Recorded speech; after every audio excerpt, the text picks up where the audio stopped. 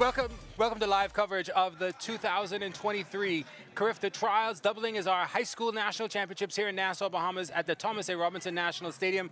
Good afternoon, everyone. I'm Chris Saunders, joined by Ricardo Lightbourne. This is going to be a day of speed and slowness. We've got the ones, the fours, and the 1500s coming up, so you're going to see a lot of speed out here tonight, Ricardo. We're going to have ourselves a wonderful time, primarily because this morning's session gave the kids an opportunity to actually get a good feel for the track, and now they can transcend it into the afternoon session. When the stands are filled, they'll have all of the celebrations here. You're in for a wonderful afternoon of track and field here at the Thomas A. Robinson Stadium. This is going to be a quick one because we're going to have the 100 semifinals, the 1500s, the 400s, and then we're going to come back with the 100 finals. How are the kids going to make that transition, you think, from that one semi to the final here tonight? Easy. These are young people. The intent is that they actually can recuperate very quickly. Now, this morning's session, you would find that many of the coaches were going through the process of getting their kids basically hydrated very, very quickly because they didn't want them to have any issues. So it's just a matter now, get them into a cool place. They have all the tents, which are on the practice field over there to the north side. They're now getting them ready, some massage to get those lactic acid muscles sorted out.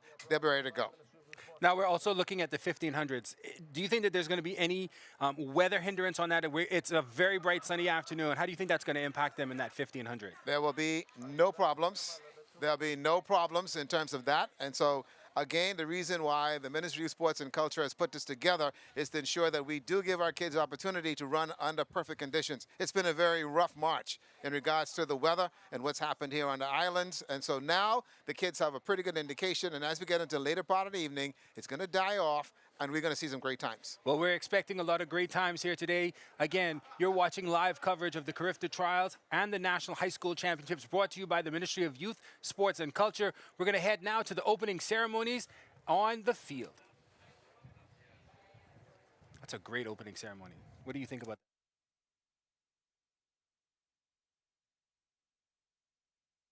that? Top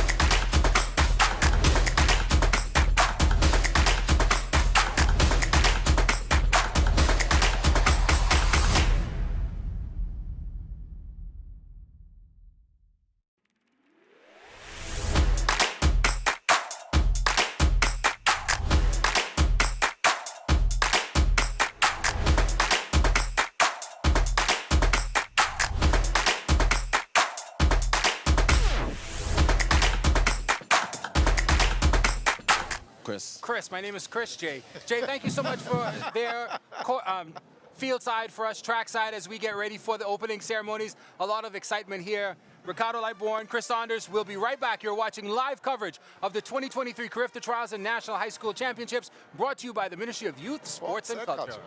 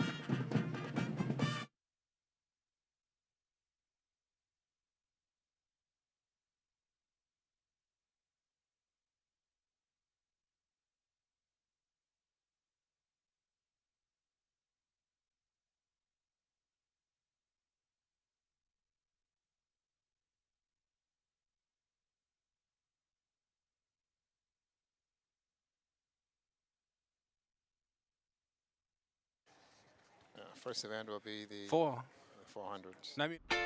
The one-stop shop for fashion designers, tailors, students, government agencies, junkaneurs, upholsters, event planners, and Bahamians with a sophisticated sense of style. Commonwealth Fabrics is here to provide everything you need, from the smallest notions to the most elegant and unique fabrics. Family and Bahamian owned since 1979. Commonwealth Fabrics is conveniently located in Palmdale to offer you the best in quality fabric and fashion notions. Come in and visit us today.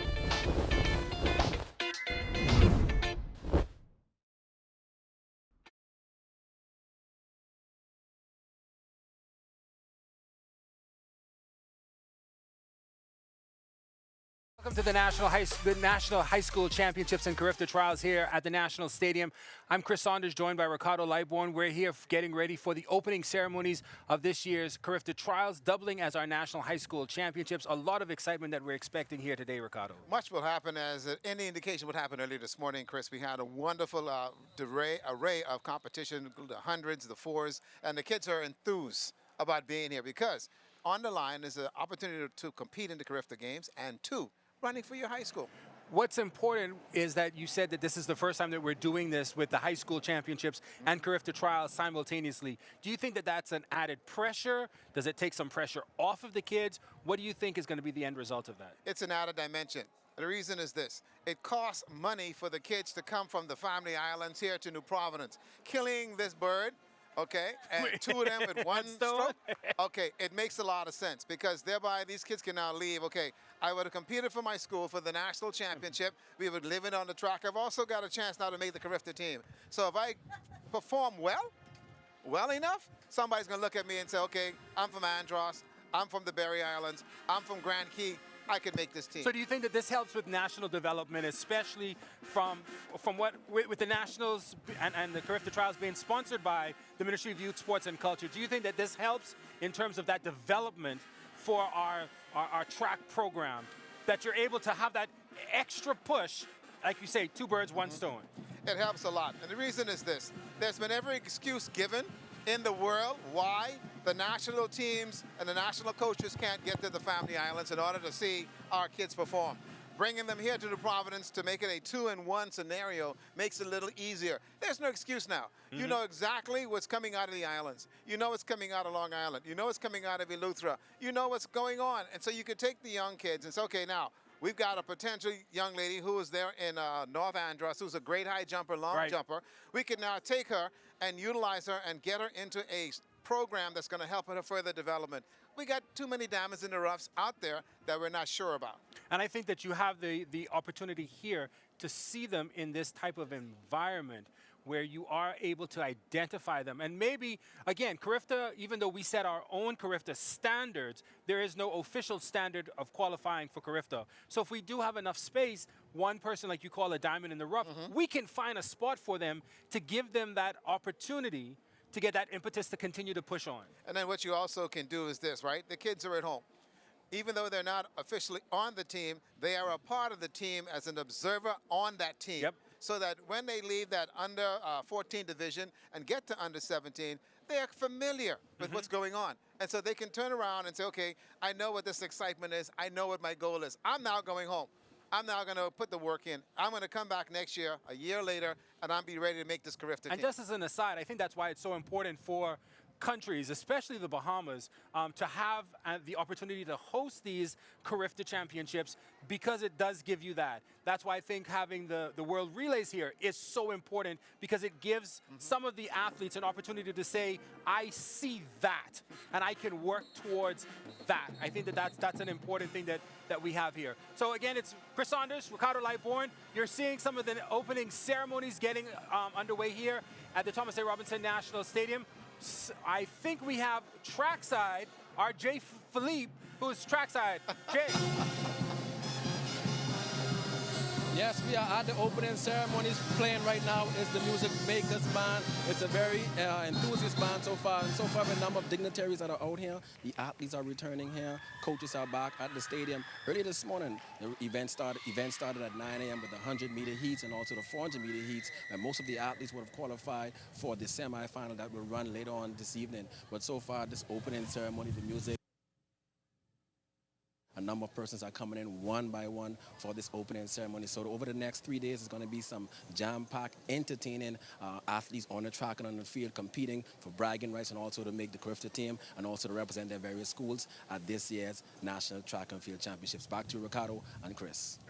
All right, Jay, thanks a lot. Like we said, we got the 100 semifinals coming up, and there's about a 2-hour window between the semis and the finals. How do you think that the athletes are going to adjust to that? They're going to adjust pretty quick, because the thing is, they're running now also to get times to qualify to move through. And so, as you would have seen this morning in the races they had, a lot of the young athletes came. I didn't understand it was a time-based qualifying scenario. Now, they can in turn go from there.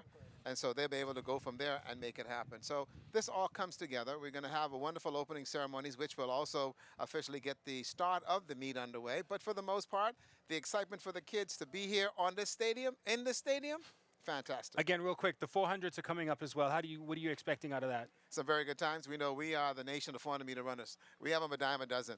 All right? So, I may be the only non-400-meter runner around. Well, listen, 47 seconds here in the 400 meters is a joke. Yep. Okay? And they run it every day. We should see that happen tonight. And then the 1500 is coming up again. Do you think that there's any concern with the weather on that one? No concerns at all, because again, we do have the wind that is actually blowing out of the southeast to some extent, and very light, and so we wouldn't have much to be concerned about. And again, the wind swirling a little bit, and then too we have what we refer to as buffers in the stadium, that it doesn't allow the wind to affect the timing of what's going down, so that helps out well. What about the sun? The sun doesn't go down until I think about 7-something tonight. Do you think that that's going to play an effect on them No. at 15? No. In Bahamas, man. What do you think we are? Listen, we're not in Atlanta, Georgia, where it's comfortably 61 degrees, okay? We've been fortunate to have a very long spring. Our kids need this cool weather, which makes the recuperation a lot quicker, and so the kids are ready to run. All right, so we're going to expect a lot of good times here tonight. We're going to expect a lot of fast times as well. We also don't want to forget about those who are going to be on the field. The high jump in the under 20 boys is going to be an exciting event, I think. The long jump in the under 17 boys is going to be an exciting event as well. But again, we're getting ready for the opening ceremonies, and we're going to head right down there as they are starting. High school student athletes. This 3-day meet, the high school national championships combined with the Carifta trials, serves as a test event for the best track and field event for junior athletes in the region. The Honorable Prime Minister, Philip Brave Davis, Minister Mario Bolag, Minister Glenys Hanna-Martin, Minister Obi Wilchcombe, Permanent Secretary Cora Colebrook, Permanent Secretary Lorraine Brister, Chairman of the Carifta Games, Mr. Harrison Thompson, and other senior government officials and all invited guests in the stands, good afternoon. Can we stand to our feet and welcome our student athletes participating in this year's meet?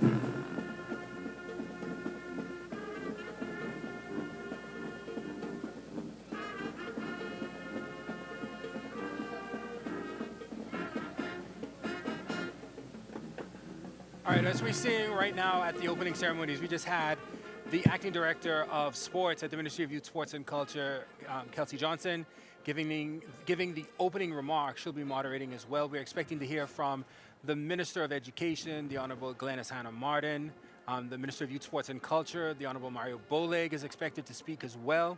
Obviously, we have a lot of the traditional fanfare expected during an opening ceremony. Right now, this is the Urban Renewal. Part of the Urban Renewal band that is performing right now as we're getting ready for the parade of athletes.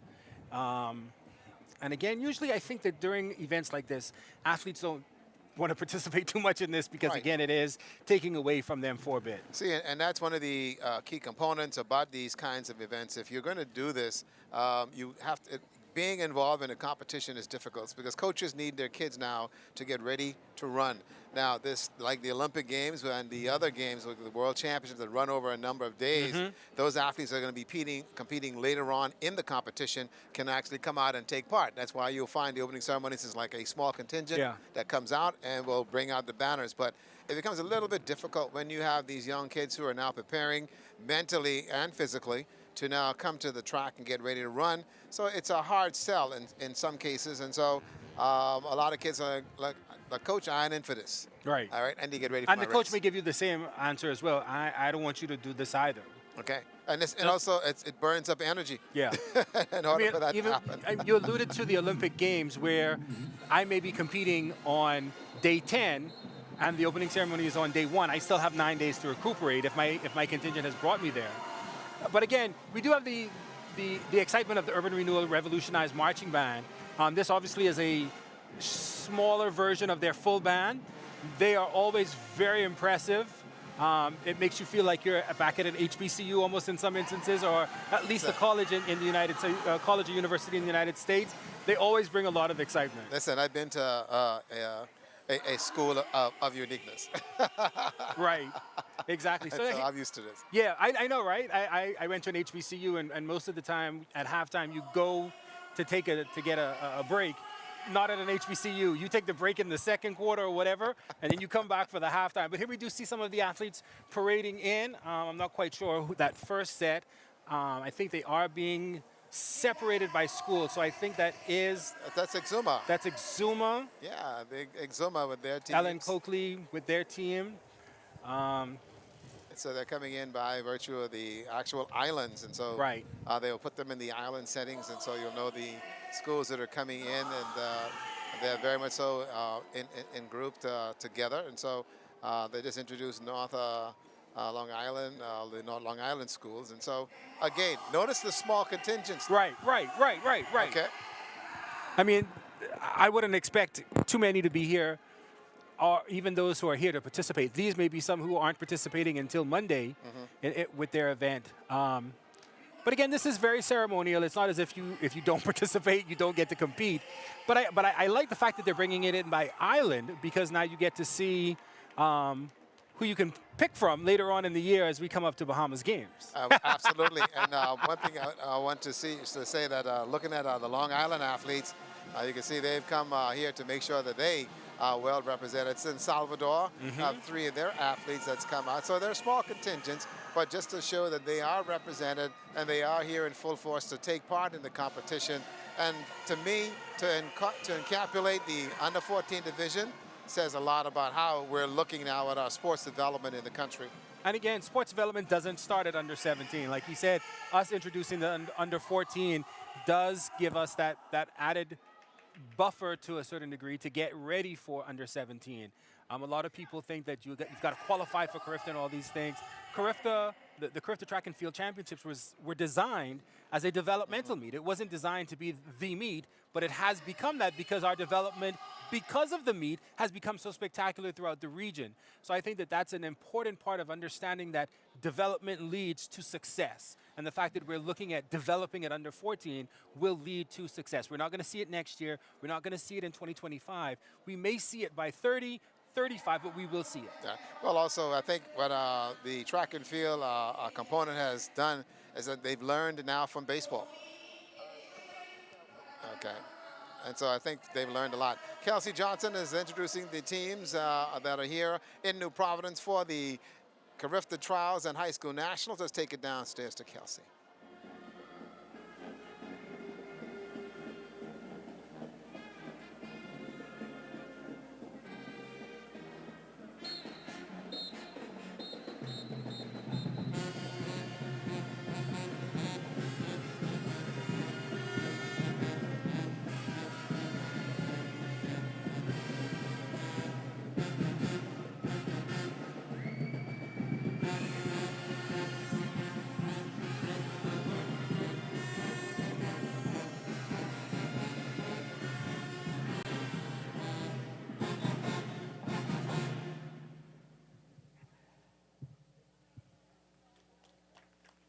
Thank you so much.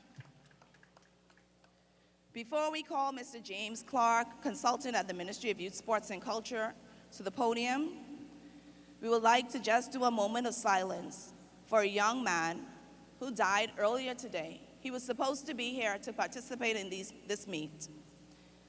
The young student athlete was supposed to represent Grand Key, Dorley McIntosh.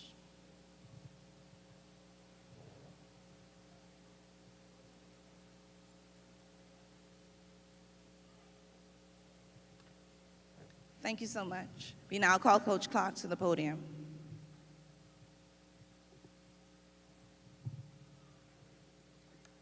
Let us pray. Oh, Heavenly Father, we pause at this hour just to say thank you for being alive. You didn't have to do it, but you did it anyway.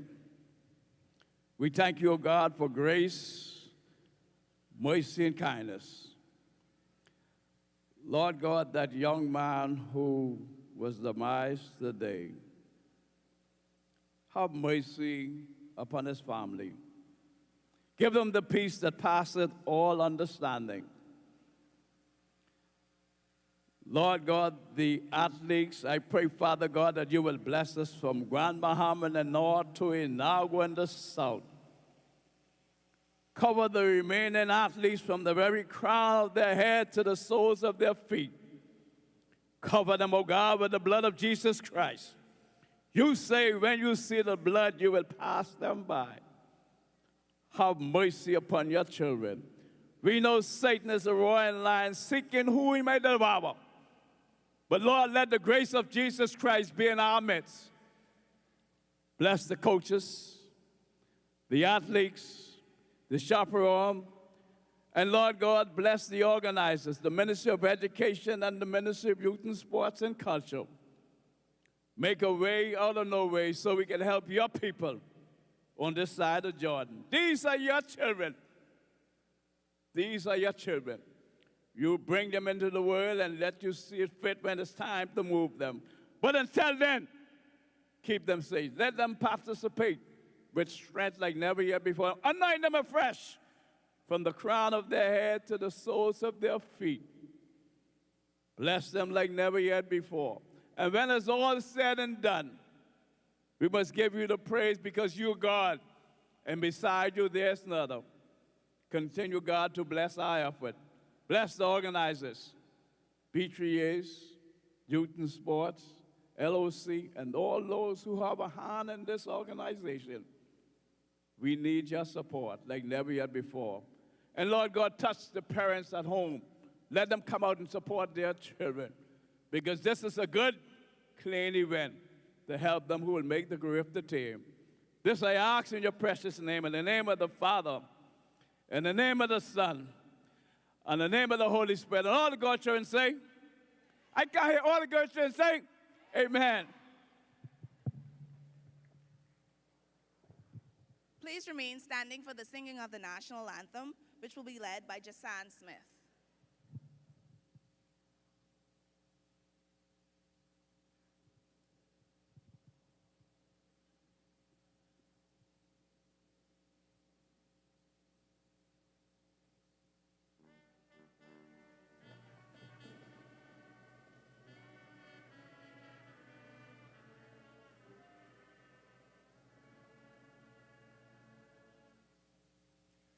Lift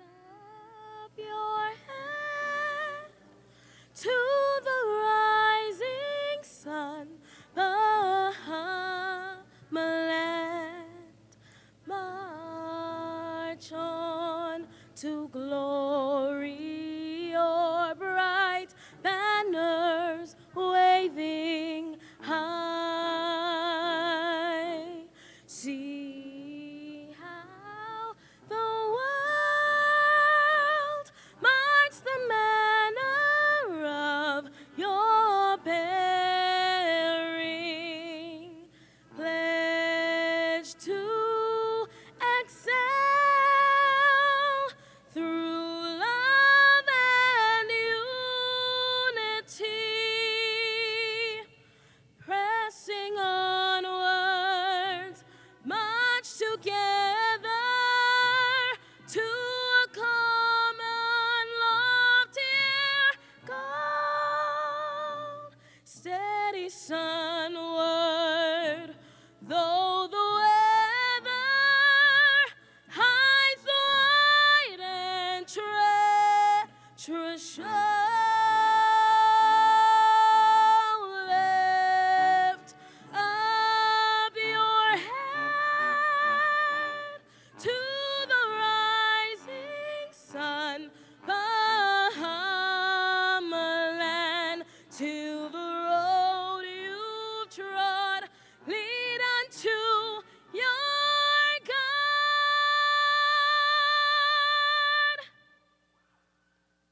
March on, Bahama. Land,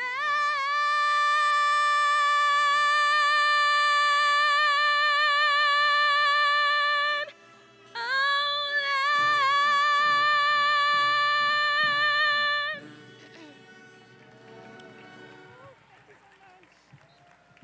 Thank you so much. You can now be seated.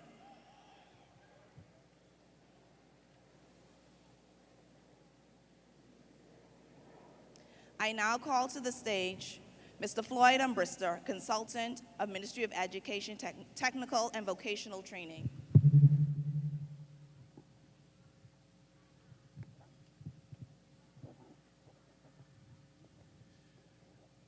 Good evening. Protocol already being established. I am baffled and humbled by the way in which we handle things in the Commonwealth of the Bahamas. I always stated from a young boy to say this same slogan: teamwork makes the dream work. And so as we build upon what our forefathers has started, I kind of twisted the slogan and said, teamwork always makes the dream work. And when you talk about team and work, when we started 6 months ago, we thought that the Nationals might have fallen through the crack, but the Prime Minister put some people in place. I mean, these people then believe in the children, the youth of the nation. And for two ministries to come together, I mean, like they are brothers and sisters, husband and wives, and apple and oranges. I telling you, I like to say this, and I'm saying this. The Minister of Education, Technical and Vocational Training, Minister Glenys Hannah Martin, MP for Angliston. I mean, she have a passion for making sure. She said, y'all go there. We had Dorian, Freeport Abaco, and then the Lord came and shut down the world for 2 years. And she said, we want to find our children, get them back in school, get everyone back in school, and get sports back. But then the Prime Minister selected another MP from Blue Hills, MP for Ministry of Youth and Sports, Mr. Mario Boleg. And we don't need to say it, you know, he cut from the cloth. He cut from the cloth. He plays the sports and all. And I would like to say this. I would like to say this, it's a humble feeling because I came up under the same track and field program where we celebrated, and it made me into the man that I am today. I ended up getting 3 degrees from 3 different universities. I always brag and say, I believe that I was the only person graduate from the College of Bahamas and the University of the Bahamas. So, students, we want you to know that this didn't come cheap. This was done for all the students of the Commonwealth of the Bahamas. I want everyone to shout, teamwork makes the dream work. Let's go. 1, 2, 3. Teamwork makes the dream work. I believe in the Commonwealth of the Bahamas. I believe in the youths of the nation. And I would leave you with this. There's 4 Ds I want you students to take into your heart. Discipline, dedication, determination, and desire.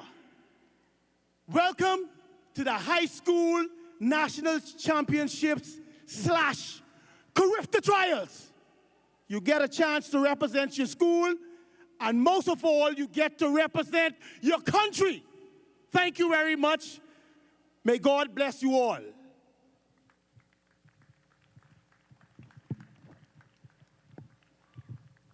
Thank you so much, Coach Umbrista, for that motivating speech.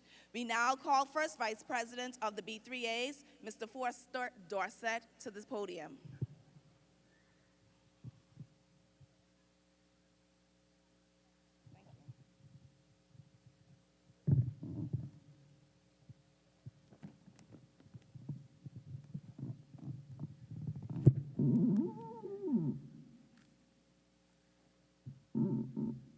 Good afternoon. Protocol having already been established. I represent to our federation on behalf of my president. Ladies and gentlemen, can you feel the energy? Athletes and coaches, can you feel the energy? I would like to recognize the following. Ministry of Youth and Sport, led by Minister Boleg and Director Johnson. Ministry of Education, led by Lieutenant Hannah Martin and Director Russell. The B3As, led by President Archer. The LOC, led by Mr. Maycock, for organizing and putting on this meet. And also the NACAC for its usual cooperation and support.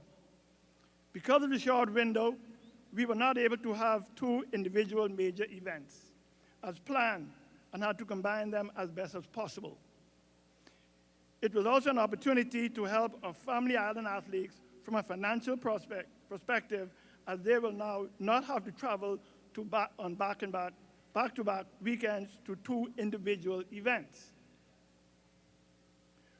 We would like to thank the Ministry of Youth and Sports for their great help in getting our athletes here.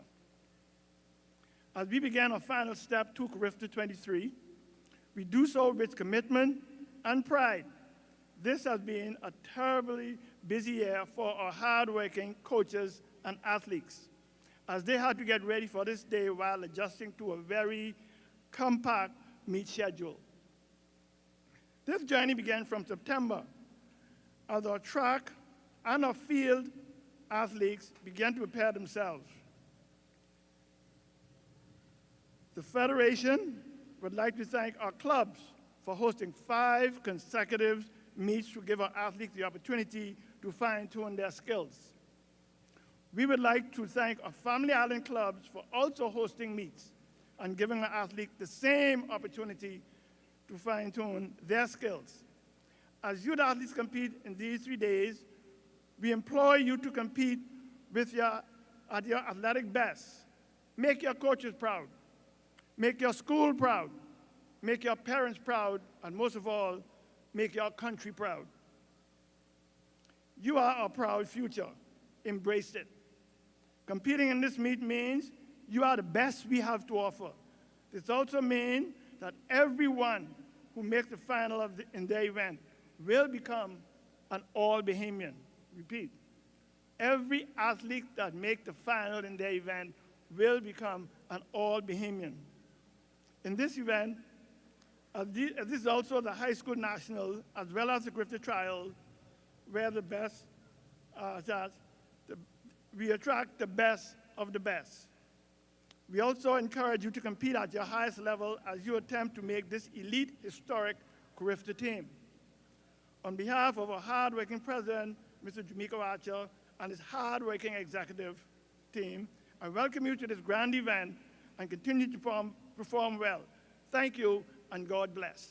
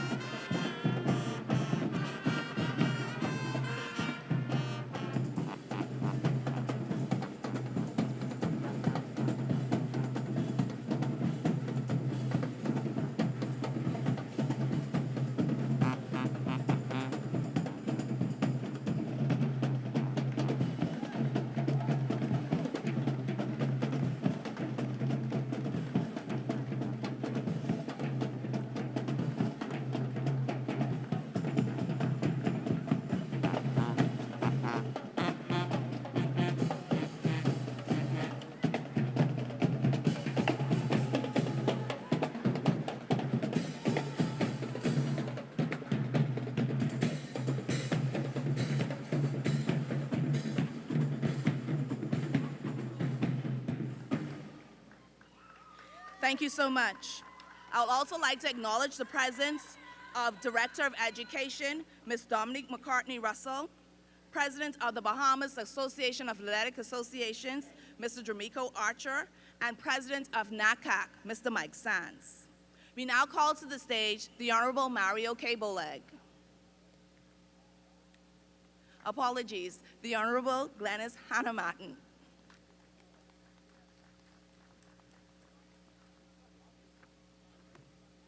Thank you very much. Good afternoon.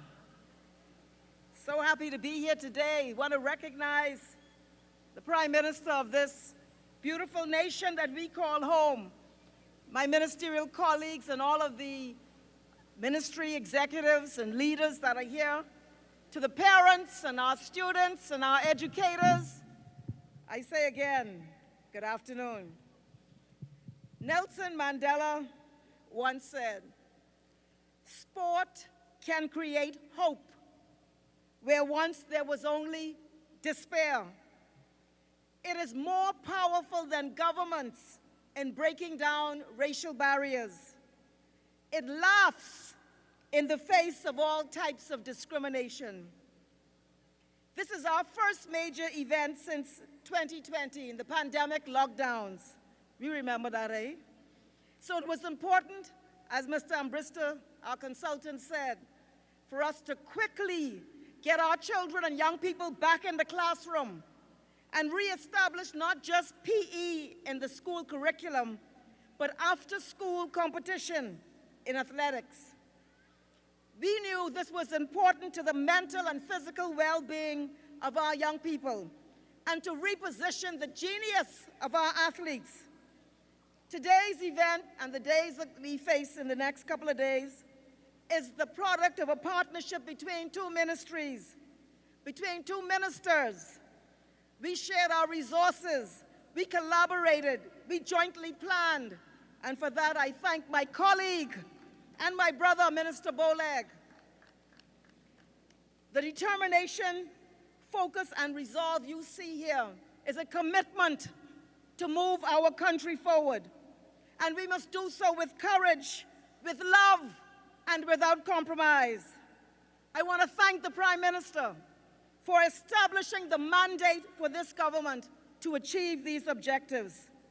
Because we know that our young people are our most precious natural resource.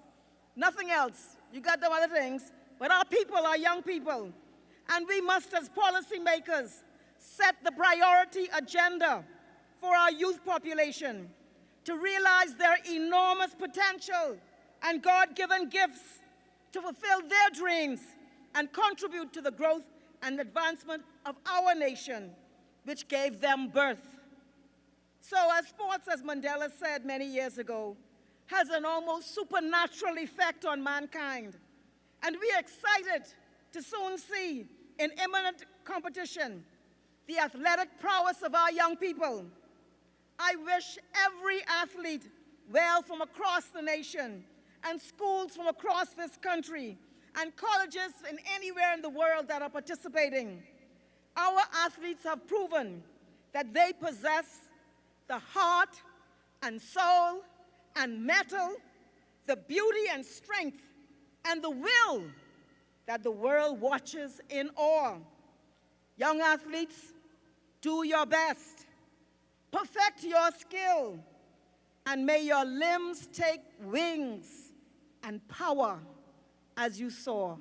Thank you very much.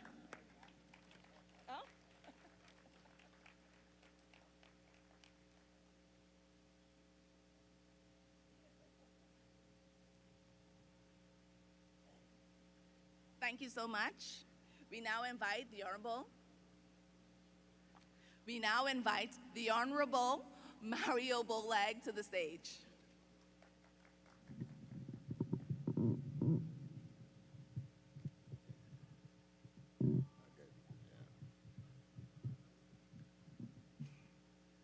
Ladies and gentlemen, boys and girls, parents, cabinet colleagues, protocol already being established, good afternoon.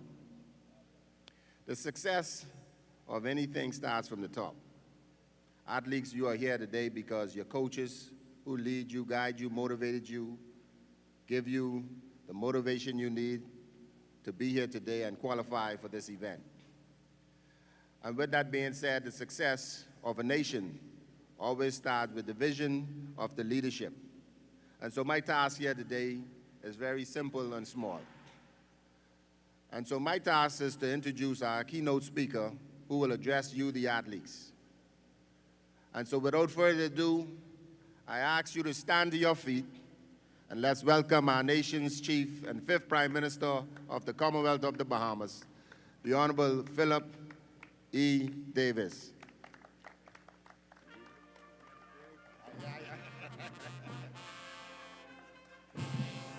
Thank you very much. Thank you very much.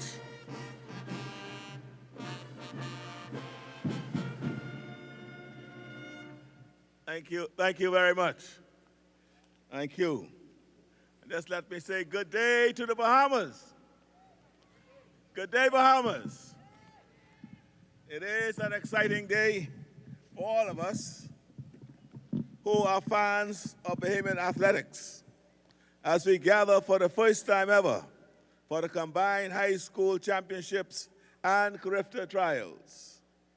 The stakes are high today, but I'm sure our athletes are up to the challenge. We have a rich track and field legacy. Around the world, anyone who has watched the Olympics, the World Games, or the World Relays knows about the Bahamas.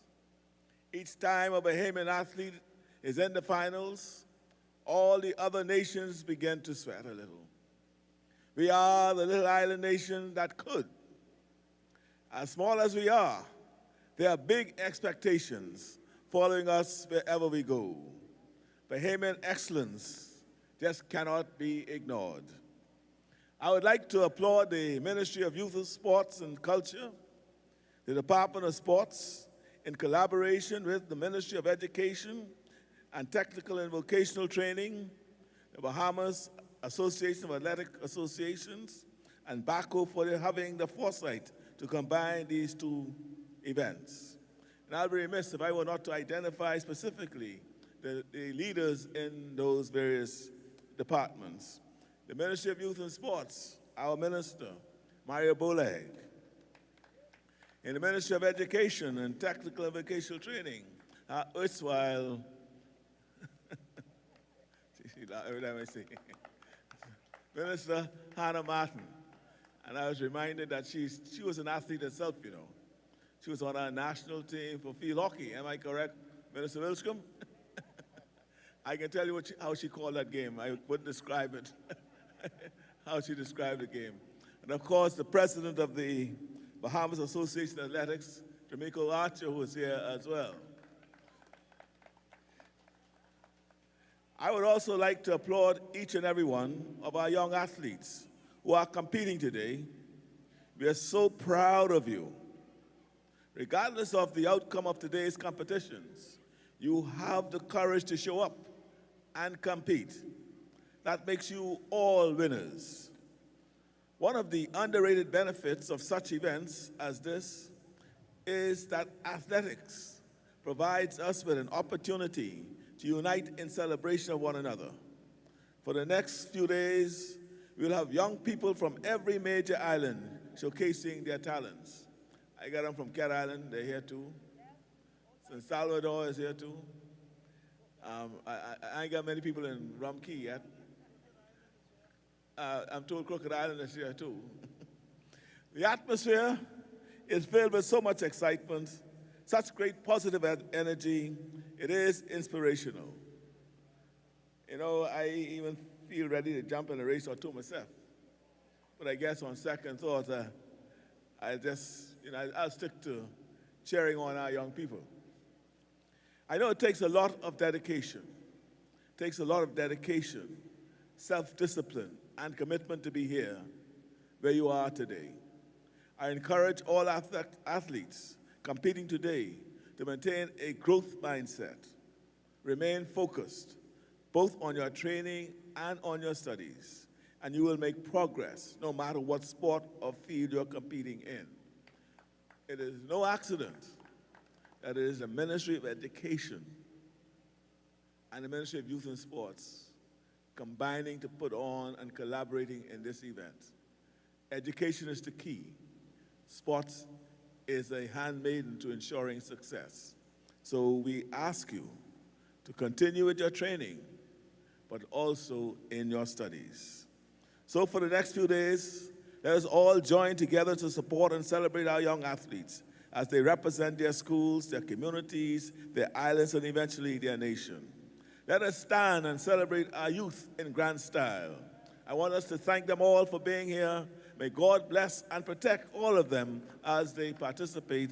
Protect our spectators over the next few days and let the games begin. Thank you very much.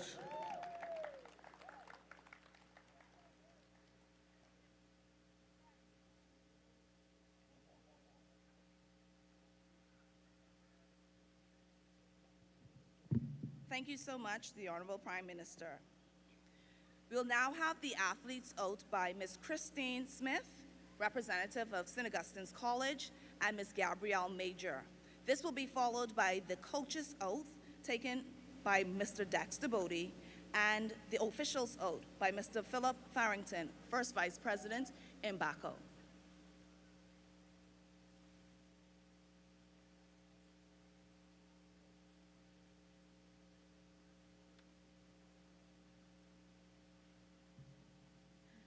Athlete's oath. In the name of all competitors, I promise that we shall take part in these games, respecting and abiding by the rules which govern them, committing ourselves to a sport without doping and without drugs, in the true spirit of sportsmanship, for the glory of sports and the honor of our teams.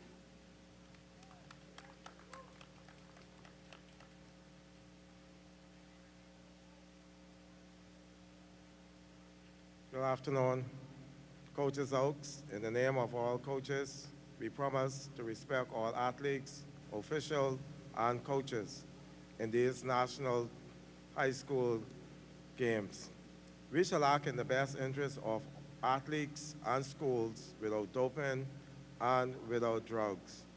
We commit ourselves to ensure that the spirit of sportsmanship and fair play is fully adhered to and upheld in all ways. Thank you.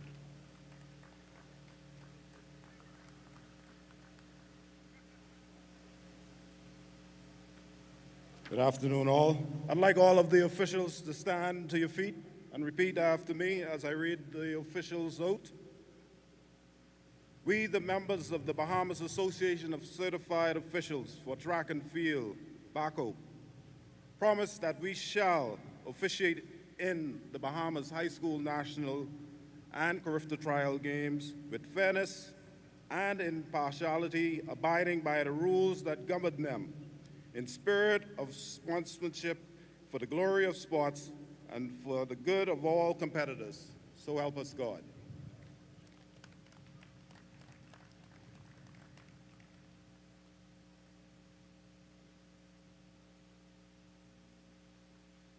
Coming to the podium for the vote of thanks is Director of Education, Ms. Dominique McCartney Russell.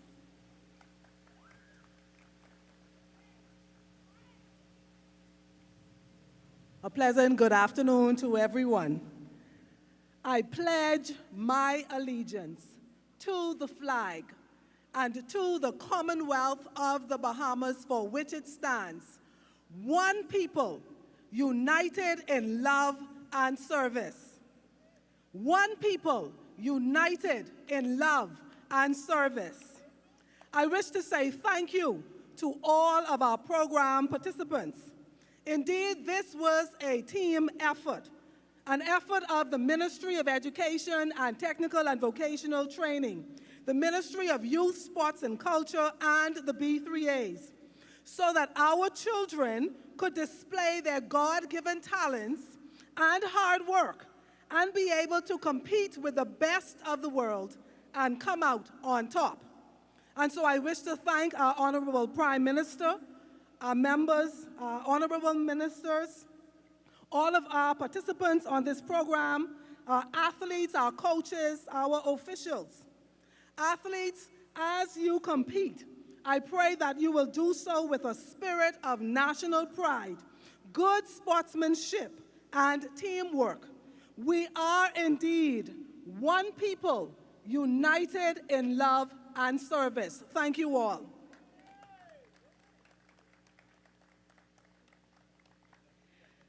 We're now going to get ready for some exciting track and field events. On the field, we'll have the long jump in the under 14 girls, high jump in the under 17 girls, javelin under 20 boys. And if you're interested in any of the track events, you will see the 100 meters across all divisions, that's in the semifinals, the 1500 meters, and if you stay with us for the entire night, you'll definitely see the next Shawnee Miller-Weebo in the women's 400 meters in all division, as well as the men's 400 meters in all divisions. Thank you so much for joining us, and welcome to the greatest junior and high school track and field events. So Ricardo, we've wrapped up our opening ceremonies. A lot of excitement here. The band really gave us a lot of enthusiasm here. You know, it really did, and for the kids to be out here and to also hear the messages and to be given this opportunity is fantastic. Also, the moment of silence from the young man from Grand Key that fell out on the basketball court and unable to get it, one of the top athletes over there, and to have little Grand Key to get here was kind of crazy, because it means that they've got to go by water, then to get to the mainland, and then fly and then come here and not have the opportunity. So this one is touching in more ways than one, and for many of these athletes, it's a golden opportunity. You talk about Grand Key. For us, Maine Islanders, if that's what you could call us, for us to go somewhere, we just go to the airport and jump on a plane. You guys have a good luxury. You're from a mainland too, so let's not get too excited. Grand Bahama's a mainland, and if I don't say that, Grand Bahamians will crucify me. But the point is, I followed their journey because I'm in a track group, and they follow their journey. Like you said, it's not us just getting up and going to the airport. It's them getting up, going to the dock, getting on a boat, getting a drive to the airport, and all these steps to get for something that we take for granted is so simple. And to me, it even makes it even more important for them to get here, to have that opportunity to compete. And I think that's why having this in tandem with the Carifta Trials is so important. That's what I was said earlier, and then also it was doubled up in the opening ceremonies, the fact that having these kids, like Foster said, to go back home and then come back here again, no, it just didn't make much sense. And I think moving forward, this may be the best option for the trials and the nationals to continue to make sure that we have this kind of camaraderie. Plus, Chris, these young people are going to meet each other, and they're going to have lasting friendships. From 1976 to today, my Carifta teammates are my best friends. And that carries over into much that has happened. What year was that again, Ricardo? Let's go to break. I think we're going to head to a break now. So, again, you're watching live coverage of the 2023 Carifta Trials and National High School Championships here at the National Stadium, brought to you by the Ministry of Youth, Sports, and Culture.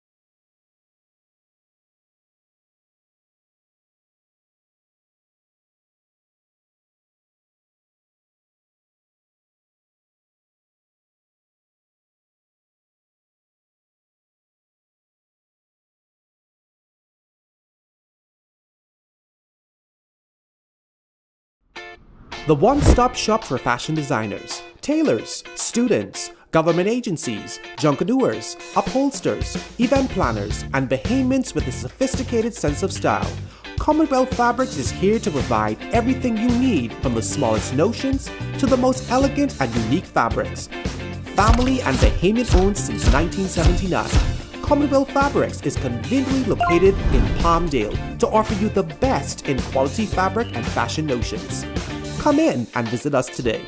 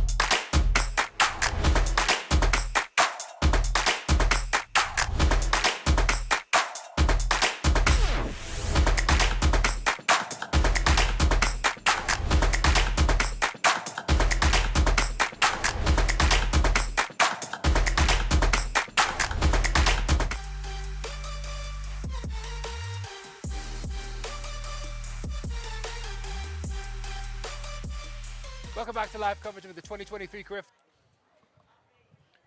Welcome back to live coverage of the 2023 Carifta Trials and National High School Championships here at the National Stadium.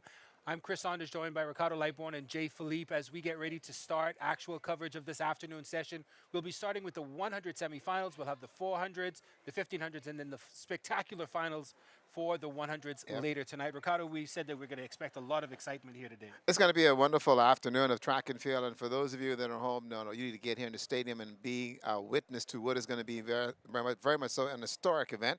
And we've seen the enthusiasm of our young people. And we're seeing the next crop of Carifta athletes as the future track and field moves on. And so I'm excited about what happened even earlier this morning, very, very much so enthused about where we are at this point. We also saw a quick shot of the high jump pit. We'll be starting with the high jump for under 14 girls, then the triple jump for the under 20 girls, and then the under 20 boys discus throw. A lot of excitement there because, again, everybody is very close to that Carifta qualifying mark, especially in that under 20 boys discus. I want you to also pay attention to the field events. We've now brought together a very unique crop of field athletes. Where we weren't very strong many years ago, we now find ourselves in a position where the field athletes are doing exceptionally well. And also keep in mind, too, that the sprints are still up in the air to some extent, because we're now seeing this new generation of sprinters come along. And again, no longer is the distance events I don't want to run an event. It's now I want to be in the spotlight. And so kids are now beginning to gravitate to these other events. I think that they're saying that the middle distance, long distance is a viable option for a lot of them. Again, everybody doesn't have the fast twitch muscles that big people have. So not everybody can be a sprinter. Chris, big people ain't got no that's fast what I was. twitch That's muscle. what I was always taught, Chris, that big people have fast twitch. Never We mind. just don't. We have a lot of other twitches on top of it, but we have fast twitch muscles. But the point is that not everybody has the fast twitch muscles to be a sprinter. Chris, oh boy, you are unique in one way or the other. We can leave that right where it is, fast twitch muscles. But anyhow, let's go to the morning sessions. We started off earlier with some very, very good events. We had all the heats at 100 meters also held earlier this morning, as well as we moved into the 400-meter heats as well. This is where kids had a chance to really do their thing. What I found interesting was that the 100 meters, there was no starting blocks. And so the kids were able to come out one after another, some 10 to 15 heats of the event today. Here they are, some of the heats from earlier today. These young people running and all running on time. It's all time events. And so just a minute ago before we came on for the afternoon session, they were in turn going through the times of the athletes and those that have also qualified. The high jumps were also very, very successful earlier today. We saw the girls also put in some time. We also saw in the long jump and in the high jump, the javelin earlier, the shot put for the under 17 girls, as well as the heptathlon began earlier today. Well, that's going to be a couple of days of competition. So the morning session, I know, was very heated for a lot of the athletes, and also the jitters are out. Keep in mind that it's 3 days of competition, so for many of these athletes, in this kind of setting is very difficult, but they now understand what the big picture is. They now are here to represent their schools and then also look at the possibility of making that national team. We're looking at the 100s getting ready. I think some of them have already started to become marshaled for a 4 o'clock start. And again, something very different that we're going to see here. The seeding is going to be center seeded. In other words, they're going to seed strongest and fastest in the middle and then branch out. So it's not everybody who's going to be the fastest at the end. The faster seeds will be in the middle of each one of the heats for the 100s heading into the semifinal. And I think that takes off a little bit of pressure for the faster seeds because now they can figure out where they need to be. I think that's important because as you would have watched some of the indoor meets from the college ranks, people were sort of lost in regards to where the competitors were and coming out of the blocks. Now putting everybody together makes for a balanced race, and I think that's going to be also very, very competitive for them. But the intent is here for these young people to really leave it all on the track. Leave it on the track, make a good showing and representation for their school, and somebody will look at them and say, you know what, there is some work that needs to be done with you. Let me give you a recommendation to where you can now excel at particular event. Talking about working, one of our guests, our first guest, Dr. Raquel Green, she's a chiropractor, talking about how things need to be worked on during here. I think you're one of the more important people that you think about, especially on game day for our track and field athletes. Would you agree with that, Dr. Raquel? I would like to say so. So what do you think that these athletes need to do coming into this meet, and what is the load, that external force? Want to make sure the joints are prepared for it, muscles are ready, you're flexible, you have your full range of motion. That's the best way to do it. But you know, a lot of young people figure I could just do this. And we're finding now that there are a number of young people who are getting these odd injuries because they just want to come out and play and compete, but they've not done the necessary pre-work in order to get there. You must start slow and then progress. And this is why education is important. This is why you must have a coach that knows what they're doing, right? You can't just have somebody off the street and be like, hey, I'm going to train you guys. No, you need to know what you're doing because you are the one that's going to prepare these kids to make sure there aren't any injuries, right? And so when the kid knows about their body, then they'll understand why it's important to train and train the way that you do, right? So whenever I deal with an athlete, I always tell them, okay, you don't want to just come into this and decide, okay, I'm just going to do a 400 today. You have to prepare and say, am I even able to do a 400? So you want to go through the physical assessment. You want to make sure that your body is actually prepared to take on the stress that it takes, not just on the day of the event, but prior to and leading up to it, right? So you can't just, again, get up one day and decide that you're going to do it. Is there a difference in the type of athlete that, or type of advice that you give different athletes between a sprinter, middle distance, field athletes, and even differences in field athletes from vertical jumps to horizontal jumps? Is there a different attack from your end? Me personally, no.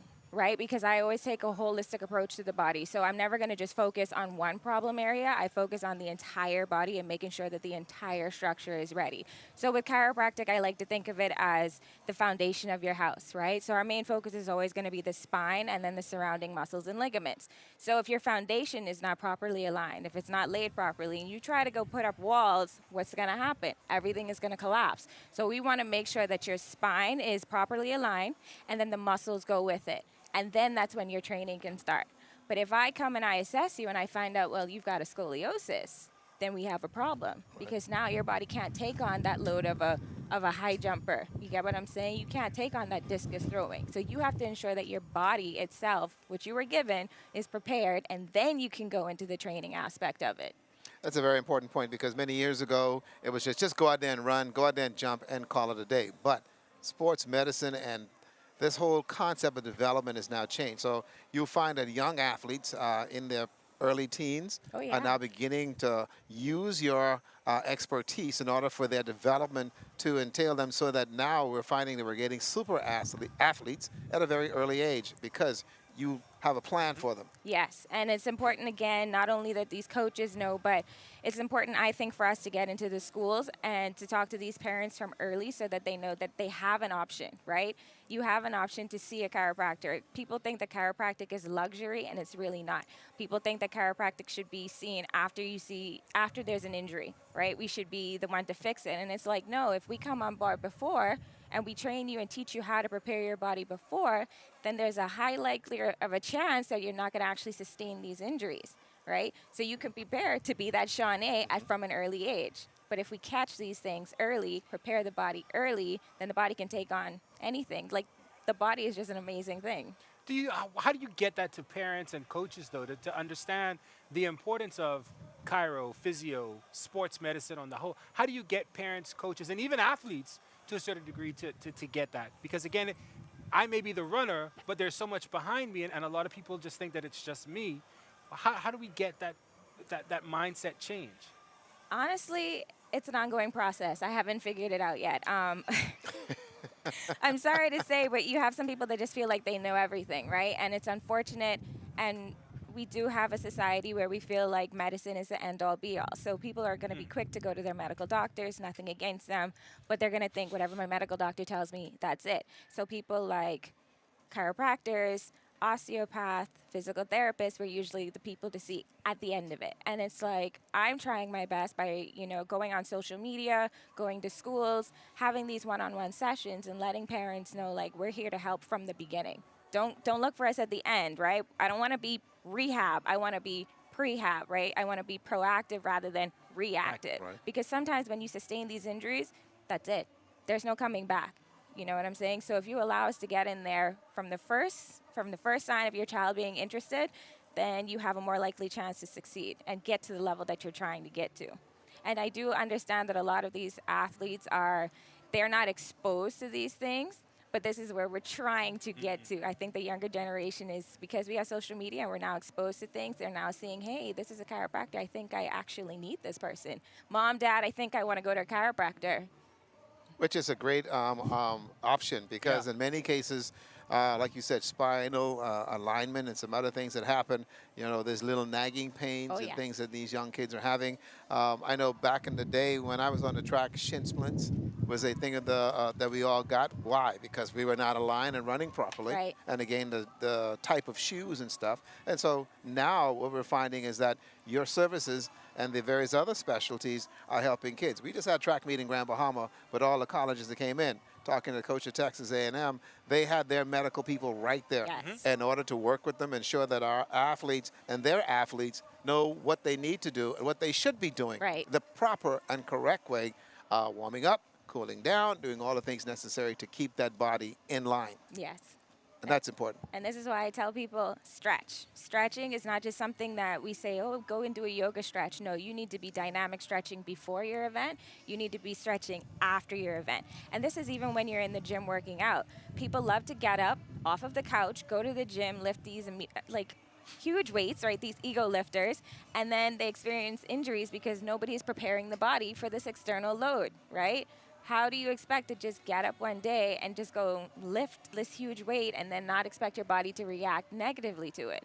So prepare, right? Prepare the muscles, prepare the ligaments to take on these external loads, and then you'll be okay. Prepare, Chris. I was about to say, I feel like she's pointing that finger directly at me. Chris, prepare. I do stretch a lot. I promise you, I do stretch. Before and after? Before and after. I've learned, because Ricardo talked about shin splints. That's been a big problem for me. But I've had a physio who went through and we said, well, if you start stretching before you start running, you're not going to have that. Do I not get shin splints? I do. Yeah. Do I not get them as bad? Heck yes. Because I'm not, no, that's what I'm saying. I'm not getting them as bad as before. Okay. But I am still getting them. So again, it is an important part of it. Yes. So we're thinking that it's so important for us to embrace sports medicine, chiro, physio, all of these things are so very important. I'm thankful that you took your time out. And I said you're very active on social media to get that word out. And I think once we start to inculcate that as a part of coaching, and coaching is not just this is your form, but coaching for your body, coaching for your nutrition, all of these things are important. And thank you so much for giving us your time. Thank you. For the 500,000 people who are watching us across the world, thank you so much, Dr. Green. Don't go just yet. Let's go and hear from an athlete who, one of them, I understand, has a great future. And then we'll close out because I want you to tell Chris something before we leave. Let's go to that and we'll be right back. Given the fact that I have already made it, it's given me like more of a push to know that I can do it. I mean, I can do all things through Christ, but I'm more like confident. I'm trying to run my race. I'm not focused on anyone else. I'm just trying to mentally prepare myself, trying to hydrate, get my vitamins in. I'm not doing like long workouts as I usually do because I don't want to overwork myself, but just trying to stay in shape. There you have it, staying in shape. Again, a number of our young athletes, those here from the islands, making a great impact as to how things are going to basically run for them.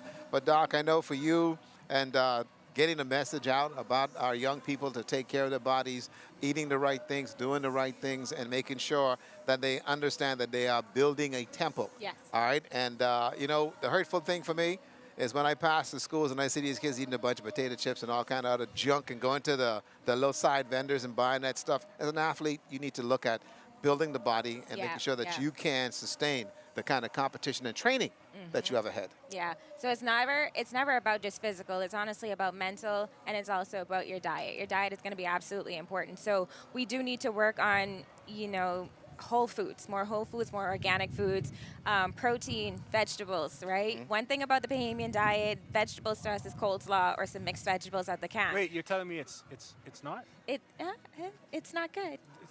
You got, listen, we grow things in such a beautiful way. It's like, why aren't we going back to the earth source and picking things up, right? So we need things that are actually going to fuel our bodies and not like have adverse reactions. And so we're seeing a lot of young people that are getting like diabetes and stuff. And it's like, how? You're 12. You get what I'm saying? Right. So changing up our diet, making sure that water is incorporated, making sure that vitamins and supplements are incorporated. Because if you're not getting an actual proper diet, where are you getting these other nutritional sources from? And then when you want to prepare your body, you're doing a disservice if you're not properly fueling, right? So making sure that that is done and then going into the training, it's a whole source. You can't just do it one way. There you go. All right, so as we get ready for the 100s to get started, we take a look at another athlete here at the National High School Championships. My name is Kenny Moxie. I am an 11th grade student at Queens College. Some of the events that I will be competing in for this year's Carifta Trials is high jump, long jump, 110-meter hurdles, and pole vault. Some of my hobbies are track, of course, baseball, and I like to play video games as well. I'm proud to be a Bahamian, and I hope to bring home the gold of this year's Carifta Games. All right, Kenny is back on track. He had some time off the track for a while for, I think it was an injury, but he's back full force. He's a real favorite to win in the pole vault, and I think it was the discus that he's well, but pole vault is definitely his event. His dad used to pole vault as well, so we're expecting big things from him coming up from Queens College. Boy, I'm not going to go down that road, but we're going to end up stating the fact that for me to see the advancement here in the Bahamas in terms of pole vault, and so things are great, okay? And so it looks good, right? All right, Dr. Green, thank you so much. We'll definitely follow you up on social media. What are your socials? Bahamas Concierge Chiropractic on Instagram, Facebook, and TikTok. There you go. You're a TikToker. I'm not. Good job. Good job. We're Listen. gonna head over now to Jay Philippe standing trackside. Jay. Yes, Chris. Yes, Chris. Right before the 100-meter, I'm joined by Nikito Johnson, head coach of Tabernacle Baptist Academy. I'll say this: Tabernacle has won 10 consecutive high school championships in Grand Bahama, and Coach Nikito Johnson says they are here to win again. How do you feel about Tabernacle's performance first and foremost, and how do you feel about nationals in general? Well, first of all, I would like to thank everybody, both ministers, both ministries, to come together along with the BAAs to have these kids back at the high school nationals. It means so much to the kids, and the fact that they could also qualify for the Carifta Trials and have a chance of being picked, it is a wonderful opportunity. Secondly, Tabernacle is here. We always come to make a statement. I was just having a recent conversation with another coach at SAC, and he said, you know, Tabernacle and SAC has become the Jamaica of track and field in high school sports here in the Bahamas. And I take it as a compliment because Jamaica at the Carifta level, you know, we have to give them their respect. And to be compared to them at the high school level is an honor and a pleasure. And one day, hopefully, we can take that same title and that same demeanor into track and field here in the Bahamas. But Coach, how do you prioritize as a coach trying to win the national as a high school and having some of your athletes compete for the trials as far as making the Carifta team? Well, we're not here at this time to win the high school nationals because we only brought 24 kids. And it requires more than 24 kids, and the majority of my 24 kids are sprinters. Okay, so we're here just to qualify for Carifta and try to make the Carifta team. That's Coach Johnson. Thank you. Back to you, Chris and Ricardo.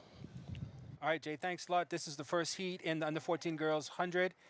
Green from Effie Stevens, Heel from Mary Star of the Sea, Evans from Sunland, Mackey from St. Anne's, Smith from SAC, Murray from PJ Bethel, and Curtis from DW Davis, and Wright from SC Boodle. Very quick run out there. Evans. In lane 4, it was Evans. Sorry, lane 3 picking that one up from Sunland Baptist. Her flash time looks like it was 13:18, a big improvement for her coming into this, and so she may set herself up for a spot in the final tonight. She looks pretty good and very much so relaxed, and you were asking about how do these young people look about what's going on in terms of their competition and all the breaks. No worry, these kids are great. So we get ready for the second heat. In lane 1, Brianna Nairn from AF Adley. Lane 2, Devontae Fernanda, RN Gomez. Lane 3, Kashana Bowe from SC Boodle. Lane 4, Rochellis Moxie from Queens College. Lane 5, Shanna Edwards-Bruno from SAC. In lane 6, Angel Lewis from Jack Hayward. Lane 7, Andrea Dennis from DW Davis. And in lane 8, Napetra Storr from San Salvador. So again, the fastest time coming into this one is from Rochellis Moxie from QC 13:34. Expect her to put some time onto that as well coming down into this heat. And also a little bit of a headwind to some extent, but that's not going to affect the kids because we do have that buffer, and so they're going to be running some pretty good times. That's to be seen per the first heat, and the second heat will be just as exciting. It is a wonderful afternoon of track and field here for the Nationals and the Carifta Trials, giving these young people a wonderful opportunity to represent their school as well as opportunity to make that Carifta team. Making that team is essential, and it is a wonderful expression to be on the team. And having these young ladies and young boys here, that's it. And a young lady running barefoot there, quite interesting. You need to give her some shoes. Also, we do have what is the Director of Sports that's with us as well on set, and that is Miss Sills, right? Kelsey Johnson Sills. I just wanted to say that publicly. And Kelsey is one of our Carifta athletes of then and now sitting in the sports chair. How do you feel about the whole event that you've seen so far? Oh, I just realized you were meaning the athlete in lane 6. I want to let you know, Cardo, when I first went on the Carifta team in Jamaica, I actually jumped 16 feet barefoot and won a bronze medal. So I hope she has the same prowess and runs down the track and gives us the win. There you go. That's Andrea Dennis from DW Davis in lane 7. Coming out very quickly, though, that looks like Rochellis Moxie from QC. She is dominating this one. I think she's running against herself in this heat. Her final time, her flash time is going to come up very quickly. I'm sure it's somewhere 13 low. 13:35 is her time. So just about her same time. I'm sure she'll get a spot in the final tonight as well, unless we have a spectacular fourth heat. Absolutely, absolutely. She's looking very strong, getting out the blocks again as they move into the second round, which is exciting in more ways than one. But you can see the drive phase, which is important. And also keep in mind, too, now that the young ladies and men are using the starting blocks, that, too, helps out in terms of they're able to get out and run effectively. So beautiful. Again, her time, 13:35. A strong start for her coming into this one. So again, we're moving on to the final heat in the semifinals in under 14 girls. In lane 1 from Sister Mary Patricia from Grand Bahama, Kiana Hannibal. In lane 2, Rashni Gifton from CH Reeves. Lane 3, Addison Smith from Kingsway Academy. In lane 4, Zara Frazier from QC. In lane 5, Breon Ward from T.A. Thompson. Lane 6, Andrea Brown from Temple Christian. Lane 7, Anaya Adams from SC Boodle. And Latavia Cooper from Grand Key Abaco. Beautiful. And having the meet itself here on a wonderful afternoon, the weather, again, very much so cooperative. Kelsey, I know for you, a flashback. Yes. A memorable time? Yes. I spent majority of my time as an athlete right there at the high jump pit or on the long jump pit, but Floyd would always come and say, listen, I need you to run a 100, I need you to run a 200. And Mr. Raming would say, she needs to qualify for Carifta. So as soon as she qualifies, then we'll put her in any other race. So this year, we wanted to let the coaches know that it's 2-1. So you were only able to enter as student athlete in 2 track events or 1 field, or 2 field events or 1 track event, just so we don't have a burnout of athletes when it comes to the upcoming Carifta Games. Absolutely. Great strides that here to make sure you protect the interests of the athlete. And protect their health. Because we have a lot of athletes who are showing up injured, and like Raquel would have mentioned, a number of them may not be able to afford medical care. So we're trying to revise the sports policy now so we can include medical care. There it goes, Chris. Out very quickly, Zara Frazier again. She's being dragged on the side by Addison Smith from Kingsway Academy, but it will be Frazier from QC. Her flash time coming up 13:25. So she was able to take some time off of that. A strong run from her. I think she was holding back a bit, waiting for the final tonight. And then the thing is, now she needs to cool down in order for her to get ready for that race tonight, because as you do know, the lactic acid will build up. They want to make sure the legs are stretched and they are able to then turn around and come back and make it happen. That stride that you see there, very, very important. Wasted energy with the hands somewhat, but there again, you just want to get across the finish line in a hurry. Get it over with. So expect Breon Ward from T.A. Thompson, 1038, right next to her, to pull in as well. She ran a 13:38, so she should be able to make that final as well. So a strong start there for this afternoon session. Real quickly, we do have, again, just as I mentioned, the acting director of sports here at the Ministry of Youth, Sports and Culture, Kelsey Johnson Sills. Right. Still, Kelsey Johnson rolled off the tongue. I've got to put a lot together for that, and I've called her Kelsey Johnson for forever. Kelsey, what is it like? This is one of the first big events as for track as director of sports. This must be exciting for you to have experienced sports in so many fashions. Participant, reporter, administrator. Now this must be very different for you, and a very difficult time, because you may want to get out there and jump. Well, I'll be very honest with you, Chris and Ricardo. I have really, literally got my feet wet when it comes to this particular meet. In a couple of days, we have the Carifta trials, but I'm going to toss it to you so you can call the race. Keyshawn Pinder out very quickly from St. Paul's. He's dominating, arm swinging, wasting a lot there. 12:17, his entry time. He runs away with it. Very good run there. Slowed down a bit, knew where he had to be to make it to the final. Again, it is timed. It's not an automatic advancement. And his flash time should be coming up in just a few seconds. Here's a young man in from Grand Bahama from the St. Paul's Methodist College who simply just ballooned into the spotlight very, very quickly. We saw that during the Allen Sports, which we had just recently. And he's been working very, very hard, and also having to get out of the blocks as he did right there. And you can see his drive phase, and once he gets out, he continues to keep turning over. And there it is. He will get into that finals tonight, and he looks very strong. I guess he wants to send a message, eh? Isaiah Wilson from Kingsway in lane 3 came out strong as well, but Keyshawn was really strong in that start. May have, like you said, used a lot of energy on that right arm, flailing a bit, but once he can fix that, I'm sure he will be a dominating force tonight in that final that he will advance. Yeah, Coach Buster Lang is pretty much so happy with his performance here today in terms of what he has been able to achieve. They haven't flashed his time yet, but I suspect it is somewhere near 12 mid, somewhere around there, because again, he did slow up a bit, making sure that he was going to get in there. So we're on to the second heat in the under 14 boys 100 semi. In lane 1, Trevon Munker from C.H. Reeves. In lane 2, Dwayne Capron from Temple Christian. Lane 3, Carlton Johnson from South Andres. Lane 4, Aiden Musgrove from St. John's. Lane 5, Tavares Moss from Sunland Baptist. Wyatt Cartwright from SAC in lane 6. Navari Knowles from QC in lane 7. And Terrence Cash from T.A. Thompson in lane 8.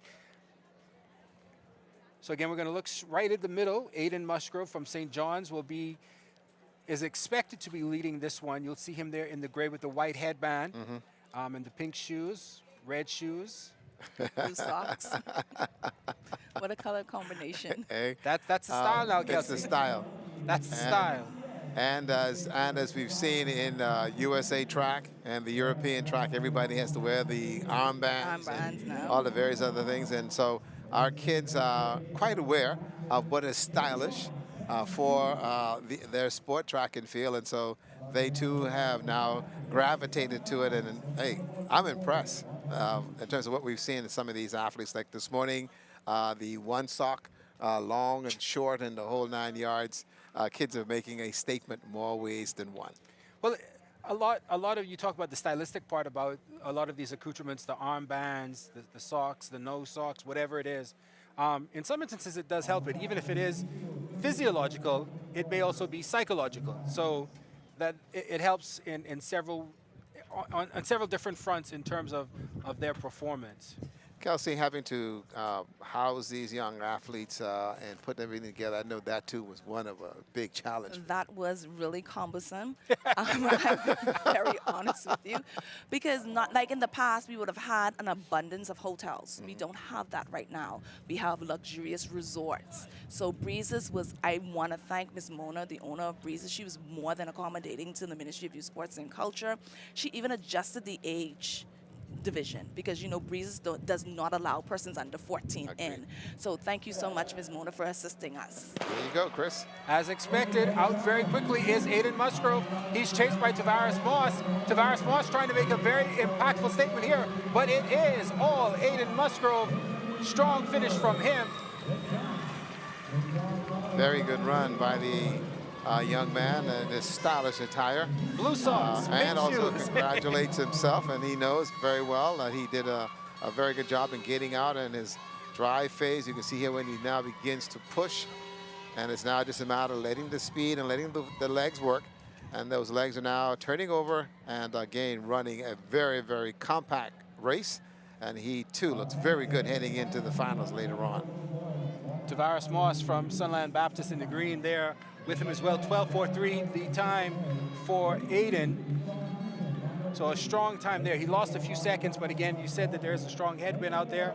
So hopefully he'll be able to fix that coming into tonight. So on to the third semifinal in the under 14 boys 100. In lane 1 from Sister Mary Patricia, Darian Ferguson. In lane 2, Cleishon Newton from Mangrove Key. Lane 3, Alvaro Johnson from Preston Albury. In lane 4, Jariah Woodside from St. Augustine's College. Representing St. John's in lane 5, Sean Ferguson. In lane 6, Joel Cumberbatch from QC. In lane 7, De Niro McIntosh from SC Boodle. And in lane 8, representing Old Bight High School, Dominic Stubbs. So I have a full field in this one, which is very, very unique and also still going on. We do have the high jump, and they're also taking that. But there again, the athletes are all ready to go. The semifinals of the under 14 boys for 100 meters. And I would have thought they would have been able to move them a little bit quicker. There you go. Making sure all the timing devices are all in place and ready to go. Jariah Woodside from SAC has been dominating this event a lot during the season. Like you said, he had about 5 meets with them so far in the season. Jariah has really been out there. So again, Jariah comes out very quickly. Right next to him from St. John, Sean Ferguson making a push. It's right there, neck and neck. They're battling. 50 meters to go. SAC with the slight advantage. It's going to come down to the time, and I think SAC got a very slight advantage there from Woodside. Yeah, Woodside would have looked as if he got in there, and then also from St. John's, Ferguson, who got out very, very quickly. But again, watching Woodside, and Woodside here is when he really can get a very good idea of where he is, and kept focus and ran all the way through, and may have actually won that one right there with a little nudge at the tape. It looks like officially 12:40 for Jariah, and it looks as if Sean Ferguson from St. John's got a 12:41. So some strong times to go along with that 12:43 from Aiden Musgrove from St. John's in the second heat.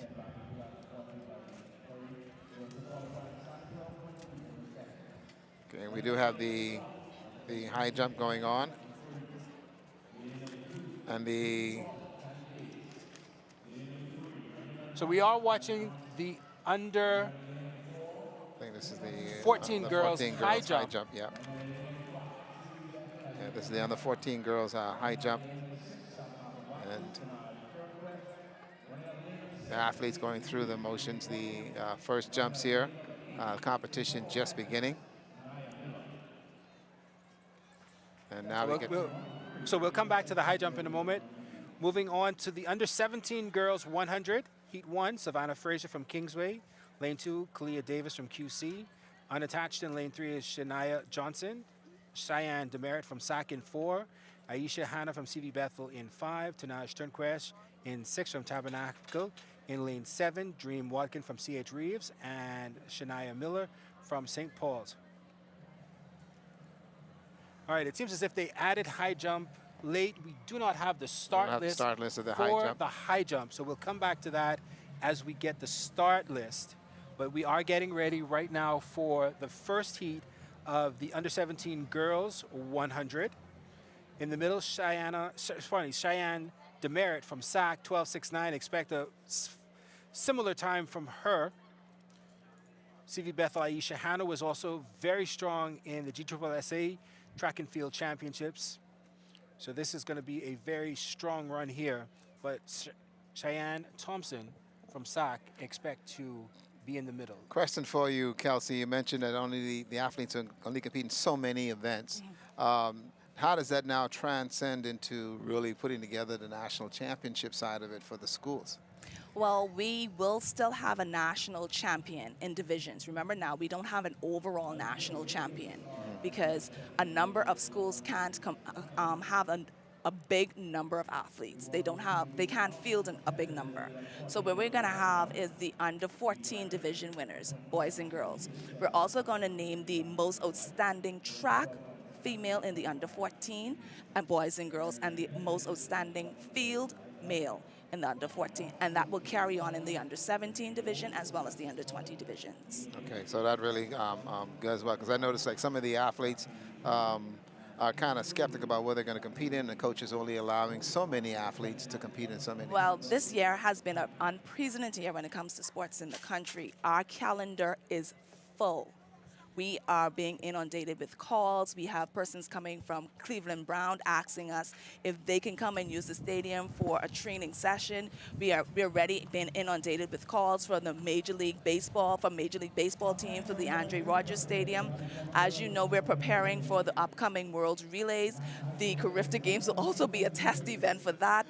And in July, we have the Bahamas Games. So we still have teams traveling. We have the CAC teams. We have the World Championship teams. So I just want to encourage all Bahamians everywhere to support all of the Bahamian athletes. We know we won't have Shawnee Miller-Weebo this year, but we're going to definitely have her in 2024 Paris. So let's cheer on the upcoming Olympic medalists, hopeful Olympic medalists. I think you also need to make a push for corporate Bahamas to support it, because again, these things aren't, one, free and two, cheap. They're neither of those. Well, Chris, I'll be very honest. Corporate Bahamas is now having to choose which event they want to, sponsor. In the past, we didn't have as many events. We would have had one sporadic event a year. So we would have seen a lot of corporate sponsors. But now we have about 10 events. They're saying, okay, let me put some money here on Carifta, but I also want to be a major sponsor for Bahamas Games, because Bahamas Games is the 50th anniversary, and we also have the 50th independence anniversary, but they need corporate sponsors for as well. So I don't want to be in corporate Bahamas shoes right now. Okay, you stay where you are at the Ministry of Youth, Sports and Culture shoes and make it happen. And I'll tell you what, it is great to see you. Thank you so much. Thank you. You're getting used to the name, I see. Okay. There you go. We're now going to the, I think this is the girls triple jump. Under 20 girls triple jump. Yep. And on the runway, that is Taylor from Queens College. And Chris, you have an issue with Queens College today? I have no issues with Queens College. Let's make sure that we're clear on that. All reds are good. Let's make sure that we're... All reds are good. See, you come right here, Kelsey, and start this fire again. Here we go. Kelsey is my enabler.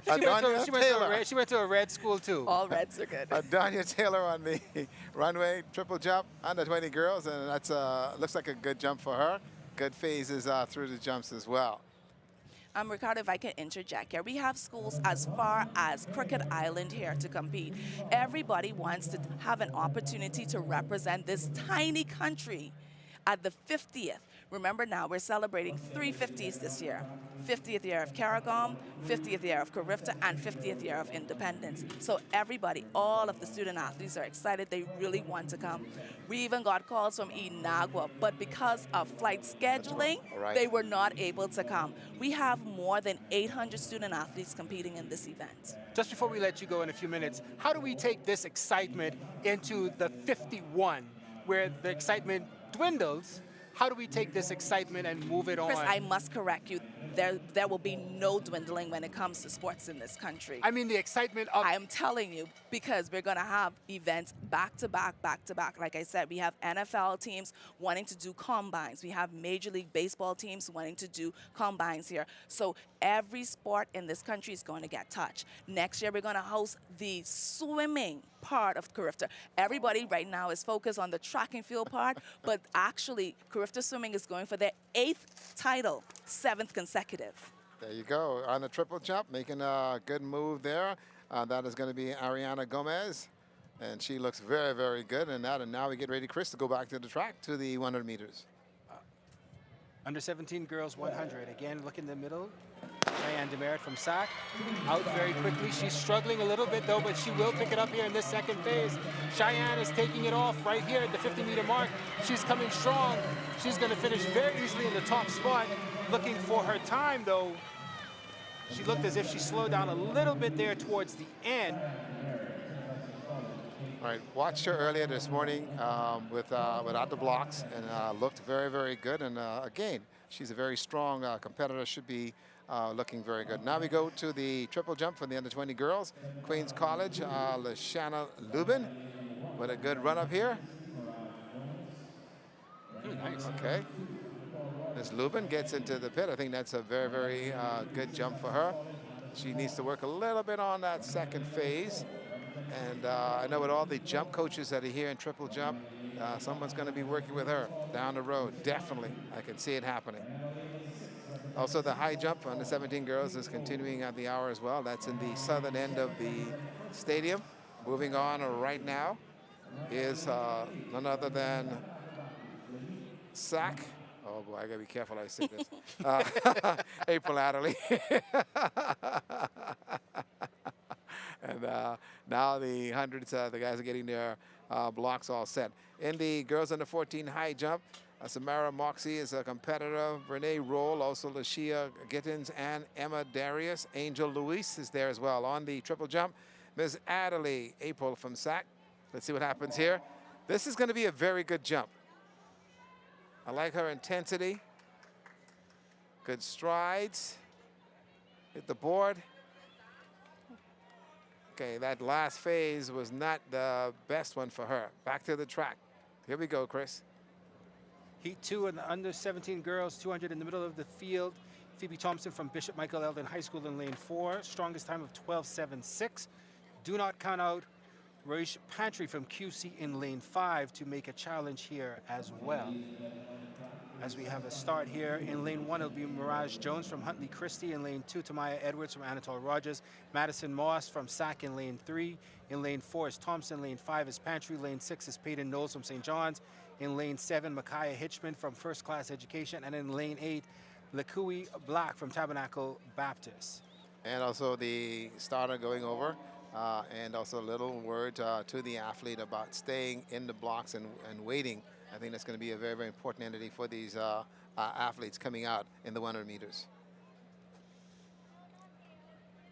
Phoebe Thompson in lane 4. Expect her with a strong start. Clean start here. Phoebe getting out very quickly in that lane 4. Long legs, getting out front very quickly, taking control of the race. This is going to be all Thompson from BMES. She's just got to maintain for the win. She comes in at 12.76 and finishes here with a 12.69. Which means she's getting stronger as she moves along. 3 rounds of the 100 meters, and she's still not losing anything here. Still going through with that gold sock, 1 high sock, 1 low sock. she's actually behind the 8 ball because when Kelsey was competing, she's doing the foolishness as well. Yeah, we kind of started the trend. But then back then it used to be because you couldn't find your next song. And you didn't want your mommy to know you couldn't find it. So. Right, and I can recall some of that. Here we go now to the high jump, a miss there. Her approach is just And slow coming off the too curve. slow. Yes. And so I'll be trying to get an idea of the height that they are at this point. And looks like that's going to be Louise Angel. Couldn't get over there. And again, with 2 athletes from Jack Hayward Jr., Emma Darius, and also Angel Louise. Sack is 2 athletes, Verne Roll, and also Leah Gittens, and from Queens College, Samara Moxley. But back to 100 meters as they go now to the next qualifying heat. All right, just before we go into the 3rd heat of the under 17 girls 100, we'd like to say thank you to Director of Sports here at the Ministry of Youth, Sports and Culture, a major sponsor here at today and our broadcast here today. So we're hoping for that big check from y'all, Kelsey, here at the Broadcasting Corporation. Thank you so much. Kelsey's going to have to dash, but thank you so much. Any final words before you leave? I just wanted to remind you that we are still in partnership with the Ministry of Education. We share a building with them, and we also share the student athletes. They have them between 9 to 3, and we have them from 3:01 until. So it's a pleasure being on the broadcast with you. I know how difficult it is to be on a broadcast, having to commentate. I wish you guys luck. I'm going to out some more fires right now. Thank you so much, Kelsey. Make sure to get the check. Make sure to get the check, most importantly. So we're getting ready now. Heat 3. QC, false start.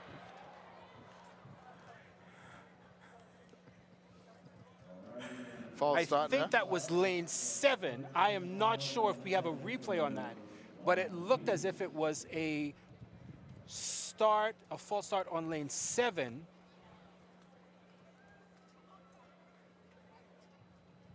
Ooh, it's close. I'm still not even sure if it's 7 or 5. We got to see what the officials are going to say on this one and how they call it. Again, you do not have the advantage of the touchpads, which keeps the pressure on the blocks. And But so it does look, to me it looked as if they're going to call it on anyone. It will be lane 7 and Sanaya Lockhart from CV Bethel, or possibly Kiana Henschel from Tabby. But again, we see the replay without the benefit of hearing the start. So it looked as if all of the assistant starters, it looks as if there were 6 of them who had a consultation with the starter. And I cannot tell if they are giving a warning or if it's an actual card. It looks as if it's a general warning, warning to the entire field. Right. So now this is going to play on their start, because again, you're going to be you're going to have a little bit of hesitation coming out of this start right now. Well, the bottom line is to stay in and wait, and then just use your speed in order to get out. You know, sprinters panic because they figure they can get leave in the block. Yep. No. If you've got turnover speed, you will be able to run.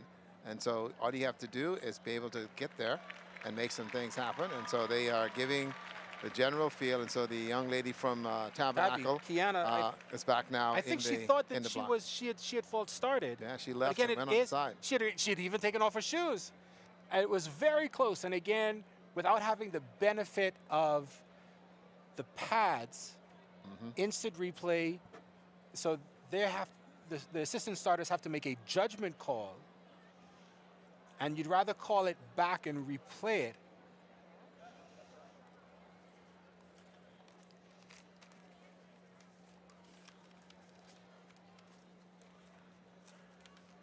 Okay.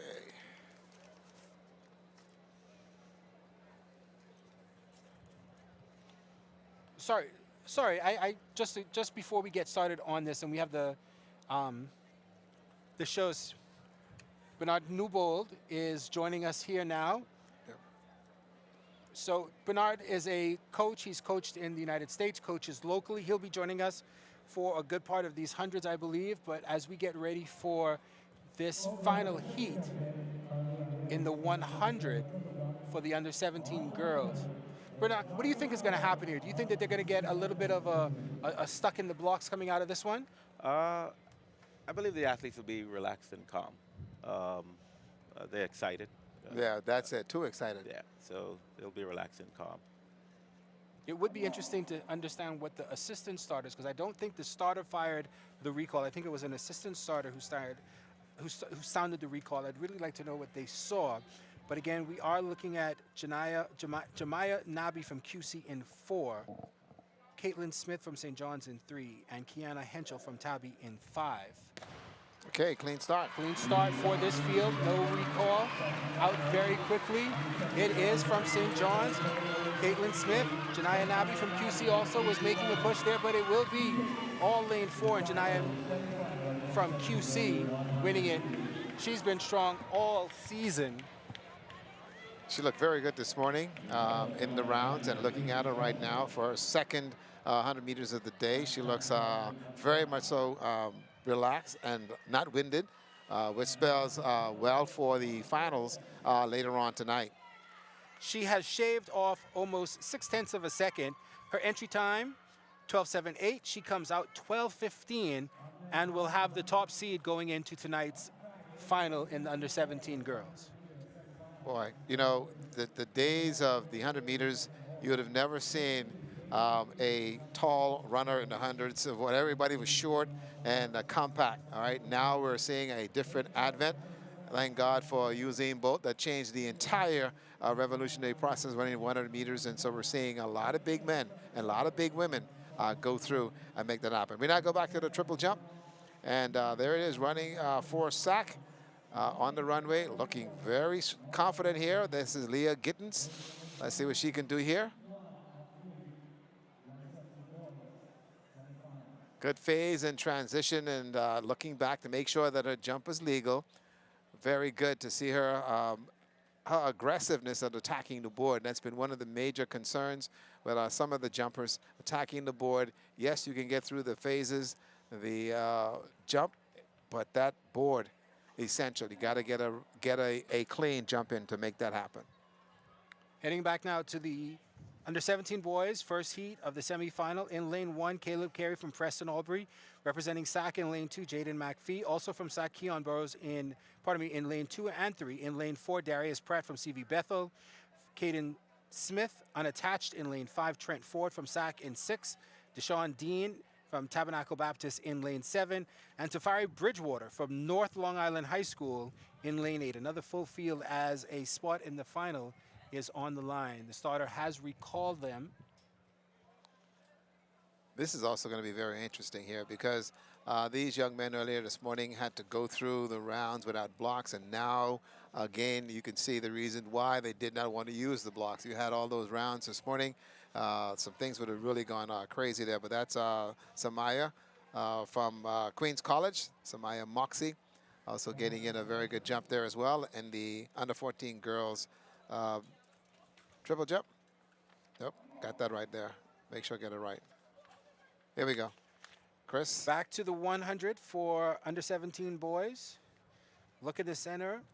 Darius Pratt from CV Bethel in 4. Caden Smith, who is unattached in lane 5. And Trent Ford from SAC in lane 6. All the speed in the middle of the track in this one.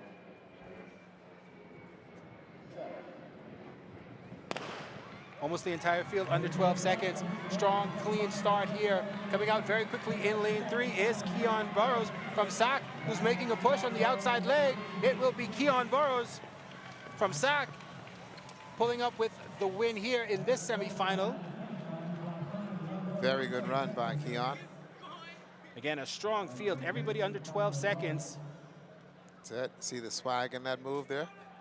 It's called the SAC swag. You can call it that. Listen, man, let's move on. You can call it that. But a very strong start nonetheless. He got out very quickly.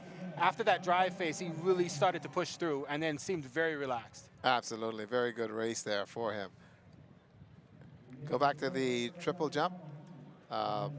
Looking at the jumper right now, this is Adderley, April Adderley of SAC. And she, too, has had a very good jump earlier. Let's see what she can do here as well. concentrated. I love the look in her eyes. She going through the jump phase in her head, just wants to make sure she's able to complete the process. Very quick with the turnovers. Her phases are very, very quick. And she's wearing that thigh band. She looked like she backed off from the board a bit, yeah. We're obscured by the tent a little bit, so we can't really see, but you can see that she was very concerned about hitting that board and actually getting a very good jump in. And that's another area, ladies and gentlemen, that we are excelling in. We got a lot of collegiate athletes abroad that are doing great things in the jumps, long jump, triple jump. And I'm glad to see that this happening, because I go back to before Chris was born, Chanel Ferguson was one of our better jumpers. And I had to throw it in there, Chris. Okay, but to see where we are back now with the ladies in our jumps is absolutely fantastic. Beautiful. Here we go, Chris, as we get ready now for the next heat of the 100 meters. So just coming in, the fastest seed time the fastest time so far right now is that Keon Burrows 11:27, shaved almost 3 seconds, 0.3 seconds, 0.3 of a second off of his entry time coming into this. Coming in now in lane 1, Finley Edian from RMB. Lane 2, Quinton Gordon from Tabernacle Baptist. Lane 3, Ontario Roll from Sister Mary Patricia. Lane 4, Ishmael Roll from St. John's. Unattached in lane 5, Everett Frazier. In lane 6 from SAC is Najee Bride. In lane 7, Tyler Frazier from SAC. And in lane 8, Noah Bain from Tabernacle Baptist as well. So again, a lot you're going to expect here in that race when we get back to it. Going back to the triple jump. Good jump there for the QC Comets, and that is Danya Taylor. Looking very relaxed. Look like she's ready to go home, too. These young people are incredible. Here is a jump phase. Okay, you can see she was having some issues again with the board. Okay, I think that was one of the key things. And also she landed very awkwardly. I didn't think she liked the fact that her ankles were turned in that. That could be another issue that they're looking at. But this is going to be another fast heat here for the under-17 boys 100 meters.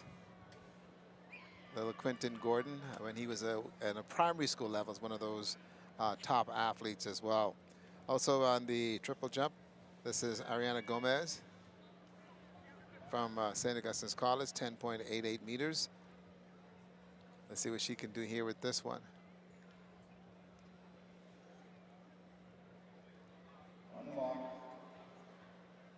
Ready to go.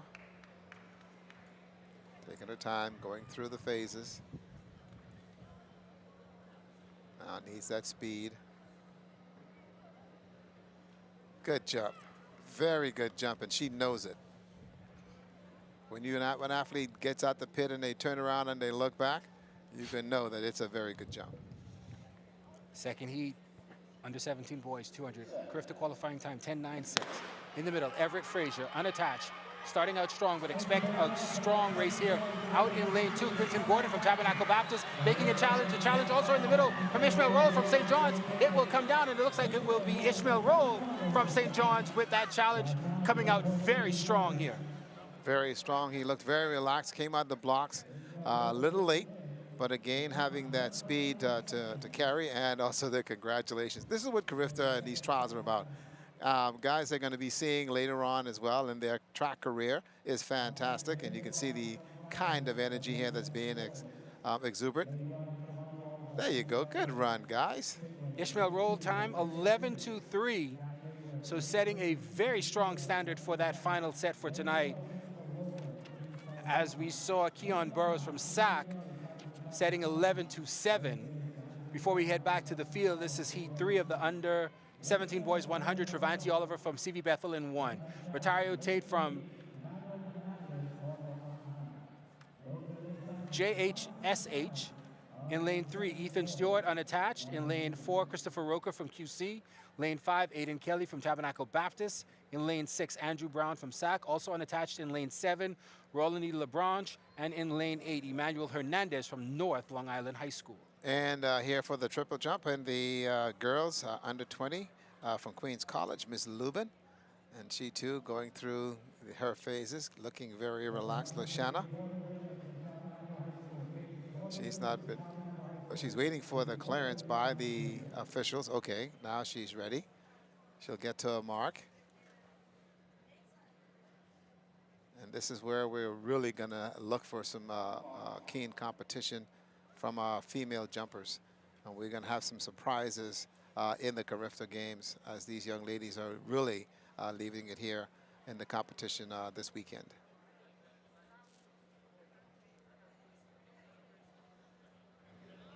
All right, we're going to cut real quick to the 100. Out very quickly in the middle of the road. Christopher Roker from QC also out strong is Aiden. Out 5. It is all going to be out there in the fight in between 4 and 5. And it will end up being with lane 5, Aiden Kelly from Tabernacle Baptist. Looks as if he was able to pick up that easy win there. It was a struggle there in that first 50.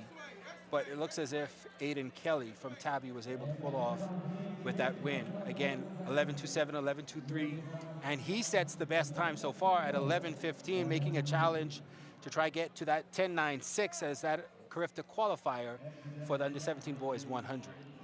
There's your replay. Very slow start there, though, but able to make it up.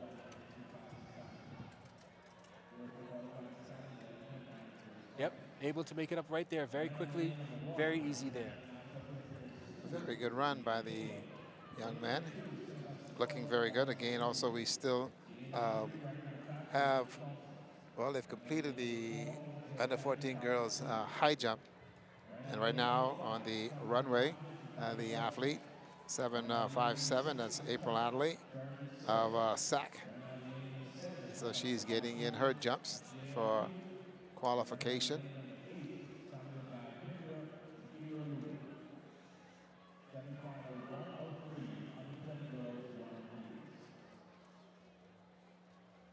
There we go. She's now ready. Goes through the mark. We got to do like they do in the big stare, man. We got to get them clapping, man. Good jump. Oh, what a fantastic jump. Let's see if it's clean. Yes, it is. That's a very, very good jump there by Ms. Adderley from St. Augustine's College. The big red machine. Look, watch her. She's bringing that speed. She has the speed and also utilizing her legs and going through the transition. Coach, looking at these athletes, both field and on track, we have much to be proud of. We're seeing a very good transition. Yes, indeed. And these athletes will be heading off to college one day. And so that's pretty good to see the competitiveness from these athletes. So here we get ready, under 20 girls, 100. Look in the middle, Kingsway Academy's Cares Taylor, 12.43 her entry time, coming out very strong though. It is Shataya Dorset from Sunland Baptist. Sunland Baptist is gonna take this one very easily, spreading it out from Sunland Baptist. Shatala Dorset, she came in at 12.43. She takes off about 0.2 of a second yep. at 2.25, at 12.25, pardon me, and sets the early standard. The Carifta automatic qualifier is 11.90 for the under 20 girls, which also happens to be the world under 20 standard. So they have a lot that they are pushing for and striving to get towards to here today. So Bernard, you were talking a little bit about them one day becoming college athletes. This is really the setup for that. How do they use this and push towards that goal? Just compete, look at where they're at today, and then go back to the drawing board and continue to train and work hard. And not only work hard on the competition field, but also work hard in the classroom as well to become collegiate student athletes. Also, we have on the screen for you right now, this is the shot put. And this is the boys that's out there right now. This is the boys open shot put. Athletes are coming in right now. I think that's Brandon Hutchinson that was given the ball. Okay, it's an octathlon event. And they ran the ones this morning. Okay, and so they're now beginning to go through the process. These multi-event guys, are crazy. Just say it. They're crazy. No, No, they're crazy. it isn't that they're crazy. It's just that it takes an awful lot to be able to work the various disciplines in order for you to excel at it. Now, we've got a few Bahamians that are doing this, and they have excelled exceptionally well, but it takes a lot in order for that to happen. Second heat, under 20 girls, 100. Look in the middle of the track. Melvinique Gibson from R.M. Bailey in lane 4 and Lydia Clark from Wolfpack running unattached in lane 5. Coming out very quickly, though, in that third lane. She's getting eaten up, but it is all going to be Melvinique Gibson. R.M. Bailey runs away with it. Very confident coming into that last 20 meters. Very relaxed. And what you can tell from her expression, she means business. Yep. She means business. But just wanted to touch back on multi-event athletes. At UB, we've had the top two decathletes in the country, Ken Mullings and Kendrick Thompson, flip-flopping the record that had been standing for about 15 years, I think. It is making a resurgence now, but they've got to be crazy because, again, you not only have to be good at one sport, one discipline, you have to be good in all disciplines. Like, you can't just be a good runner. You have to be a good runner, a good thrower, a good jumper. You've got to be crazy. Really and truly, I feel like they have set themselves apart with that. And the fact that it's making a resurgence is really fundamentally strong for us here in the country, because a lot of people do it, but now you're looking at ways to get into the game. So once you're in the game, you can play the game. And we see it, like you say, with the men, we're hoping that the women will also take some sort of training necessary for the heptathlon. You know, we had like Shawnee Miller, Weibo, that she was also a great heptathlete and ended up being a good 400-meter, the best 400-meter runner in the world today. I think she had even intimated that she may go back to octathlon, or maybe I think it was long jump that she had intimated she may experiment with. I can't remember the exact wording that she used, but the fact that you are a strong athlete in the 400, again, means that you can be very good in all these other things. But again, you do have to be crazy, or think that way to have to, because again, I threw shot put in high school. To be able to think to be strong in that and then be strong in the 1500 is phenomenally impossible for me to understand, to gather those two disciplines. Adanya Taylor, guys, out there on the runway for the long jump. And you mentioned the multi-events. You still got to learn how to long jump. And then two, our kids don't like to fly unless it's on a plane. And so you need to learn how to pole vault. And pole vault is usually the crutch. That's usually the crutch for most of our athletes, that they cannot do that. There you go. Here's Miss Taylor from QC. That's another good jump. And she went through her phases. Over to the hundreds under 20 girls in the middle of the field. Nia Richards from QC in lane 4 is going to be eaten up right there by Amari Pratt from St. Augustine's College. Pratt taking this one, slowing down, and will more than likely advance to the final. 12:34 was Melvinique Gibson's time from Heat 2, and her time will be 12:15. Coming into it again, still short of the automatic qualifier of 11:90, but that 11:90 for Carifta is also the under 20 world standard that the B3As is using. So a strong run there by Amari Pratt. She may break 12 seconds tonight in that final. And one of the things, as we see in all season long, was where we had the winds coming out of the north, and it's pushing the athletes down the track. And so they're surpassing the qualification marks during the early part of the season, but because of the winds exceeding positive 2.0, the allowable that the B3As have set, the athletes hasn't achieved the standards. Today now, the winds are coming out of the south. Right. So now they're going into a headwind. Earlier we saw a negative 4.8. So that's a strong headwind that the athletes have to endure. So as the sun sets, you're hoping that the wind will subside and these athletes. If we don't have a qualifier that is a legal qualifier, how does the B3A selection committee take that into account? Yeah, they do take all that into consideration. They look at the overall performances of the athletes who have basically finished first and second, and look to see if the athletes have achieved those standards during the season. And so on a win-aided scale, And so they'll take all that into consideration. Well, that's going to be a fun meeting you all going to have later. Those meetings are actually unique. This is Ms. Lubin of Queens College and the triple jump for the girls. So we'll see how that works out for her. She also had two very, very good jumps, 11.55. And so we'll see what happens here in this one as they are again now looking at getting some of the measurement in and working on the girls. And coming up next, this is going to be Adderley. April Adderley. She too had a very good round of jumps earlier. And I'm glad I don't have to sit in that meeting for the selection process because it's going to be interesting this year. Let's call it what it is, brutal. Yes. Brutal. I think once the athletes have achieved the standards, it's easy. You know, it's far easy for those athletes that have achieved the standards. It becomes when the athletes who are close to achieving the standard where the selection committee has to look at an individual athlete as well as versus the Bahamas putting the best relay teams out there at the Carifta Games. And so they will be looking at the overall performances to see where the best chances stand.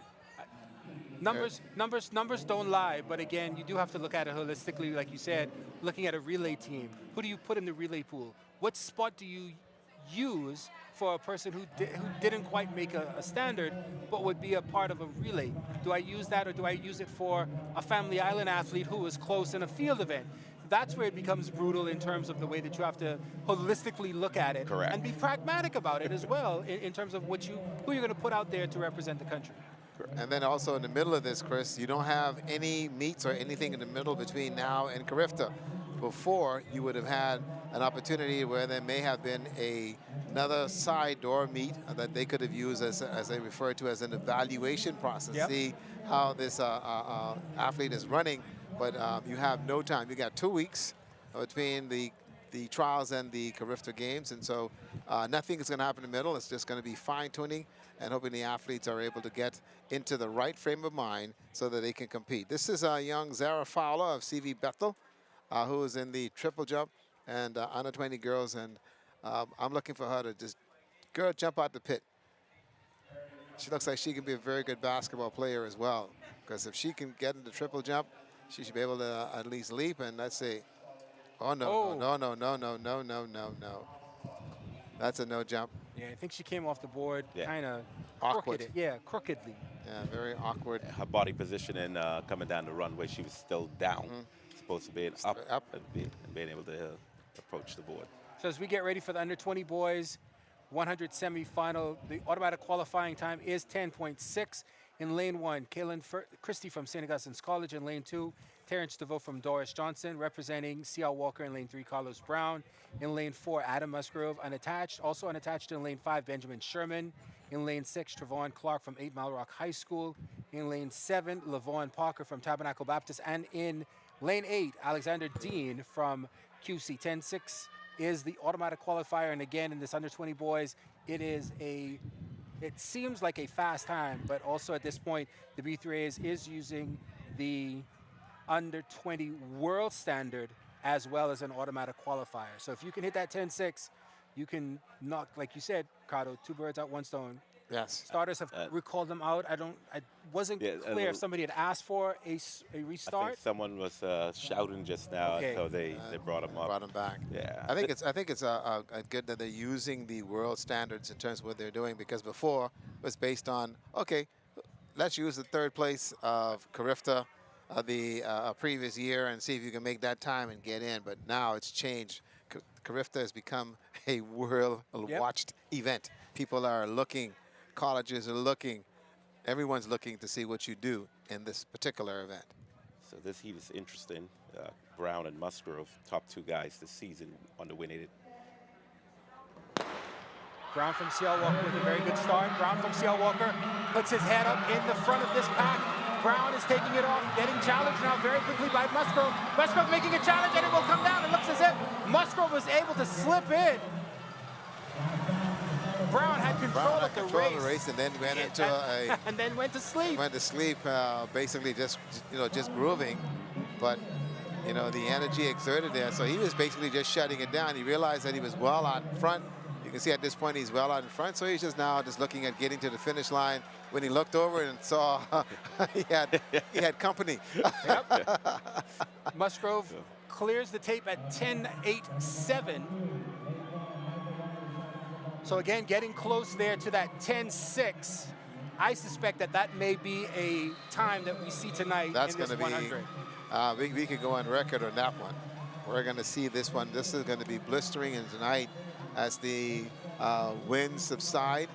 And we'll be able to get our kids to really show something here and make it happen. Back to the triple jump. Lubin of Queens College. She's been very good and very consistent here today in terms of the under 20 girls triple jump.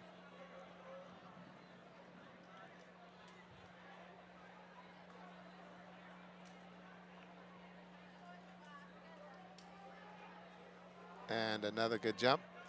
And Levan Sands a long time ago said triple jumpers are unique because you got to walk and chew gum. Yep. Because, you know, you're using multifaceted processes in order for that to happen and just to be able to walk and chew gum. And so if you can get somebody who can walk and chew gum or can do the cha-cha, you give them the opportunity to try the triple jump because you're doing a lot of things and unique body movements. There she goes, and she has a very good jump, and it looked like she may have really posted something to really brag about. I saw a coach celebrating with her just a minute ago, and she's looking to see if they actually will record that one. Look in the middle of the field here in Heat 2, under 20 boys. Jeremiah Adley from Nassau Christian Academy was a superstar for NCA at BAAAs. He gets out very quickly. He's being challenged again on the inside from Jonathan Fowler from St. Augustine's College. He's holding it off. Right now it is still Jeremiah Adley holding it off, but it could come down to the finish. Look to see who picks this one up. It looks like our NCA. It looks like Jeremiah was able just to nick him there.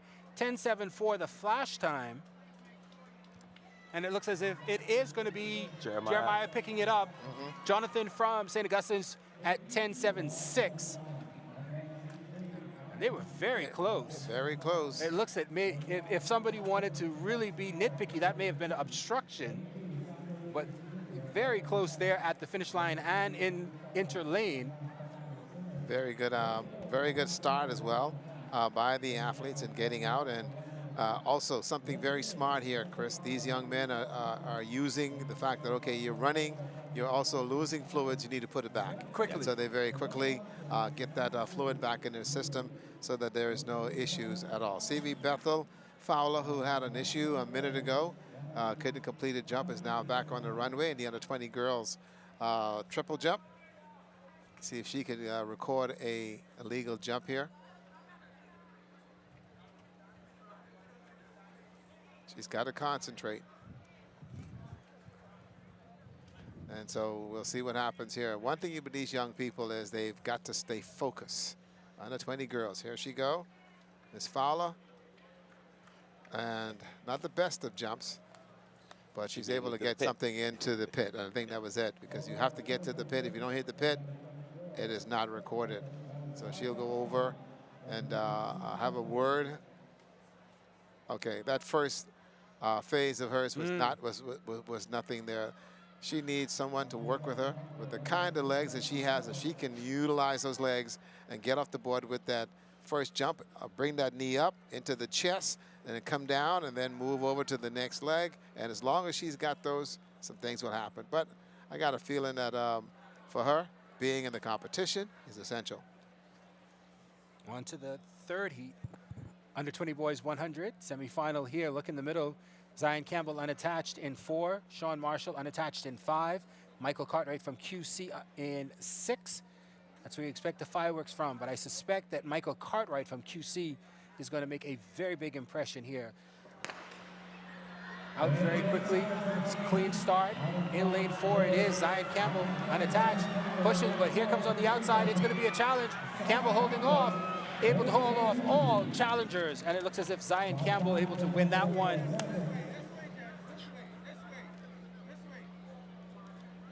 looking for his flash time that, but a very strong finish there by Campbell, able to hold off everyone. 10.7 for his time, exactly the same time that Jeremiah Adley ran in the previous heat. So this is going to be fireworks coming into this final tonight. This is going to be exciting. These young men are all posting that near identical signs, and so we can see some great competition moving forward into the evening session. So folks, better come down if you want to see it. And you mentioned earlier about Lee Van Sands, and interestingly enough, he competed this weekend past. I think he was able to clear 51 feet, 51 feet. So it's good to see him back in competition. A coach and a competitor. Making a big difference. Also from the QC Comets, also making it, that's Adanya Taylor. Also getting in a jump here in the under 20 girls triple jump. There you go. You know, one thing I admire is the fact that she was making sure she didn't go forward. So if anything happened, it would have been an awful lot of trouble for her. But evidently what we're seeing now in the under 20 girls triple jump, that our athletes are progressing and making a big difference, as Ms. Taylor has really been the springboard for much to happen. And so I'm pretty much so impressed in terms of what we've seen so far. Don't forget also that the boys open octathlon, they're also competing, and now to the runway, 6:36, and that's Miss Lubin, Lashanya Lubin. She's now been able to jump again. What is unique is that these athletes, again, only allowed to compete in 2 field events and then 2 running events. Also will not. No. Either 2 field events and 1 running event. Right, okay. Or 2 running events and 1 field event. Okay. Which is very restrictive for some. Some, and you know, but because you have some kids that do it all. Yeah. And if you're coming from the islands, you can do everything you can. Good jump that's there. a That's a big jump. exciting jump for her. And she knows it. She knows it. Yes. She jumped out of the stadium just And now. she got a white flag, so. She's excited. She knows it. And there you go. Yeah, she used all the elements there and jumped out. And once she hit the board and she got out there, she knew very well that it was a very, very good jump and very, very excited. Great job there by Miss Lubin from Queens College. And I think that's the excitement you like to see at a national championships, at a Carifta Trials, that she's excited to be performing well. And the coach is celebrating now more than her. No. They're both celebrating. I think they're matching energy at this point. So it's a big jump. So it seems like she hit that Carifta mark over there. I was about to say, I think that's what the excitement is that it is the Carifta mark. That may be what she's excited about. Still looking to see if they had posted. No, it's not posted yet, but boy, is she celebrating. I believe she has earned her right to put on that Carifta uniform, that Bahamas uniform, in about 2 weeks or so, because the kind of congratulatory aspect she's getting here from family and friends says much about what she's done. Yes, I think that's what it is. Get on the cell phone. Call everybody. I know, right? 11.88 is the Carifta qualifying mark for the under 20 girls in that triple jump. So she may be very close to that. And I think that the red mark that they have set up out there is the unofficial mark for Carifta. And I think that she saw that she had surpassed that. And I think it may have been confirmed when they actually marked it. But again, all we're doing right now is speculation because, again, there aren't posting. So we're getting ready for the under 14 girls 1500. Competing out there today, Shania Griffin from Jack Haywood High School, Navia Munker from St. Augustine's College, Chrislyn Smith from QC, also from CH Reeves, Tiara Wallace and Ishmaela Polion, Lanisha Bridgewater from North Long Island, Perseus Booth from Sister Mary Patricia from SAC, Tavana Campbell from SAC, from QC, Olana Prince, and from AF Adley, Shekinah Lewis will be competing out there in this brutal 1,500-meter run for under 14 girls. This is a great sign, Chris. This is a great sign to have this many athletes in the 1500s. When you see the 15s come around, you never see this kind of field. This would have been the girls. They would have combined all three divisions into 15, 14, 17, and 20s. They would all been together. But it shows you that now there is more emphasis on having our athletes compete in terms of being able to run the 1,500 meters, which is in some cases now, because of those European athletes and the African athletes, is a sprint. It's a sprint. I remember back in the day, and I said that to make me feel old. Back in the day, we started to talk about the 800 being a sprint, and that was nouveau at that time. Right now, the 800 is definitively a sprint. We're still talking now about the 1,500 being a sprint now, just because of like you said, the times and the pressure and the excitement that the 1,500 is bringing. It's bringing a lot of energy also, and it's now up to the athletes. And this is where the athlete that goes out and set the pace, and you can see there on the outside, you know, you need to run in the inside lane. That again becomes a part of the inexperience that these athletes have, and she will be told when she gets around that she needs to move to the inside by the officials because she's running too far out there, and it's not a lane event. Energy, wasting too much energy at this point. Let's see what she does, and no, she's still out there, and somebody needs to yell to her to tell her to move into lane one. There you go. I think she got the message now. And again, very, very, very good to have all these young girls in the under 14 division. These are the next set of athletes coming along. I like the fact that you have the Family Island athletes in this one. You know, we have Annetta and all those athletes that came from the islands many years ago. All right, they used to run the road. Now you're finding that they've been able to come here to New Providence and compete in the National Stadium.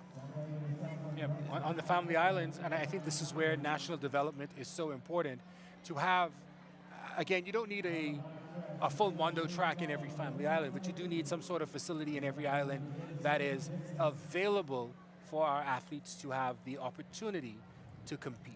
Green spaces. Yeah. Yes. You must have green spaces. There must be fields, and again, the hats off to the Ministry of Education that is doing its best to equip all the schools with fields, and so that they're able to compete. I saw that in Eleuthera, where my daughter was teaching down in Central Eleuthera.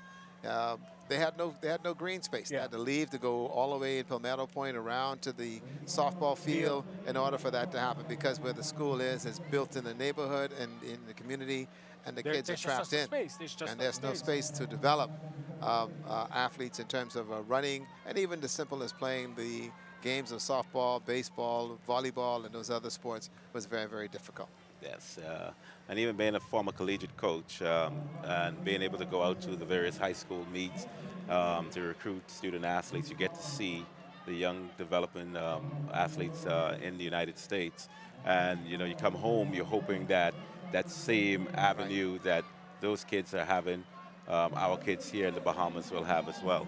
And I think parents have to get their kids out and get them involved in the various track and field clubs and the various sporting organizations across the country. And you'll start to see more young people come through different sports.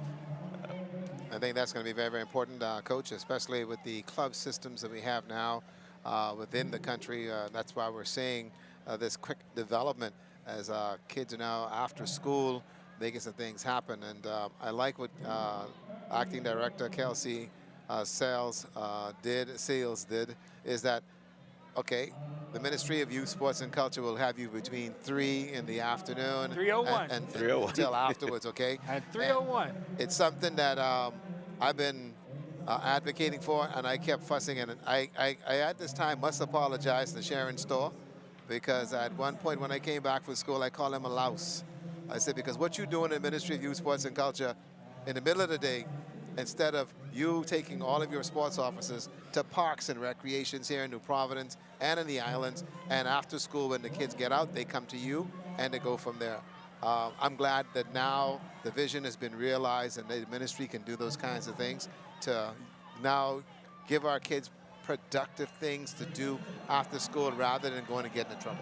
Bell Lappin, the under 14 girls, 1500 out front from QC. Krishlyn Smith, she's chased in the back by Shakanaya Lewis from AF Adley, who's also making a push along with her teammate as well, Olana Prince from QC. So this may be a QC 1-2 or 1-3, but out very strong for QC is Krishlyn Smith on that backtrack. She is just dominating. She has an almost 50-meter head start on AF Adley Shakanaya Lewis. Lewis is making a push, pulling away from the next QC competitor from Prince. But right now, Krishlyn Smith out front at the 200-meter mark, showing no signs of slowing down. However, it is Lewis from AF Adley in the orange who's making a push to try to get into this, separating herself from that third place competitor, but it is all QC right now. Smith coming over, 100 meters to go, all Smith. She's chasing time. The time for the under 14 girls is the under 17 time. She's very far off from that, but she is making a strong push here.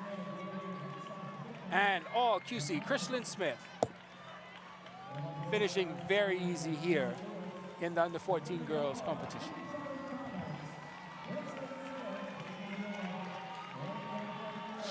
Very good run there for Miss Smith from Queens College. And she's now looking back and wondering where's everybody else. Good run, girl. 5:31.98 her time. You know, that's an impressive start right there for her age. And whomever coach is will continue to work with her and for her to develop. And perhaps we'll see her next year on the Carifta team. Carifta level. Because this is the under 14 age group, and for Carifta it's 14 years and older. And so hopefully we get to see her at the 2024 Carifta Games, and the coaches continue to work with the athletes. What is your gut feeling and take on having the under 14 kids compete at this level so they get an opportunity to see exactly where they are as far as competition? Oh, well, for me, I love the under 13, under 15 age group. They decided to take another route in terms of providing opportunities for the kids to compete together. But it's, as long as the student athletes get to compete, I'm excited about that. So as long as they're not denied that opportunity. But for me personally, would have preferred to see the under 13 and under 15 age groups competing. So there we have it in the under 14 girls 1500. Krishlyn Smith from QC takes the win. Her time 5:31.98. Going to get ready for the boys, under 14 boys 1500. Jaden Fox from Temple Christian, Terrell Anderson Jr. from Mangrove Key, Jaden Knowles from QC, Sion Harvey from AF Adley, RJ Roberts from SAC, from Sister Mary Patricia DeCirio Bristol. Unattached is Patiro Sherman. Kwamani Hall from St. Paul's. Representing C.H. Reeves will be Denzel Clark and Deontay Joseph from St. John's. Cordell Monroe, Melvin Simmons from D.W. Davis, Brandon Hanna from St. Augustine's College, and Amari Bethel from North Long Island High School. Now, I'd just like to point out, Ricardo and Bernard, that this is the last 1500 with just one heat. Every other competition, every other discipline will have at least two heats. In the under 17 boys 1500, we have 40 competitors. In the under 17 girls, we have 28 competitors. 24 competitors in the under 20 girls 1500, and 27 competitors in the under 20 boys 1500. That is phenomenal for whoever is pushing middle distance running in the country, to have that many persons interested in running and running at this high of a level. I think when I look at it too, I just was shocked and surprised when you said that, and looking at the start list and seeing the amount of athletes and the heats. And hopefully coaches can not only put the kids in this competition just for scoring, but continue to work with these kids throughout the summer and take them into the cross-country season. And whereas the federation, the B3As, is now developing or looking at developing a cross-country season, these kids can have an opportunity now for us to explore more into the distance running and middle distance running, because there's a lot of scholarship opportunities for student athletes in the Bahamas. And, you know, coaching and recruiting, you have to recruit overseas, going into Europe, going into Africa, down on the land down under Australia, New Zealand, just to recruit distance runners. When unfortunately you come into the Caribbean, it's only a handful, and they all have already committed to other institutions. And be right here. Yeah, but, Okay, be right here. I mean, a stone throw, and you reach, okay, and you can find it. I was wondering when they were going to look seriously at that cross-country mandate, and looking at it. We saw the USA College cross-country events, and I tell you, all the schools are in, and we could see some of our young people another couple years involved in that. Well, as you know, I work at that place, the University of the Bahamas, and the athletics departments. We do have our own cross-country meet that we've started here in the Bahamas, and it was based on our head coach, Edno Roll, remembering back in the day, again, dating ourselves, when there used to be a high school cross-country that used to run. Yes. And we felt the need at UB and UB Athletics to say that we needed to make a push, a concerted push for that. And we've already gotten commitments for this year's cross-country from some colleges in the States and universities in the States to come here. So again, we understand the push and the need for a cross-country, because it is an opportunity. It's an opportunity to compete not only locally, but also internationally, representing the country, or even scholarships at the University of the Bahamas, or further as well. So this is important, and I think, to your point, Ricardo, that we do need to make a push to have that back, to have the national high school cross-country, championships, and even a cross-country circuit season, whatever you want to call it. But in the States, you have a cross-country team and a track and field team. Yes. I may just run cross-country. Yes. I had to run cross-country, and I hated it. Again, I think those who run cross-country are a little crazy. I hate it. Oh, man. Along with those multi-event athletes, crazy. Yeah, you know, and when it comes to the cross-country, I had to get up 5 o'clock in the morning to see them off when they go on their long runs. And I used to call them crazy. You have to be. You have to be. The temperature is about 10 degrees. And these guys are excited and just jubilant, ready to go out in the cold and run. And they're coming back sweating. Yeah. They used to give us, they used to give us thermal suits.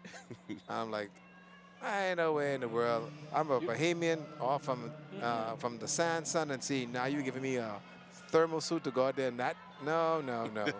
I think, Coach, you're going to have to find me. It ain't happening. Here we go, Chris, as the runners here in the 1,500 meters for the under-14 boys. I think that's R.J. Roberts from St. Augustine's College making the pace right here very early. In this under-14 boys 1,500. Again, 2 more laps to go for them. A very strong pace out there by Roberts from SAC. And I think that is D.W. Davis, Melvin's Simeon on the side of him, or just right now dropping back just slightly behind him. But SAC's Roberts out very easy at this point. Or that may be QC's Jaden Knowles. Very similar colors there when they come back around. But it is Roberts definitely from SAC out there out front, ever so slightly with this lead, with coming up on 2 laps to go. 8:37. Okay, the young guys in the back, they're all quite involved. I think that's also very, very important. But you'll find that, you get to the 800-meter mark, and then things begin to stretch out a little bit. And right now you're seeing the energy levels here, these 2 up front, really looking pretty relaxed right now. I'm thinking what also jumpstarts you is when they get that bell lap. And here we go. Yeah, bell lap. When we get that bell lap, then you've got yourself a race, because then for some reason they can find that burst of energy, and it's now a matter of getting to the finish line. So after the bell lap, we heard the start here. Roberts from SAC out easy. That is Cordell Monroe from St. John's making the push behind him. There's a big pack running for third at this point. 4 members in that third place contingent, but out front it is Roberts from St. Augustine's College. He's making a pull away, but at this point, Cordell Monroe from St. John's not gonna let him go easy into that good night. At the 200-meter mark, Roberts still out front, but it is Monroe trying to cut him down. The push that Roberts had is fading ever so slightly as he picks it up now, though. And it is Monroe trying to make a push. Monroe picking up his pace at the 150 mark. Monroe making a run. Roberts trying to hold him off at the 100-meter mark. It is Roberts out front. Monroe pulling him behind. Monroe has picked up. Roberts had better watch out. Here he comes. It's Monroe. It's not going to be, though, as Roberts has this wrapped up. Just not enough space there for Monroe to make a move, and he made a very late move there, and it looks as if coming in third will be Brandon Hanna from St. Augustine's College as well. So a very strong run there, a very tactical run from Roberts to get out there very quickly, maintain the lead, and hold off that late challenge. Very good run there by the young man. So again, like we said, we're getting ready for the under-17 girls, the first of 2 heats in the 1,500 meters. In that first heat will be Diamond Mackey from Doris Johnson, Jasmine Wiley from C.I. Gibson. Representing Sister Mary Patricia will be Ariana Green, Zoe Carroll from Lightfoot Key, Garana Francique from North Eleuthera, Taylor Adley from SAC.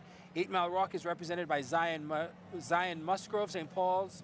Representative is Kalia McIntosh, Ariana Lightbourne from Jack Haywood High School, Brittany Kemp from Temple Christian, Tabernacle Baptist's Aaron Barr, Dina Risk from AF Adley, Harbor Islands, Samaya Boleg, and Rainier Russell from C.R. Walker will round out 14 competitors in the first of 2 heats in the under-17 girls 1,500. And that's the final competitor there, and the under-14 boys. Also going on right now is the high jump, and it's the under-20 boys, which is a final event. And they're now setting the bar, and the heights are there. The 1,500 meters is a lonely event, and the 3,000 is a crazier event in terms of how that works. We saw the collegiate athletes a week ago compete, and I'm like, wow, these guys are absolutely fantastic. You run 3,000, and then the athletes turned around and go for a cool down, and they run all the way to the airport from the Grand Bahama Sports Complex and come back before they're able to put on their uniforms so they can leave. But that's the discipline that it takes in order to compete at that level, the collegiate level. And our high school athletes are also seeing the advent of it. And Chris, you can see the competitors now on the track here for the under-17 girls, 1,500 meters. This is, we see here 5:02.14 Erin Barr. She achieved the Carifta standard early in the season, and so hopefully she can run a little bit faster today to surpass the standard once again. When I look at 2 heats, if it was me out there as an official, I'd have been crazy enough to put them all on the line and let them all run and be extremely competitive to get the best out of them. Now they're in the time final situation where they have to run even harder. Harder, yeah. Right, run harder. And you mentioned Erin Barr. Thank goodness for her mother. Her dad, Ernie, he can't even run from here to the Kentucky Fried Chicken shop. But Erin has come a long way, and I know Ernie and his wife has been there consistently and encouraging her. And that's exactly what you want to see happen with these athletes as far as the parental support. Ernie travels with her and moves around and is there always to compete. Again, a lot of parents live their lives through their children. And Ernie is living his life through his daughter, and she's been proven to be a better athlete than he would have ever been at any given time or point in his lifetime. Just for a legal disclaimer, that's Ricardo, R-I-C-A-R-D-O, Lightbourne. Yes, Ernie Barr, I said it. So here we are, under-17 girls, 1,500. Like we said, look out for Erin Barr, 10:51 from Tabernacle Baptist from Grand Bahama to make an impression out here. But again, it is going to be a strong run necessary to make a top finish here. There are 2 heats in the 1500s for every event moving forward from here. And phenomenal. And this is how she runs, Chris. She likes to run from the front of the pack. She doesn't want to be boxed in. She likes to stay out front. She did the same thing at the high school nationals in Grand Bahama, the high school championship in Grand Bahama. Get out front, set the pace, and she makes the field come to her and not she go to the field. She's already started to exert her dominance here. Looks like Taylor Adley from SAC trying to make a push, but Erin is very strong, finishing that first half lap. And she's going to probably increase her pace moving forward after this. So this is going to be a very strong 1500 that you're going to see here. And again, in that quick 200, Erin has already extended her lead just a little bit more on St. Augustine's College's Taylor Adderley.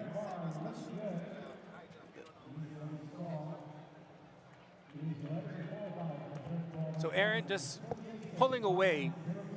And again, it is kind of dangerous that she's going to have to run by herself. Yes. Yes. Dangerous for her. Yes, yeah, because when you look at heat number 2, coming up shortly, 5:15, Devigne Outen. And so that would have been a good challenger for her. And so, you know.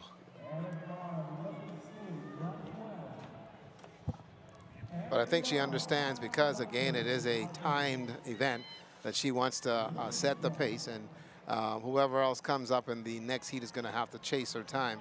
And you can see here she's very comfortable, very relaxed. 2 laps to go and continuing to push. And for a 1500-meter runner, they have a clock in their head. Yep. And a couple of the guys I knew back in college who ran with me, it's like they could tell you exactly where they are at all intervals of the race. And so they can, in turn, transcend that to the track. And so they have these automatic pacers. And then, too, our high school kids are now learning, too, that they have watches and instruments on their hands, and they can give them the heart rate rotations. They know what they're doing, and so they, too, can judge where they are at all given points in a race like this. So taking over second spot right now is Zoe Carroll from Lyford Key, but it is still all Erin Barr right now.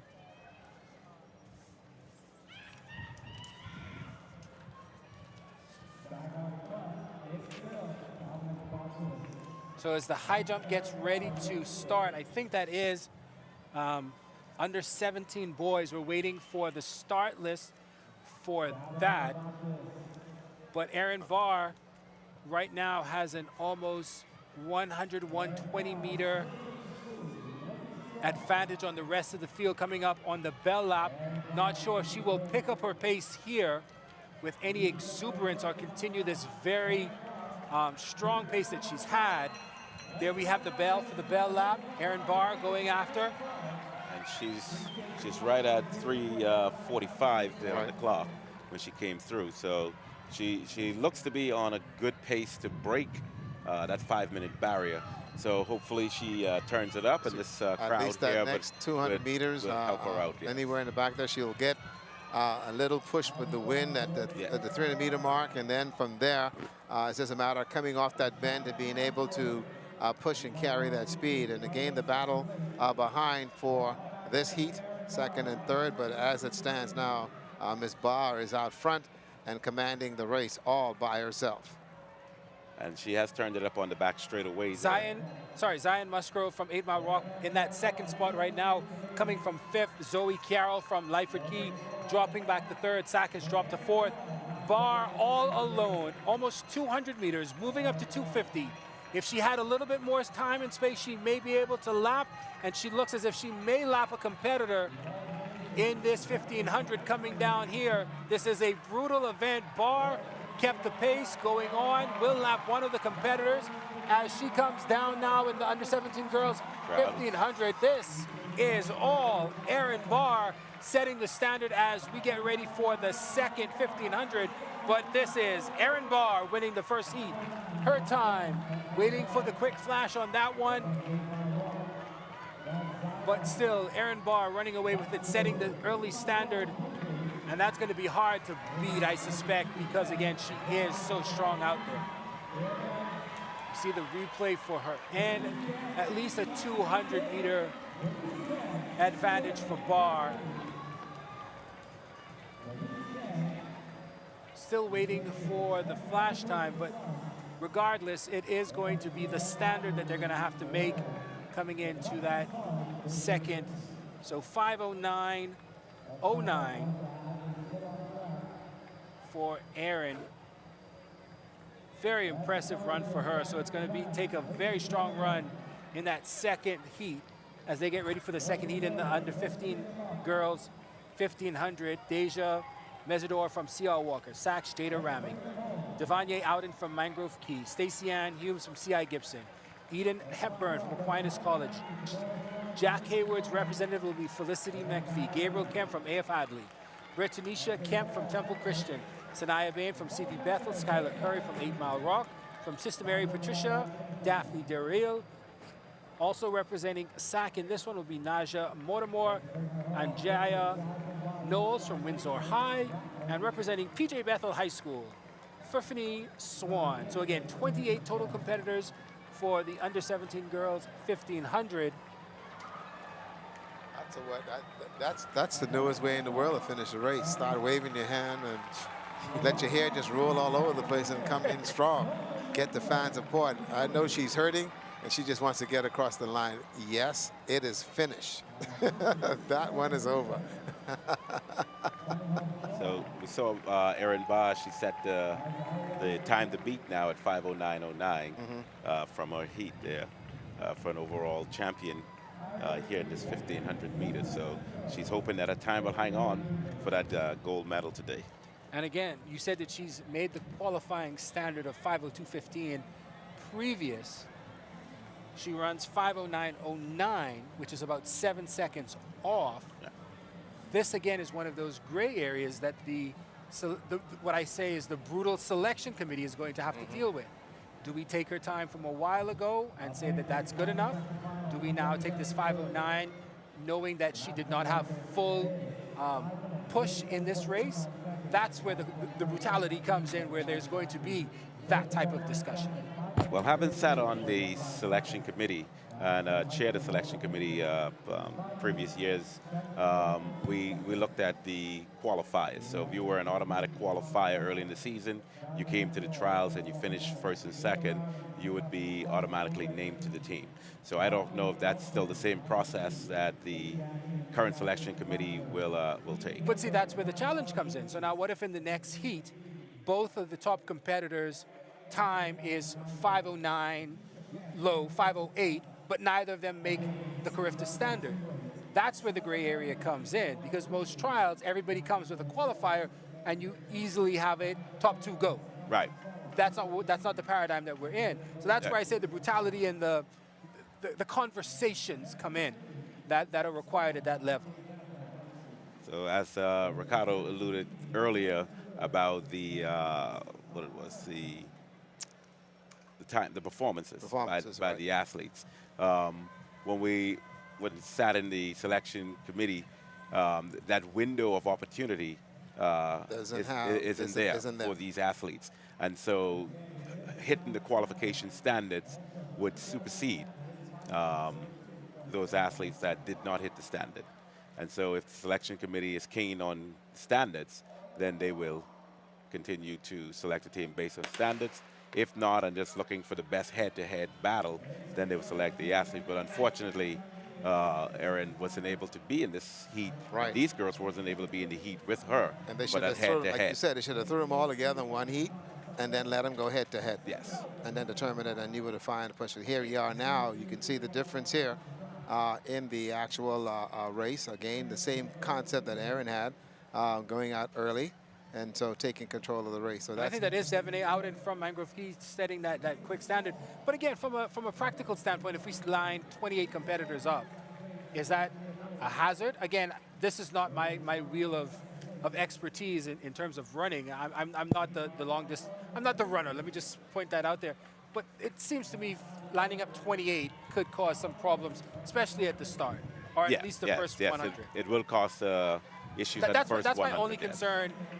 Thought concern. Thought Yeah, concern. because Great. you would typically have athletes tripping over each other on the ground, and hopefully the recall starters would look at that and make that recall prior to the athletes getting 50 Because I've meters. seen even on 800 starts where there is, I think, about 12 competitors, and there's been tripping. Yes. So I just can't fathom having 28. I mean, for us, from a practical standpoint, we'd like to see it, or maybe we need to do a better job of understanding seeding. But just for clarity, out there right now is Brittanisha Kemp from Temple Christian setting the early pace in this second 1500 for the under 17 girls. Again, the automatic qualifying standard is 5:02:15 for our under 17 girls in this race. So we'll have to see how that works out for us moving forward for this. Again, Erin Barr winning the first heat, her time 5:09:09. But right now it is Kemp from Temple Christian pulling away very quickly. And she too now again having to use her ingenuity here in order to determine where she is. And you can see now it's about, okay, I'm leading, and she's now slowing down her pace, whereas compared to Erin, who was pushing, it would have been a better race if these two were together and see if they could have worked together, and they would have found that the times in itself may have diminished a little bit, and so it would go from there. But you can see now it becomes a mental race, because when you're out there by yourself, you're hearing your heart, you're breathing and everything else. You think twice about whether I should exert the amount of energy necessary in order to continue in that vein. And so some things do cross your mind. And so you got to be smart in terms of how you're able to run and compete out there by yourself, and running a race like this, especially the 1500 and the long distance races. Very difficult to hang in there, I would say, in that regards. Kemp still out there. Angelia Knowles from Windsor High School making a challenge here. She's cut it down just ever so slightly, coming up on the second with 2 laps to go, pardon me. But right now it is Kemp still out there for Temple Christian. And you probably would have liked to have seen the 2 of them, or even the 3 of them, in one race to see what happens. But again, to have heats for 1500 is brutal. Yes. So coming up on 2 laps, Kemp out front, representing Temple Christian. Right behind her from Windsor High School, one of the newest schools in New Providence, making a challenge as well, Angelia Knowles. But this is really a push here for Kemp as we come up on the bell lap. I think she's just slightly behind where Erin was. Her pace is not as strong. And again, it may not have that expectation because she is not running right now. In third spot right now, Skylar Curry from 8 Mile Rock, making a challenge on Knowles, cutting down the lead that Knowles has for second place. It looks as if Skylar Curry will overtake Knowles for second spot, pardon me. But all out right now, it is Kemp from Temple Christian. She has about a 80-meter lead. 8 Mile Rock Skylar Curry trying to cut it down. She may have waited too long to make her move. 8 Mile Rock's Curry in the red shoes, just a little bit out there from what you can see right now, but it is all Temple Christian's Kemp coming at the 150, just passing the 150, coming up on the 100-meter mark. Kemp is going to run away with this. She's looking for time. Skylar Curry from 8 Mile Rock doesn't have enough to make a push here unless she becomes Usain Bolt twice. This is going to be all Kemp. Brittanisha Kemp from Temple Christian taking it. She's looking for time. And it is Kemp winning. We're going to wait for her time. From where our vantage point, you can't really see it.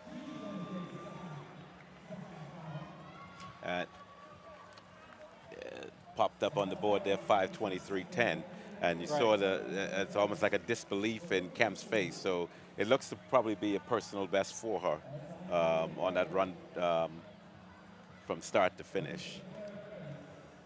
She held her own there, so And now the rest of the field will now begin to make their way across the line, and having the young lady here try to get across the line, and now she's crying and running.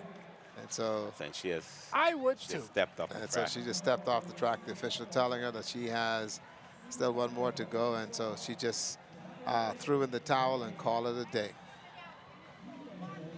Wow, what a moment there. Emotionally, that's something that the coaches and the athletes' parents will have to deal with and work with the young lady in order to let her know that, listen, these are things you're going to have to go through. It's called growing pains. Yep. And that's when you become involved in the sport. The one thing you want to always put in the mind of your athlete is, I don't care how you do it, but you need to finish. Yes. Finish the race and complete it so that you'll be able to continue to understand that everything you start, you need to finish. And that's been one of the key components for a lot of our young people, understanding that if you start something, you need to finish it. Yes, it's going to hurt. Yep. But in the long run, you are putting your best foot forward, and you've done the best you could on that particular day. So again, Kemp from Temple Christian, 5:23.10.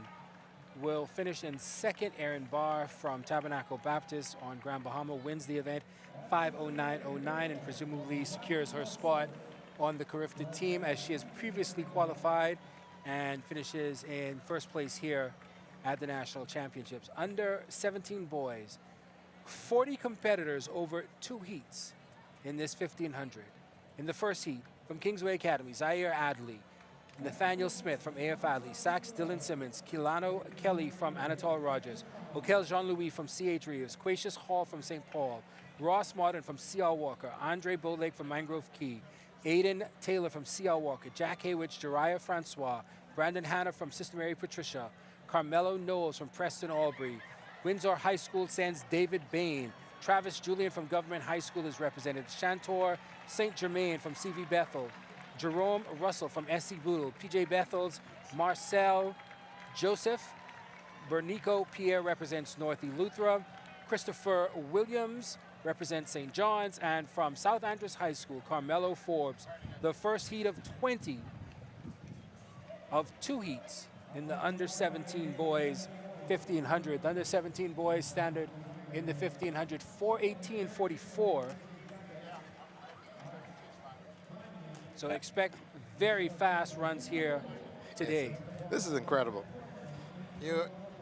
20 athletes in Heat 1 and 20 athletes in Heat 2. That's the 40. That's the 40 right there, Ricardo. And I was hoping that the officials would have been as crazy as me and put them all on the track. And let it happen. Just go for it. Just go for it. Yeah, Yep. yeah, just go for it. And Anybody trips in the first 100, recall the race, bring them back down, and start them again. But there they are, the young men there for the first heat of the under 17 boys 1500 meters on the track. Now getting instructions from the officials as they're just about ready to start. And so for these young guys, this is their opportunity to shine. They're looking for a spot on the Carifta team, and in the same vein, representing their schools and looking for points as well. That will be important to determine the winners of the various age divisions competing here today. Again, the athletes for you, you've got Adderley, Kingsway, Smith from AF Adderley, Simon from Anadel Rogers, Kelly, C.H. Reeves. Also, you have St. Paul's. There's Mr. Hall, Martin Ross, Ross Martin of C.R. Walker, Andre Bowleg, also Aiden Taylor, C.R. Walker from Jack Haywood Sr., Francisco's Hannah from Sister Mary Patricia Russell, Knowles, Bain, Jalen, St. Germain. Then there's also Russell, Joseph, Pierre, Williams, and then Forbes. Those are the athletes, and hopefully we're looking for a very good run here in the afternoon session of the Ministry of Youth, Sports, and Culture, Carifta Trials, and the National High School Track and Field Championships. 3 3/4 laps for the 1500 meters. Looking for position. There you go. A lot of jostling starting on this one, but you got to pull out very quickly. Yes. to get ahead of this one. I think that's Dylan Simmon from St. Augustine's College, and I think that's C.R. Walker, Aiden Taylor coming right behind him, taking that quick lead. He may not be able to sustain that. He may want to just get out very quickly. I hope he doesn't forget it's 3 3/4 laps. Yeah. he's got plenty of nerves, but he's got the speed up front, and so he's looking back and he's trying to open it up, and he's trying to bait somebody into actually chasing him. And so we'll see if his plan works out here. This almost feels as if I'm watching an event in Europe where you have a rabbit. Well, a rabbit it is. We'll find out right now. But he's having some fun because all the fans are cheering for him. And so we'll see if he's able to maintain and hold on to what he has here. But boy, let me tell you, he's taking a bull by the horn here to see what he wants to do with this one and get out there and maintain it. I hope they didn't tell him he's doing the 800 and he believes that he's only going to do two laps or so, and then end up falling back, and that's it. It'll be absolutely nice if he can hold on to that and finish this race strong. Benrico Pierre from North Eleuthera, I think that's who that is. So he is taken off very quickly. North Eleuthera, and it looks as if he has 5:34. Yeah, he looks as if he has relented a bit on that energy. I don't think that you can maintain that level of energy for too long. Now reality is creeping in. Absolutely. Here comes the fisherman. Yeah, reality is and now they're going to wheel him in. Those strides have become a little bit labored, and so he's unable to do it. Now he's looking and realizing that, listen, I've still got to run. But he is looking behind and seeing if he can still hold on to what he had. I think it's the excitement of the competition and being out there, but he's going to get reeled in very, very quickly. The gas has run out. Yep. And that's it. He had his couple of minutes in the sunshine cheering crowd for him, but just like that, he's now finding himself in a lot of trouble here. And but still hanging in there so far, because the rest of the field has to now catch up with him and chase him. And I think he's become a good pace setter for these guys behind him. We have Ross Martin, the GAAA champion. At 1,500 and 3,000 meters. So we'll see. I wonder what Ross thought when he saw him take off. Like, this is what I'm going to have to chase after. I mean, because he is a perennial competitor at this level. Did he see him take off? I was like, well, what's going on here? I guess he said, well, I guess they put a pace setter in there for me, so let me go and go after him now. So right now you see Ross Martin from C.R. Walker and Christopher Williams, Miners Williams from St. John's, chasing each other, pacing each other right now. But interestingly he enough, is still in third spot. He's still in third spot. Yeah, he's still there. And he's trying to pick up a bit. This is the bell lap. C.R. Walker's Ross Martin out there very quickly fighting off Christopher Williams from St. John's. From North Eleuthera, Enrico Pierre still in third spot. He may get a challenge, but it is the bell lap. Out there it is, that C.R. Walker St. John's fight going on right now. C.R. Walker, Ross Martin pulling away ever so slightly. It is Christopher Williams not allowing him to get too far away, sticking right there with him. Williams coming up on his right side, probably going to make a move here at this 200-meter mark. Ross pulling away. Williams just does not have it at this 200-meter mark. Ross showing his experience. Ross Martin, C.R. Walker, 150. He's picked up the pace, extended the lead. This is going to be all Ross Martin right now, 150, and it only is boding well for him as it looks as if his pace is increasing in these last couple of meters. Ross Martin making a push. 418 is what he might be challenging. Wait to see if that is in the cards, but he is pushing Ross Martin. C.R. Walker proving that he is the pace setter right now in second spot. Christopher Williams from St. John's. We're just going to wait on the time right now. A great run there. And here comes Pierre. And again, don't count him out. Enrico Pierre, North Eleuthera, fighting off a challenge from St. Augustine's College. Pierre, Enrico, thought it was a joke. I take third spot right now. And I think that's the future distance running in this country right there. We've seen it, just a little more work to really get the kid motivated and interested in this discipline, and we're seeing it. And so it's now flashed Ross's time, 4:27.31, off that pace for the 1500 in the under-17 boys Carifta. But again, a strong race, and maybe he may have been shocked a bit there by Pierre's taking off, and was discombobulated for a time, because I think he's run a little bit lower than this during the year. So we're going to head over now to Jay Philippe, who's standing by with Andrew Edwards from St. Augustine's College, their head coach. Jay. Thoughts on everything. Hey, coach, you guys have been doing so well. I know it's only the first day of high school nationals, but SAC is one of the best teams when it comes to track and field. How are you feeling so far about your team's performance? Pretty good about the performance right now. I'm seeing some unexpected performances, and the kids are rising to the occasion now. You know, we had a tough grueling meet a couple of weeks back with BAAs, and they took some weeks off, and they're ready to roll now.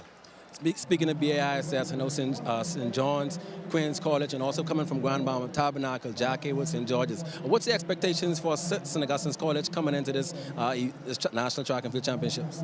We came here and actually do what we normally do, and that's to compete the best, I believe.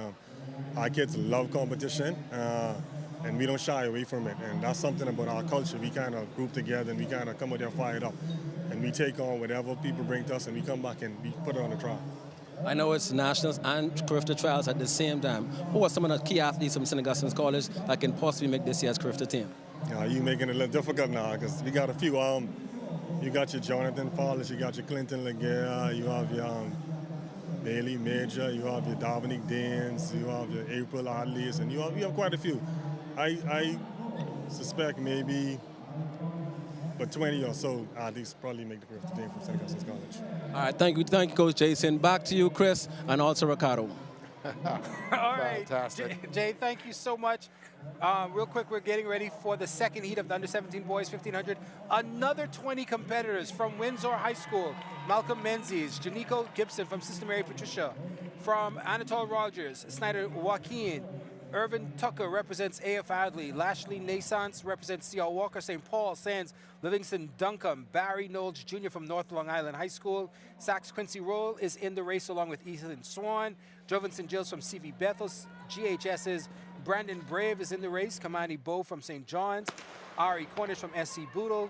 North Elutra's Thompson Petfriere is in the race. C.I. Gibson has Christopher Edwards. Ronald Grant represents Jack Haywood. Mangrove Keys representative is Glenn Clark. Zachary Young represents St. John's Tabernacle Baptist Sands Aiden Bain. And Anthony Cesare represents C.C. Sweeting. A pretty clean start, though, here for this second heat. Indeed, you see these guys, it looks like the pace is a little slower than that first heat. They don't have Benicio Pierre to lead them out in this one here. But I think Pierre may be one of those stories that you remember from the meet, and he didn't even win it. Yes, and if this pace doesn't pick up, Pierre may be the guy with the bronze medal around his neck at the end of the night. Very good field here in the second heat of the 1,500 meters.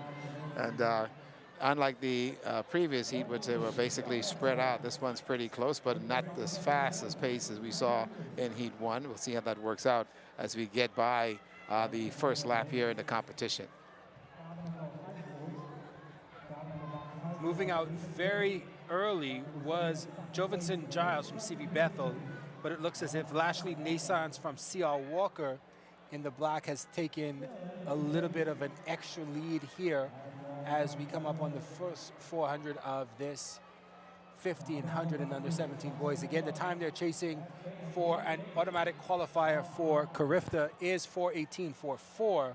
But again, like Ricardo, you said, this is a very steady pace. Very steady pace. Very steady pace for this. Again, if they're going to want to challenge that 4:27.31 from Ross, they're going to have to pick it up very quickly.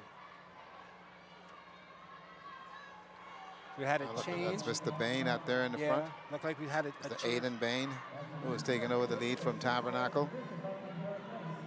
And T.R. Walker still in second at this point. At this point, and again, he's just basically just striding, not exerting much energy here as well, and just keeping a steady pace. But these three have broken away from the field, which now sets the tone for what's going to happen over the next 800 meters of this race. And so here's where you start looking at strategy.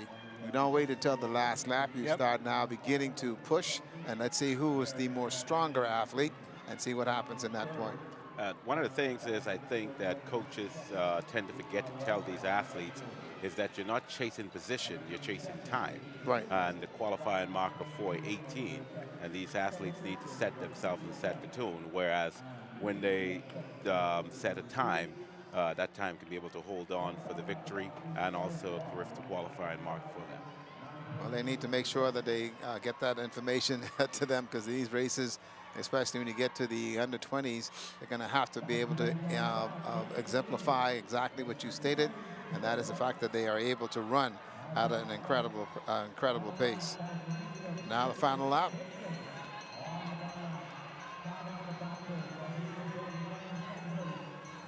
Wow, what a race here we've got. And so now we're getting the changes here. 9:48 is your runner, and that is Mr. Gibson. From Patricia. Who was out front, sat back for quite a while, and now he's by himself and trying to push and see what happens here. This is where the fatigue and everything begins now to kick in down in that backstretch. Just outside of you being able to see on the monitor is a jostle for second spot. Also for that third spot, Malcolm Menzies from Windsor High School has started to make a move, pulling away from that pack, chasing that third spot. But right now it is Gibson from Sister Mary Patricia. And Bain is now moving into second place and making a challenge. And Bain wants to go and get him. And let's see what Bain can do here. Bain is trying to go get him. Looks like he may get him. Yes, he's going to get him and run right by him.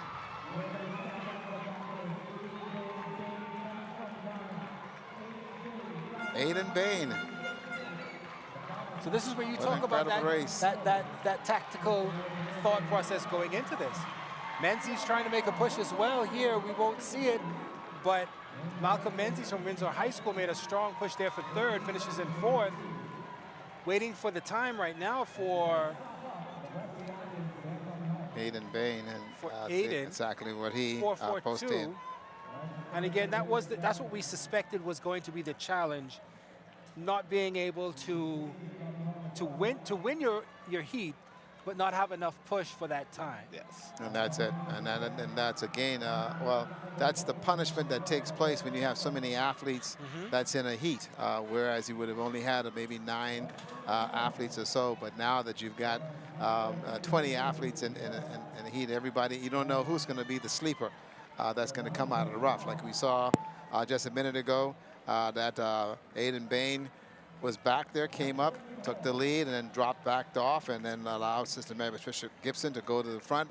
But he is that strong that he's able to come back and thereby able to win his heat. But now the time frame as to how he will place will be another story that you're going to have to wait on and let the officials are able to jostle that out and make a determination on how that's going to work. So I'm kind of excited to see those final results from this 50 and 100 to see where Pierre finished. We didn't take his time to match up to see if his time would. But regardless, I think that there is some potential there. Yes. The fact that he finished in third in his heat, the fact that he had that very quick start, he has the energy, he has the potential to run it, and maybe somebody needs to focus on him either in Eleuthera or somewhere here in New Providence. To harness that. There you go. And right, because we talked about it, being able to get a chance to find that diamond in the rough.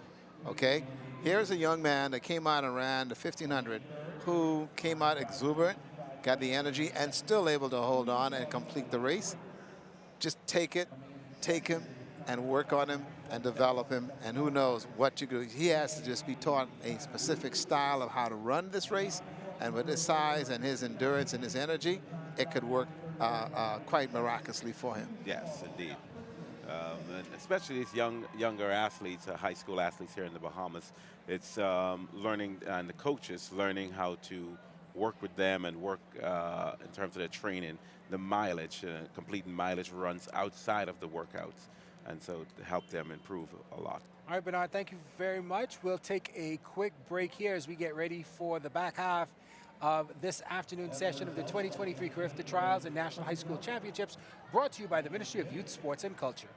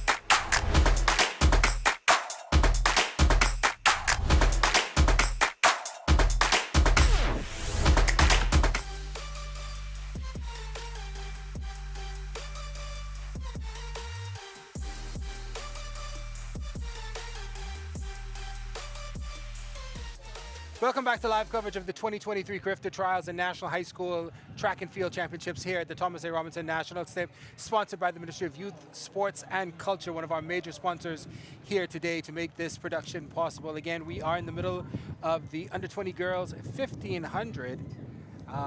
Less competitors showed up than was expected. It looks as if only 5 of the competitors made it, but Ricardo Lightbourne has some interesting news from that triple jump in the under-17 girls, Well, under 20 girls. Under 20 girls, because we saw earlier today in the competition is Miss Lubin out of Queens College, who was celebrating the fact that she was able to get off a very good jump, and she did in turn get off 12.51 meters, which is absolutely fantastic for her, and that's a qualifier for the Carifta team. And then SAC, Miss Adley, April, also 11.89, which is also a qualifying mark, which in itself, and let me tell you, that speaks well for our 2 athletes. And finishing 3rd in the competition, Ariana Gomez, Miss Taylor, Danya Taylor of Queens College with 11.49, just missing out. And so we could have had 3 qualifiers for that. But for Coach, tell me, 12.51 meters and then also 11.89, that says well? Yeah, it says a lot. That's an impressive mark. And, you know, for those folks who grew up in the old measurements of 41 feet half inch. And so that is indeed an impressive mark. And if I was here recruiting, I would have recruited her Absolutely. quickly. And also for Ms. April Adderley of SAC, 39 feet, which is also a very, very good jump as well. And then again with 11.49, 37.8, a pretty good competition there as well. It goes to Ms. Aradona Taylor. So we got 2 qualifiers in the triple jump, and that's good news. Yes, that's good news for us, and that bodes well going into the Carifta Games within 2 weeks' time. And if these athletes coaches continue to have these athletes sharp, we'll see maybe 43 feet out of Miss Lubin. There you go, and I tell you, she can just get her steps down. We saw she had some issues hitting the board, but she got off that final good jump, and that is a Carifta qualifier. And back to the under-20 girls, 1,500 meters, final lap. I think this is Akaya Lightbourne from Sunland Baptist making a final push here. It is 10:15, Akaya Lightbourne from Sunland Baptist. She set an early pace, able to maintain it, extended her lead, and has lapped 1 competitor with only 5 in the race is able to make it. And this will be all Akaya Lightbourne in the under-20 girls. The chase is on 5:03.24. And she just uses everything to get across the line. Looking at the excitement from some of the fans, I think she may have surpassed that 5:03.24. She does, 5:02.88. Wow, that last little push there by her got her over that. 5:02.89. A great run there, gets her just under the Carifta qualifier. Talking about Carifta qualifiers, we're going to head straight over to Jay Philippe, who's standing by with another Carifta qualifier, again from Grand Bahama as well. Jay. Aaron, congratulations on qualifying for this year's Carifta team. What was your mindset strategy going into the race? My mindset was to push, rely on my training, just focus on my goal, which was coming first or second with a good time. Yeah, that was my strategy. I know last year you would have made the Carifta team as well in Jamaica. This is your 2nd time around. What's going to be the difference this year compared to last year? The difference between last year and this year is that I already had an experience, so I'm going in with a strategy.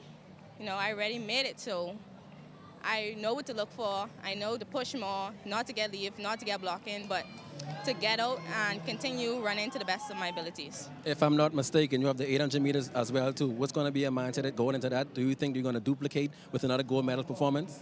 I hope that I be able to do it. To God I will. And I'm just going to focus on what my coach been teaching me for years now, so yeah. Congratulations to Erin Bosch. She would have made the qualification mark for this year's Carifta team. She's going for a double in the 800. So congratulations. Back to you, Ricardo and Chris. Thanks, Jay. Big congratulations to Erin there, but also, again, you get excited for athletes when they've made that little push to get them there. and that's exactly what Akaya Lightbourne did from Sunland Baptist. 5:02.89, just getting under that Carifta qualifier mark, and so she's going to be heading there. So again, big ups for her. Big ups for her. Yeah, and again, you could see, I assume from the reaction of Erin, because I saw her watching, and she can see clearer the time, but also from the stands, everybody knew what the time was. And I think the track and field fans are one of the more educated fans who know these things off the top of their head. And when the fans react, you know that it's something big. And they did, absolutely, Coach. Yes, you know, and you know, just look at it. That's Grand Bahama, one under 17 girls and one under 20 girls so far, and so it looks like some good things is coming out of Grand Bahama. The night is young. Yep, the entire meet. You know, we have until Monday, and so we're going to continue to see lots more Carifta qualifiers here today. And that's exactly what you want because, again, the familiarity for the athletes, because remember now, you don't have to travel. You are at home. You have an advantage. You have your training facility. This is yours. You know exactly where you are.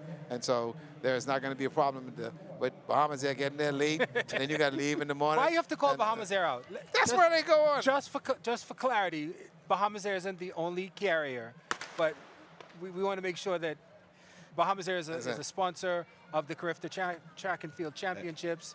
We want to make sure that they try to be on time as much as possible. You know, okay. I'm trying my best. Listen, I understand, and I love Bahamas Air because every Carifta team that travels with the flag carrier has to carry the Bahamas team. On the flag carrier. Way to go, Bahamas Air. You know, and anytime I travel, if I have to travel into Little Rock, Arkansas, I would take Bahamas Air to Miami, Fort Lauderdale, Orlando, and then catch another carrier on because Bahamas Air doesn't go there. Absolutely so fantastic. Bahamas Air is a great airline. So as the first heat, second heat of the under 20 girls, 1500 takes off, I think Jay Philippe is standing by with Akaya Lightbourne from Sunland Baptist, who just qualified for the Carifta Championships. She's excited. Erin was excited. The fans were excited. Jay.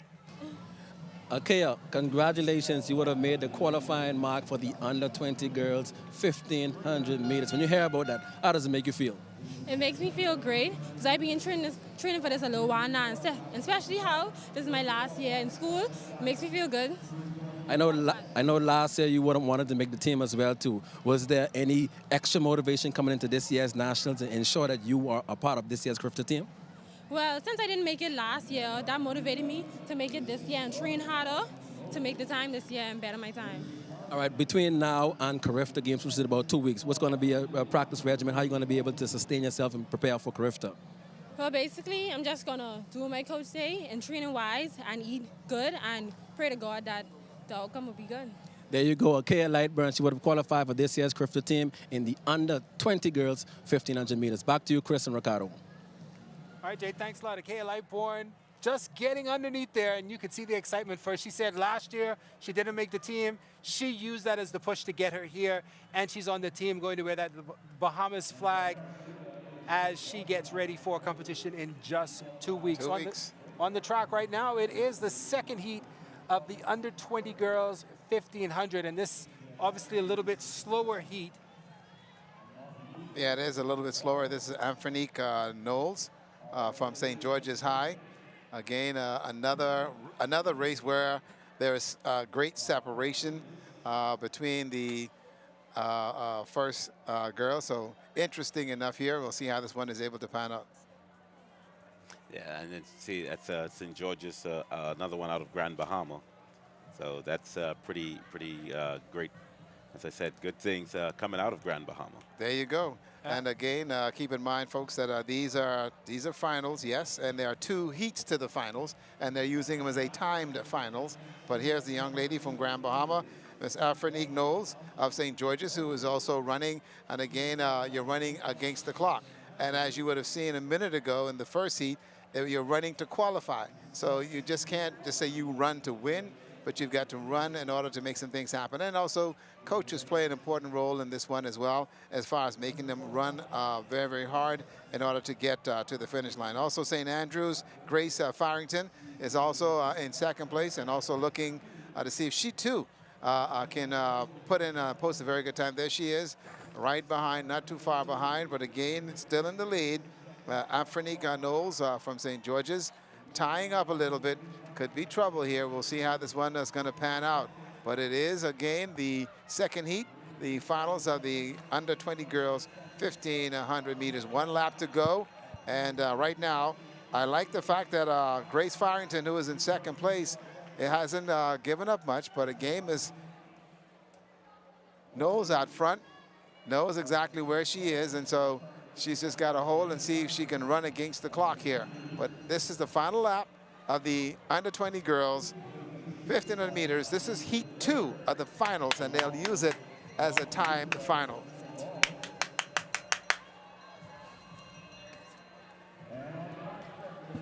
Here we go, trying to make it happen, and down the backstretch. Beautiful shot there. As also they're preparing for the long jump event as well. The boys under 20 on the other side, they also going to be getting ready for their competition. But she's got about 200 meters left to go. And here we go.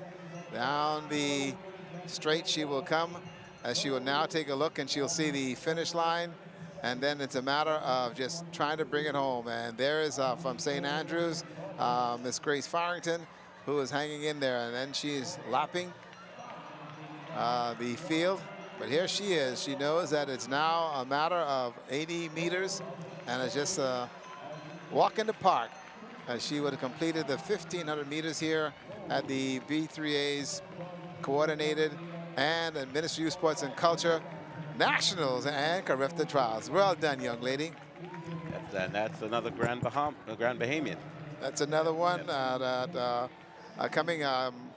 Getting 1,500-meter runners out of Grand Bahama. We saw from the high school championships that they were up and making it, and so we're going to see how that all works out. And very good run there also for Miss Andrews, Miss Farrington from the St. Andrews, and see how she's finished. And also coming in right now, making a mark, and that is Tella Seymour of Kingsway Academy. Good run, young lady, as they now complete the 1,500 meters, and that is again the heat 2, and they will also be following this 2 heats as well for the under 20 boys, which should be interesting to see.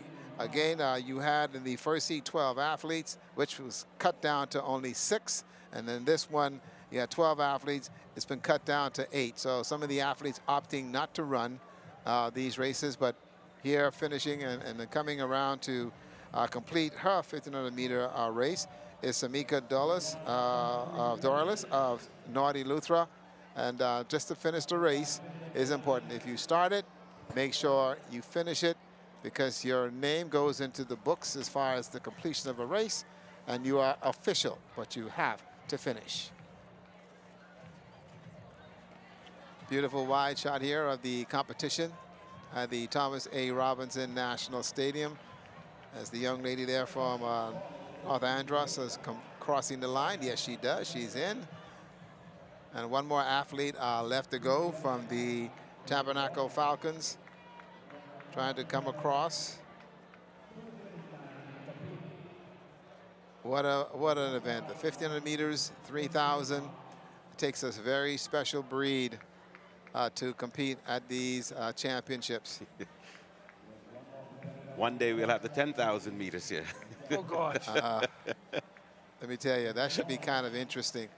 I was very fortunate to assist with the NACAC championships in Grand Bahama. And let me tell you something. That's something I don't never want to have to worry about anymore. When Dave Charlton said, listen, we got to have the marathon road race. I said, in Grand Bahama? All the way up to High Rock and back down. First thing in the morning, 6 o'clock in the morning. Incredible. But it was fun. 3,000 meters as well. All the events and the athletes that came in want to come back. So Mike Sands has his hands full. They want to bring that back to Grand Bahama. Again, they enjoyed the closeness of the facility. And I know here, once the athletes do come in for Carifta, they're going to enjoy it here, the excitement and the ambiance that it brings. Under 20 boys up next, Chris. As we get ready, the qualifying time is 4:08:05. Expect to see a strong run from Christopher Wong. He's running unattached. Also out there for SAC is Edney Russell, Jafon Turnquest from Mangrove Key, Raywind Winder from Doris Johnson, Emmanuel Adams from CC Sweeting, St. George's sends Joshua McPhee, Kavano Smith from St. Anne's is competing, Preston Aubrey sends Sherrado Sweeting, Galen Charisto from Samuel Guy Pinder will be competing. Unattached is Bashawn Oliver, Kalen Knowles, Solomon Russell, Alfred Bain from PJ Bethel High School, and Jude Field from C.I. Gibson High School. A bumbled start there for a bit. All right. So this is going to be a strong run again. It looks like they're taking off very quickly out here. 2 heats. And it looks as if The we've first. already had at least, it looked to me at least 3 lead changes. Out there, I think that is C.R. Walker, maybe C.R. Walker or St. George's. Flailing his hands a bit, a very unorthodox style of running. We'll get a confirmation on the athlete's number here, and that'll be able to tell us exactly how they look, but it's still early in the race, and so anything can be happen. I think that it looks like Russell, Solomon Russell up to the front, but we'll... Yes, that's T-Bird Flyers there. Right. Solomon Russell. And so now you can see where the field will begin to somewhat spread out, and now everyone's getting into a rhythm and a pace, and so we can see that they are moving in the right direction, okay? And so up front making it happen, looking very, very good at this point. The pack.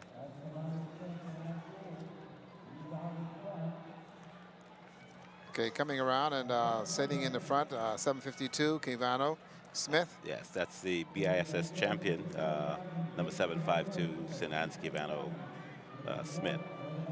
And sitting right there, and he's in control of this one. And what he's doing here is that he's also moving out a little bit, making the outside runner run a further distance than he is, but he's still holding on and looking very, very strong at this point, as they would have now come around, and they've got 2 more laps to go. And this is when the race begins and starts to really become very, very exciting. Coming around again here as the fans are cheering the athletes on, the top 3. Again, this is a time final, so you're running against the clock in order for you to get first, second, or third. But more importantly, you're running against the clock to get a qualifying time to snag a spot on the Carifta team that will be named probably by about Wednesday or so, or Thursday, and may go to Thursday, depending upon the actual selections process. But we'll wait and see. The Jamaica Archer said, oh, we'll name the team by Tuesday. I say, okay. That's like you're going to fix the road tomorrow. Well, I say, I don't know which takes longer, electing a new pope or selecting a Carifta team. That one, you answer yourself. I'm not going to get into that. I believe that the deadline for entries is Wednesday. Wednesday. Right. So they will have to have the team in place by Monday night and bring it to the body for ratification by Tuesday. Okay. Oh boy. So that's a quick turnaround. Because we finish on Monday night around, what, 8 o'clock? Yeah. So they're going to burn the midnight oil, some black coffee. There you go. Also from Doris Johnson, Raywind Winder has now taken over the lead. And he's on his final lap, and he's now beginning to open up and looking very, very strong. Again, he's running against the clock. He is not looking at winning first, second, and third. It's come to this point where as the clock becomes very, very important. And so now we're getting to get into the meat of the race, where we're getting this final 200-meter challenge. But don't look like that's going to happen right now, because Mr. Winder has his eyes set on getting to the finish line, and he just turned up another gear as he's gone into his full sprint here, making way off at bend, looking out for the home stretch. There it is, and he's now going to come to that bend. It's referred to as a slingshot. Once he gets off bend, it's a matter of just carrying the speed, and that speed will take him down the straight and onto the finish line. So a fan support for Mr. Raywind Winder from Doris Johnson, winning the first heat here, and down to 1,500 meters. Beautiful race there by the young men, and now they'll have to catch their breath and then wait until after Heat 2 to determine exactly how they will fare in regards to their placing in the under-20 boys finals of the 1,500 meters. Incredible. You know, what is so unique is that these kids are running, and once they do complete the race, you know, they're trying to grasp a little bit of breath, and then it's like, this one finished. Yep. And you can see the athletes leaving it all on track again, exhausted. But the true meaning of friendship and teammates and team camaraderie, helping another athlete up, and as they complete the race. And we saw one athlete coming through the line, putting his hands up to the heavens and giving thanks that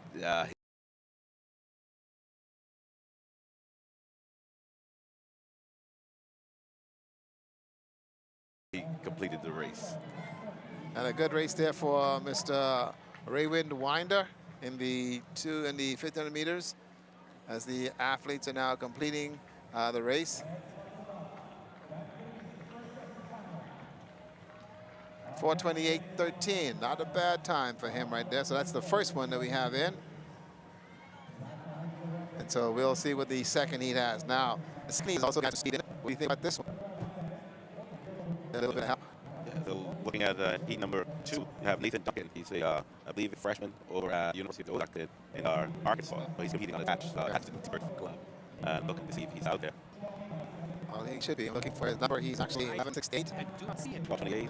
Let's see if he's there somewhere. Probably being hidden. All right. Let me tell you how you do when you go to the food store. Tell her when move the way so you can see the I'm not sure he will judge the 5,000 meters. Okay. I do not see Nathan out there. No, the competitors that we're expecting, there are only 10 out there. Only 10 out there. So it looks like it's just on that 5,000 rather than to bother with the 1,500.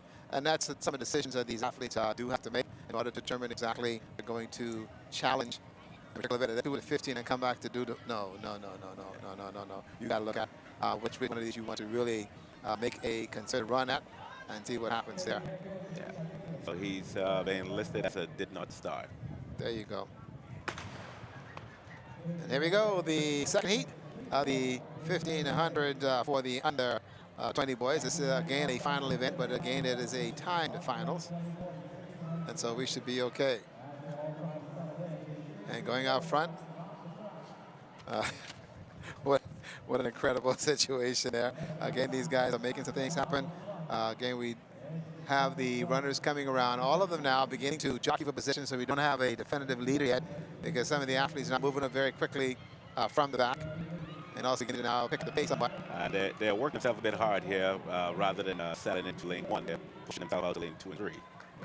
No, can't go way out there. It's causing a bit of energy. Need to need to move to the inside so that he doesn't exert that much energy, so that he can post a pretty good time. But a very good race again. The first heat, the first final was a 4:28, and see if the guys can match that anyway. But it doesn't need to be, because it's a little bit slower than the first heat, the first final that we saw. And see, but now here's where the competition begins. These guys seem they're going to be pushing each other, which is good. So a very good result down the road. And so things looking very, very good there for the two guys. And it looks like Duncan out there in the front. No, that's James DeCane.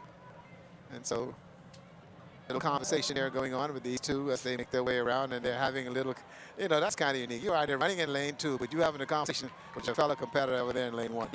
not to put a spoiler on anybody, but I don't want you to forget what happened the last time somebody spoke to somebody passing somebody in a 1,500. If you know what I'm talking about. Okay. You know what I'm talking about. So, and I don't want to put any, as we say, any mouth on anybody, but we know what happened the last time.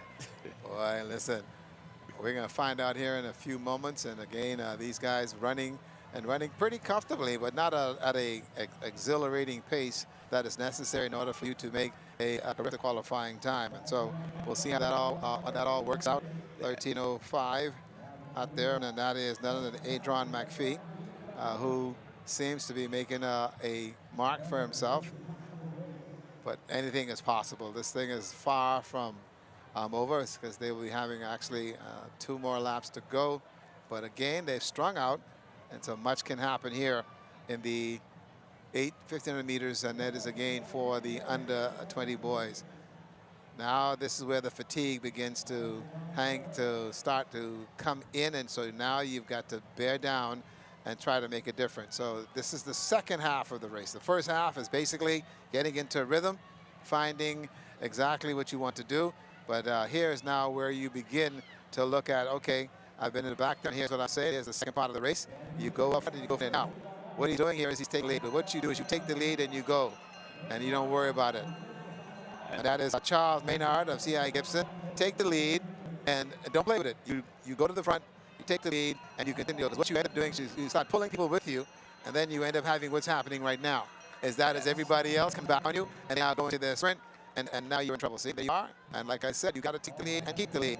Out there in the front now, making it happen is Nathan Johnson. And he's looking pretty strong right now, running unattached. Out front, let's see if he can hold it. He's also now being chased, and let's see what happens here. I like the fact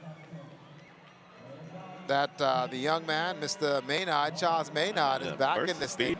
Now let's see if he can make a run for it. But again, what a sprint here.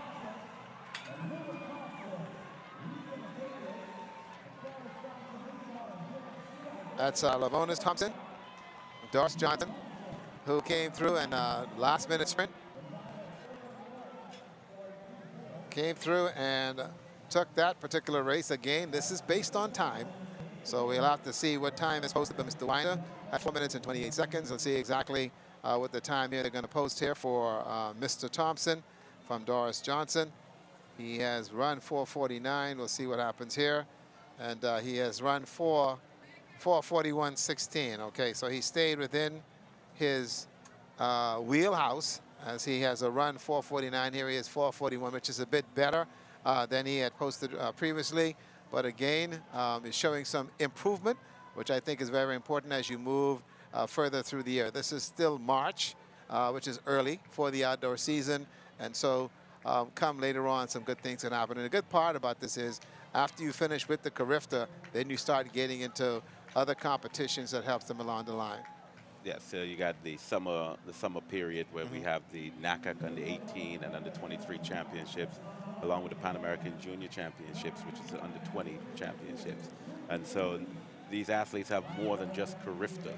And so hopefully they'll understand that it's more than Carifta. Do not give up. Keep pressing. Keep training. Keep running. Keep training. That's what they tell me when I go to the golf course. Keep hitting the ball. That's all it takes. Keep playing. Thank you so much for taking your time out with us. Any final words before we wrap up here with you? Just want to let the Bahamian public know, and the parents of those kids, especially kids in public schools, because they are the diamonds in the rough that we are looking for. And we hope that those parents will bring those kids out to the track here to join track and field and to be a part of the program, no matter your financial means. If you can't afford it, we will help you with it. Just come out to the facility. You can see myself or Coach Dexter Bodie or any one of the track coaches, and we will do what we can do for those students. All right, Bernard Newbold, thank you so much. We'll take a break. You're watching live coverage of the 2023 Carifta Trials and National High School Championships, brought to you by the Ministry of Youth, Sports, and Culture.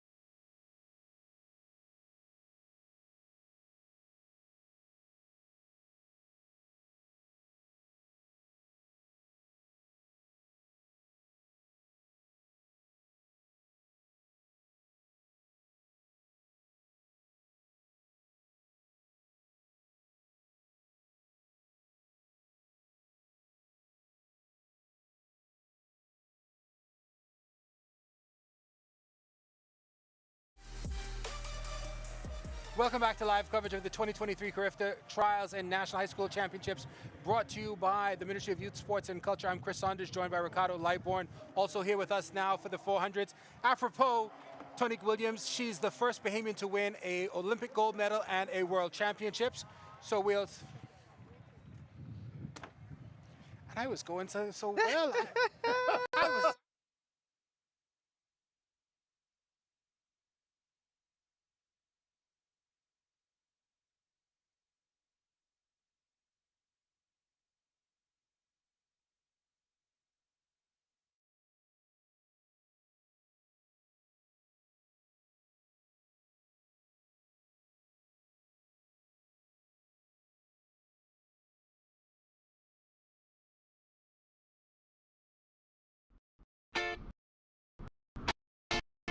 The one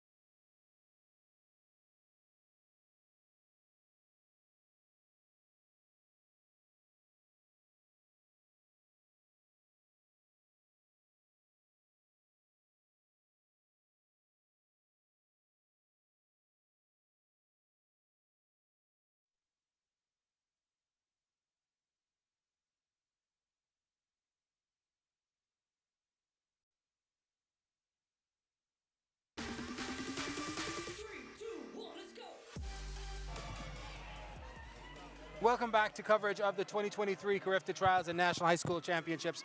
This is the under 14 girls 400 in lane 1, Ramonica Miller from SAC. Lane 2, Ariel Thompson unattached. Lane 3, Samantha Gottschalk from CH Reeves. Carizia Thomas from Bishop Michael Eldon in 4. Trinity Roll from Sunland Baptist in 5. Sierra Delaney from QC in 6. Malaya Pratt from SAC in lane 7. And from Sister Mary Patricia, Anaya Nesbitt. Out there very quickly, it seems as if that is Carizia Thompson from Bishop Michael Eldon High School, coming on very strong. She's already qualified for Carifta. Her seed time, 56.81. She has taken complete control of this race, holding on very strong. She is going to outmatch her time. 57.05 was the Carifta qualifier. Her time, waiting for the flash of it, she has already qualified with a 56.81. So just waiting for her official time to flash. Very good race there by the first seed. 56.28. Okay. So she's improved by about 0.4 of a second in that race. So very strong finish there for Carizia Thomas from Bishop Michael Eldon. So again, this is coverage of the 2023 Carifta Trials and National High School Track and Field Championships. I'm Chris Saunders, joined by Ricardo Lightbourne. Also joining us is Tonique Williams. She's the first Bahamian to win an Olympic gold medal and then also a World Championship medal. She won the Olympic gold in Athens in 2004 and then came back in Helsinki to win the World Championship. The only Bahamian so far to have gotten back-to-back those at that point in that order, from Olympics to Worlds. Right. So she's phenomenal, legendary, almost here with us. And this is her race. She won it in the 400. What do you think is going through these athletes' minds right now as they get ready for this final? I mean, it's the Carifta Trials. This is high school nationals, but let's be real, this is the Carifta Trials. And so everyone here is trying to get their place on the team. And so they're nervous. Their parents are in the crowd. Agreed. And so, you know, they want it. They know other persons are watching them. They're representing their schools, but they also want the chance to represent Team Bahamas. I watched a young lady just now, and, you know, she looked very confident. She looked like she had it. Obviously, she already has a qualifier, and we must mention she's running under 14, not even the under 17 category, which is phenomenal. And so we're surely wishing her good luck as she tries out for these Carifta Trials. Looking at what we're seeing here, again, using the under 14s and packing it in so that they have exposure around these senior athletes, that is also very, very important. So they know this is where I want to be in 2 years. Yeah, certainly, and we don't lack that exposure at all here in the Bahamas. They can come to the track, they can train with Olympians, they can train with other elite athletes, and so they get to touch and feel us a lot. And so I think that's the one good legacy that we've been able to pass on. You go to other countries and people are living so far apart. When you're here in the Bahamas, you can come to the first city, Nassau, and you can be at any one of the tracks and touch an Olympian. Right. And also the same thing in Grand Bahama. And so I think with them being able to touch us and talk to us, watch us train, it's something that's really been able to like push the legacy that we've been able to grow in track and field. There you go, Chris. You got the boys now.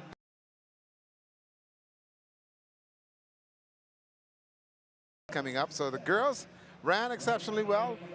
This has been a lot of activity for these young athletes. And I like the fact that 56. 6'2", Yeah. As an under 14. Really Yeah. That's time. phenomenal. Yeah. That's phenomenal. Yeah, so what does that tell you, given the expansion of being in the under 17s for another 2 years? Yep. That's only improvement that you can see there. So she becomes the dominant figure moving forward as the other kids move up. She's just coming in, and coming in as a young athlete, she's now going to be really a big factor in this. We've created a mentality of quarter milers here in the Bahamas. Tonique did that. Tonique. Well, no. Yeah. Before me, and I remember there was a bard. There was a bard who won the world championship in I think that was 01. Right. Then Pauline also was very dominant in the 400 as well. We have so many more who have been making that impact. In there, we had the 4x4 that was doing well with our boys. So we've made that impact worldwide in the quarter mile. So moving on to the under 14 boys 400 in lane 1. Italy and Homer from St. Mary Patricia. In lane 2, Zion Bradford from Sunland Baptist. C.H. Reeves, Javon Bunker in lane 3. Cameron Henfield from QC in 6. Already a high school standout, St. John's. Nico Seymour in lane 5. Yolanda Rowe from NGM Major in Long Island in lane 6. Nevada Island from C.H. Reeves in lane 7. And Theru Bannister from Queens College in lane 8. A lot of bunching up here very early as we come to the 150 mark, coming up very quickly. It is no one's race right now to take ownership of it very quickly, but out there is QC's Cameron Henfield, who is leading ever so slightly as we come off the curve. It's very difficult unless there's a clear outlier, but it does look like I think that's Zion Bradford from Sunland Baptist coming on the inside, trying to make a move there. Sunland Baptist out there as well. Sunland Baptist is Zion Bradford. He is taking the lead. He came in with a very low time. He's going to make a push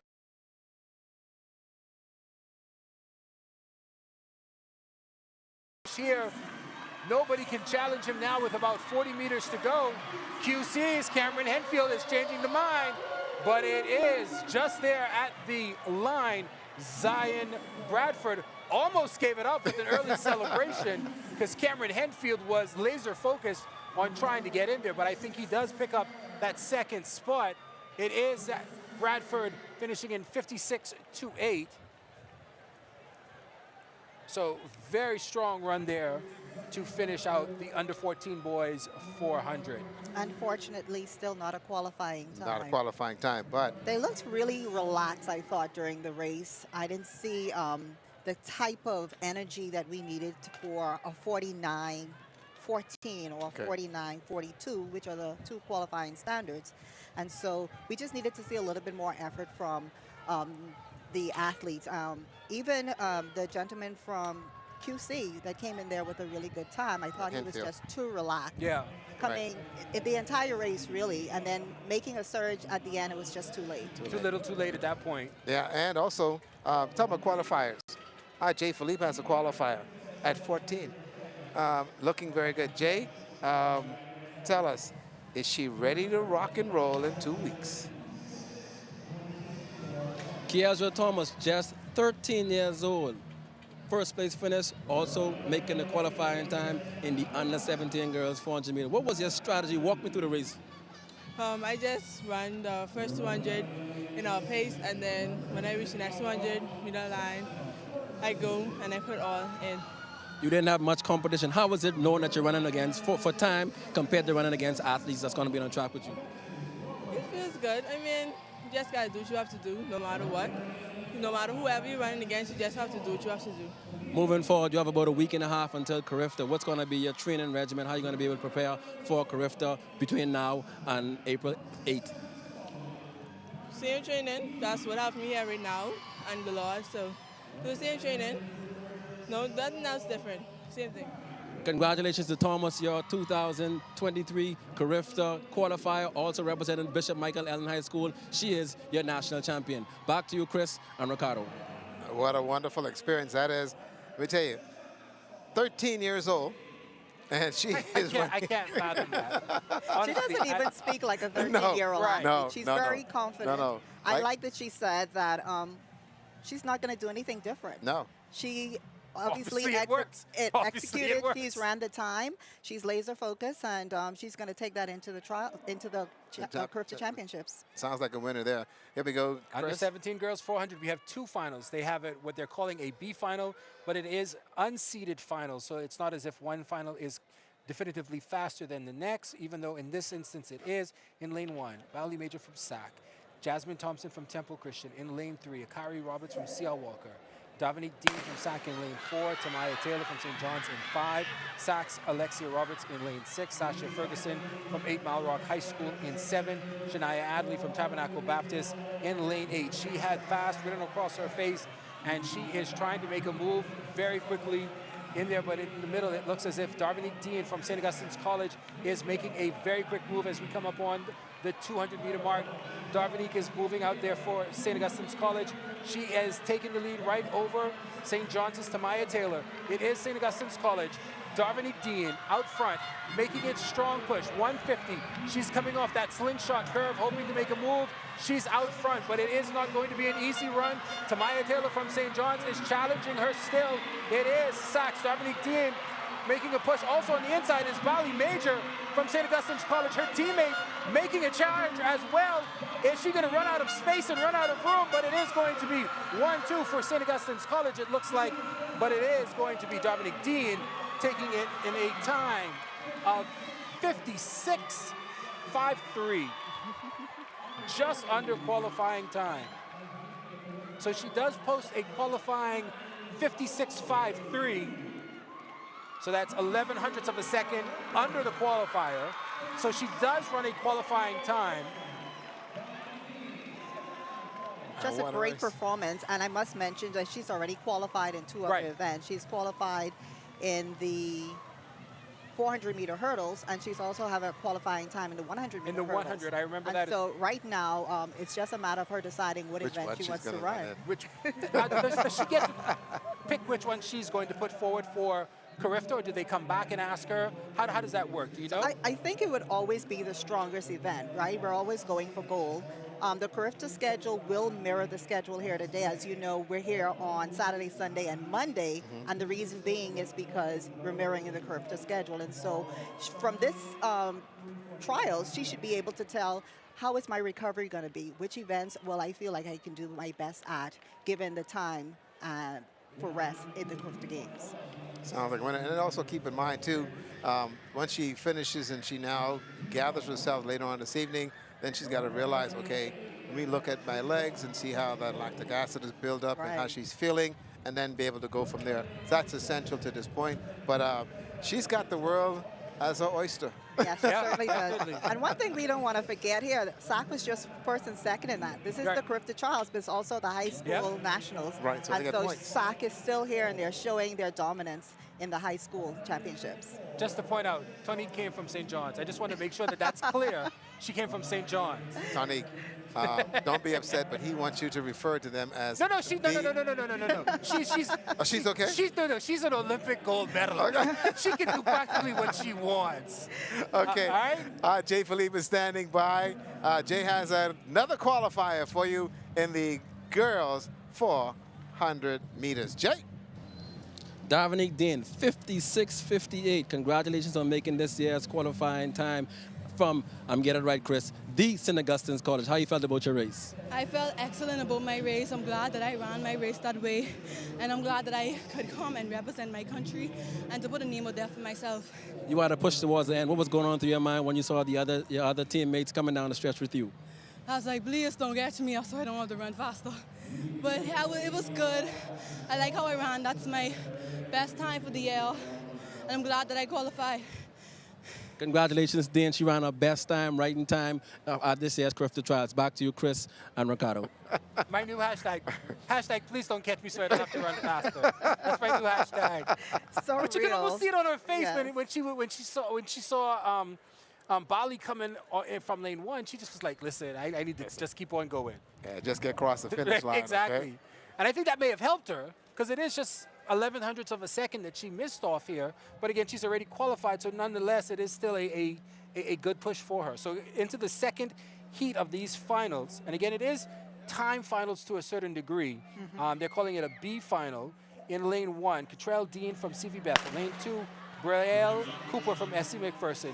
Kamari Hanna from QC in 3. Alicia Knowles from St. George's in lane 4. In lane 5, Christy Ford from Queens College. Lanuka Black from Tabernacle Baptist in 6. Rizpa Thompson from BMES in 7. And Kennedy Knowles from St. John's in lane 8. And you see Kennedy Jones out there very quickly moving out there at the about 200-meter mark. She is still dominating the race right now. On the inside, she is getting a little bit of a push from QC's Krista Ford in lane 5, but it is Kennedy Knowles very much in control out here. She is being challenged as we come off the 100. Kennedy is slowing down ever so slightly. Krista Ford from QC taking control of this race. She's being challenged by Alicia Knowles from St. George's right now, but it is QC's Krista Ford making the push. Kennedy Knowles on the outside again making a push, but right now it will be Krista Ford holding on for the win. Her entry time was 59 high. Waiting to see what the flash time is for her. Very good race there by the ladies and the under-17 girls in the 400 meters, which is a sprint nowadays. And you have to blame Tonique then for that because of the times that were turned in then, and then all of a sudden it slowly but surely came down a great deal. And to this day, it is a fun event to run, and a event that really takes an awful lot out of you, especially the legs, because you are running at such a aggressive speed as well as strength. And Tony, tell me about the strength and conditioning for this. Yeah, so the 400 is very much a speed race. We did it under a minute, 49 seconds, 06 for me, and as we know, Shawnee has gone 48 seconds. And so it's a speed race, but it requires so much endurance. You have to do an entire lap. And so it's one of those races where you're running very long rounds in practice, but then you're also getting in your short sprints too. And so it takes an athlete that can sprint, but one that has phenomenal endurance. And you got to have a clock in your head to know where you are at the 200 and know exactly what you do at the final 120 of this race, because that's where it begins to now kick in at I need to go. Yeah, and what I liked do. about what the young lady said was that she said, I took out the first 200 because oftentimes you find that people want to preserve themselves in the 400 because it's a painful race. But, you know, you have to have that gut feeling to say, listen, I want to win. I know what I have to do, and I'm going to sprint from the beginning. I know a lot of young athletes, you put them to run the 4, and the first thing they say is, I don't want to run this because I don't want to hurt. Right. And then It's so true. this thing makes you hurt. It does. It's not an easy race. You really have to be a different type of athlete to do the 400 meters, even more so than the 400 hurdles, because that's something that you can pace. But again, the 400 meters is all-out speed. All-out speed. Here we go, Chris, as the boys are now on the track. Under 17 boys, 400. Lane 1, Teron Petfree from North Eleuthera. Lane 2, Zion Davis from St. John's. Lane 3, Braden Mackey from CV Bethel. Jack Haywards, Zion Shepherd in 4. Giovanni Bridgewater from Bishop Michael Eldon in 5. George Nottage from QC in 6. Tiano Ferguson from SC McPherson in lane 7. And Egan Neely from St. Augustine's College in lane 8. Out there very quickly is St. John's. Pardon me, George Nottage from QC taking that quick lead out there in lane 6. He's going to hold on for this for quite some time. Don't expect a lot happening here On the inside, it is a push out there. In the middle, it is Giovanni Bridgewater coming in strong, and it will be Giovanni Bridgewater taking it. His time will flash.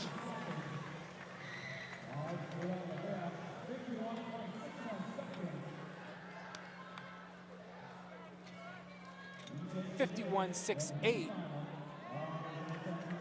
quite off of the Carifta qualifier of 49.42. So we're going to head over now to Jay Philippe. Laguerre, pretty impressive run just now. I know you're tired, you're out of breath. 51.67. How do you feel about your performance just now in the finals? I felt good. It was 2 PRs in a day. I felt good. You're representing 8 Mile Rock High, the country of the Blue Jays. What does it mean to be able to come out here victorious and represent Grand Bahama and 8 Mile Rock High?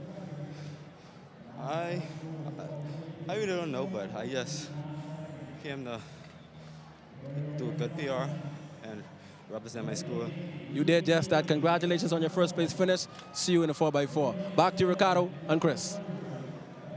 Okay, so we're getting ready for the boys 400. This will be the second heat. That was Cleon Laguerre from 8 Mile Rock, who ran in 51.68. We'll have a faster heat to wrap things up, and this heat will consist of, in lane 1 from North Eleuthera, Tehran, Petfree. In lane 2, Zion Davis from St. John's. In lane 3, Braden McPhee from CV Bethel.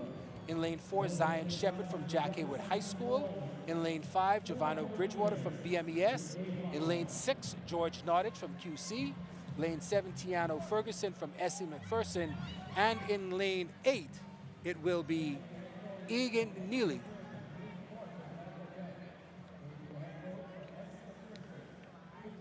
There you go.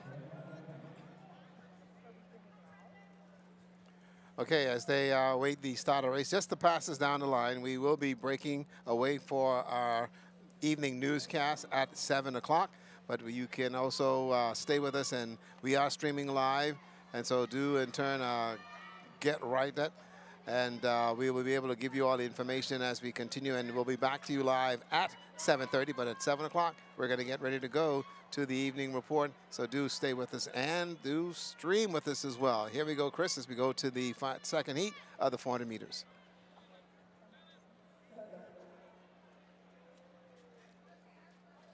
And they have to come up. Not sure what the starter saw. Oh, it's something coming from the stands. The starter was not pleased with the volume coming from the stands. So again, Petfree in 1, Davis in 2, Mackey in 3, Shepard in 4, Bridgewater in 5, Nottage in 6, Ferguson in 7, and Neely in lane 8.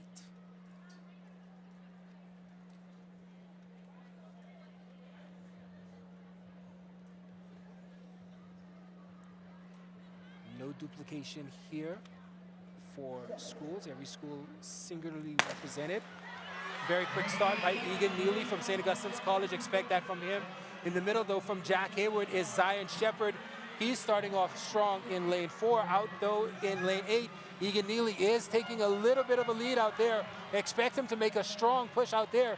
He runs this on a consistent basis. Hopefully he can keep on pushing here. Comes into 200. All Egan Neely right now. Can he hold on? A push here coming from St. Augustine's College. He's being pushed right now by St. John's. Zion Davis is making a push on the inside.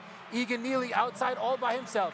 Egan Neely being cut down a little bit by CV Bethel and Jack Haywood High School. Zion Shepard from Jack Haywood High School has taken control. Jack Haywood, Egan Neely still in the race. Also coming in the middle, it is now another push from BMES Bridgewater, but it will be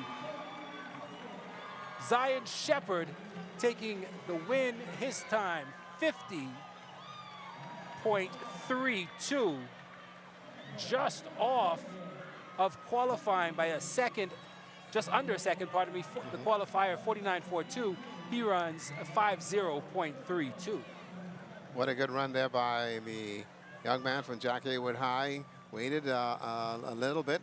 Again, they should have run, like Tonic said, that first 200 is essential. You got to get out there and then take the speed and let the speed transcend into getting you across the finish line. It was also a good run by the gentleman from SAC.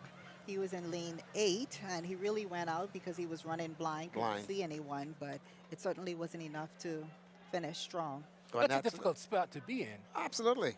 In lane 8 to run. Yeah, certainly. That's not really a spot that you want to be in. Usually you want to be in the middle of the track where you can see everybody just ahead of you. You can have somebody as a target to catch. And so you saw in the middle of the track, you have most of your qualifiers coming from. There you go. And again, you'll hear it from professional athletes and even the little ones in school. I don't want to be the rabbit.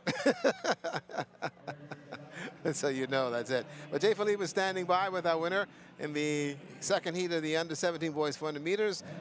Jay, what you got to say?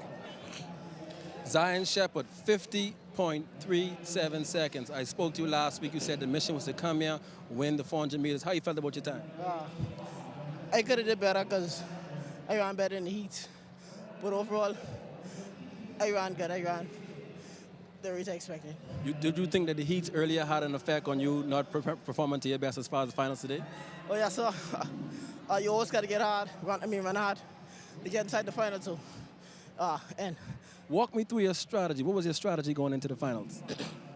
My strategy was to drive the first 40 meters, relax the back stretch, relax, 120, pick it up, 100, leave it all on track.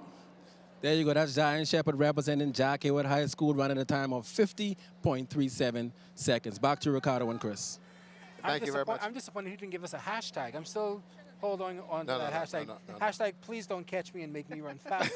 I'm holding on to that hashtag. You'll get that in the under-20 girls 400 meters, okay? So here we are, under-20, 400 for the girls in lane 1. Cyan Gomez from SAC. In lane 2, Regine Bastien from Sunland Baptist. Unattached is Sarah Augustin in lane 3. Jade Taylor from Kingsway Academy in 4. Sarah Hepburn from QC in lane 5. Tiana Culmer unattached in lane 6. Natasha Edgecombe from C.R. Walker in 7. And Jasmine Adderley from NGM Major in lane 8.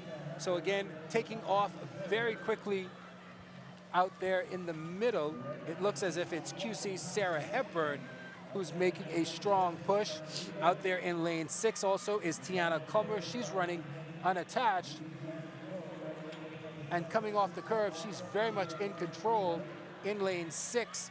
Tiana Culmer, very strong coming here. She is being challenged very quickly now by Jade Taylor from Kingsway Academy.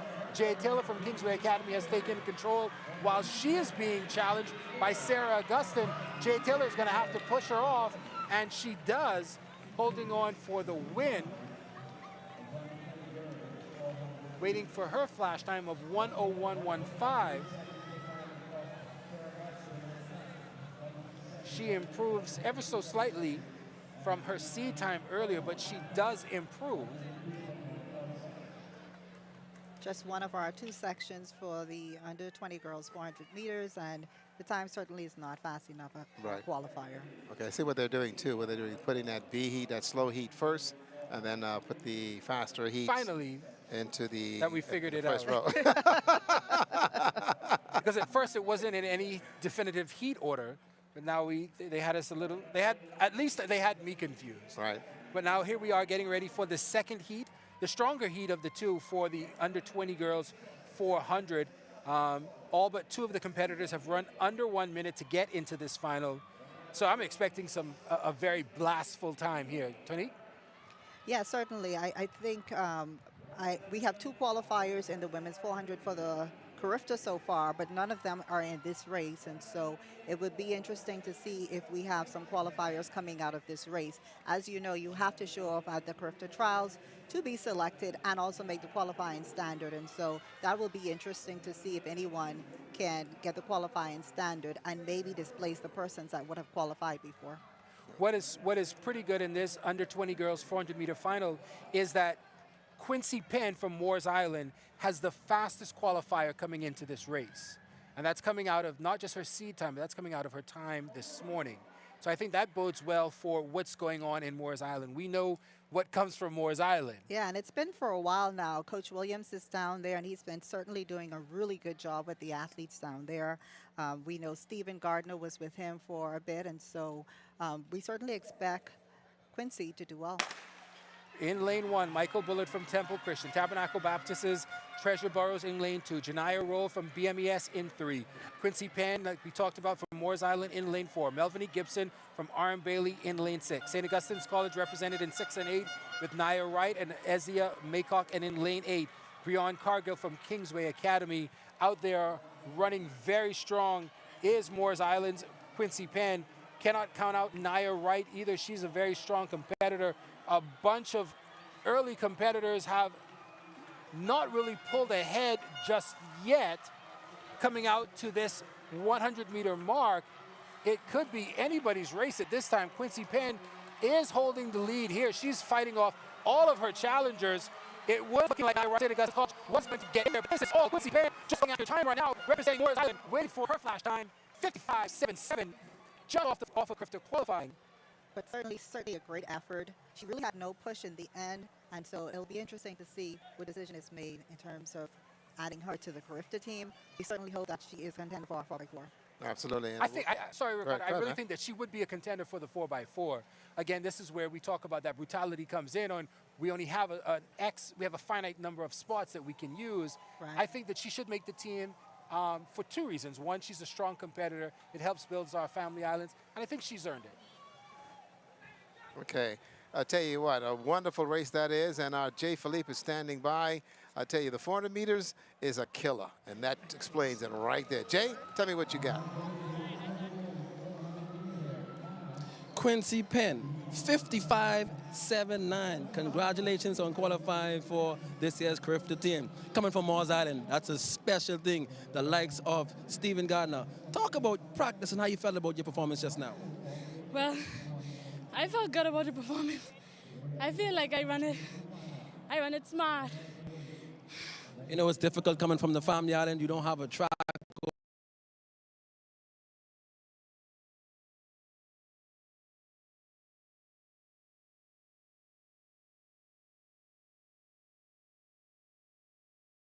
Over there, how are you able to overcome those obstacles and still be able to come into New Providence and compete amongst the best, and not just compete, but win? Well, even though we don't have a rubber track like everybody else, and maybe a disadvantage, but that's what makes me push harder. There you heard it. That's what made her push harder. Quincy Penn, congratulations. First place finish from Moores Island. She's going to be part of this year's Carifta team. Congratulations, Quincy. Back to you, Caro and Chris.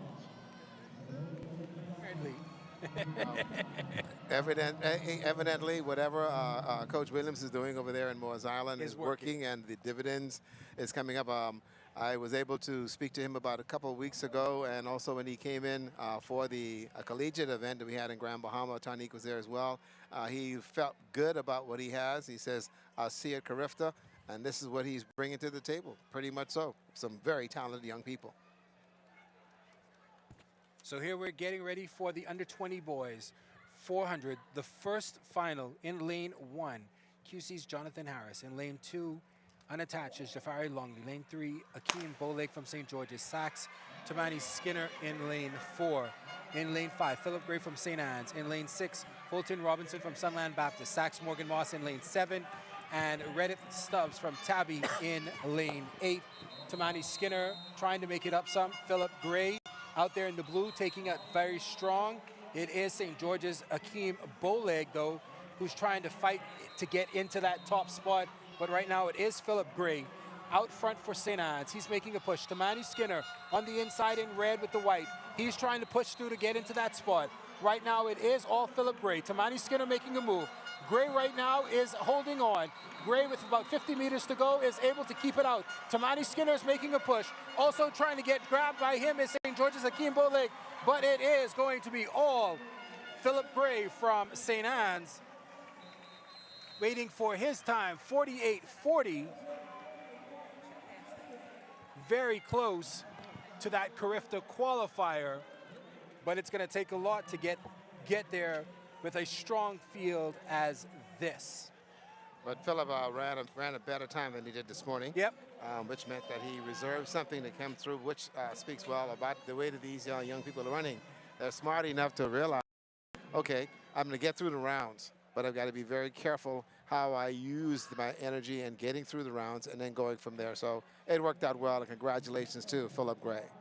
Philip was on our team last year, and he had some challenges. So I know he was really, really focused coming into this championship. He wants to run that individual 400 meters, and so we'll wait to see what happens in the next section and see if he'll get an opportunity. I was about to say, you have to also wait to see what the selection committee has to say. Let's hear what Philip has to say. We're going to toss it over to Jay Philippe standing by with Philip. Philip Gray, 48-39, long strides, long legs. How you felt about your performance just now in the finals? I felt great. I felt like I executed the promise together. I did that. It was a close race. You had some competition down the stretch. Once you saw those guys making your way, what was your mindset then? I just gotta go. Everybody here isn't just as much as me. Just who wants it more. There you have it. Quincy said he wanted more. That is, he made did not make the Carifta qualifying mark, but came close. But congratulations, that's in hands. There you go, Philip Gray. I watched Philip over the years as a little tyke, and now, I mean, what you feeding these kids? Because I look at them, I go back. Everybody knows it's the comp. I go back and I'm looking at these young people who I've seen in the primary school divisions and watched them come up through the high school ranks, and here they are. And they're like, okay, they just took off. Yep.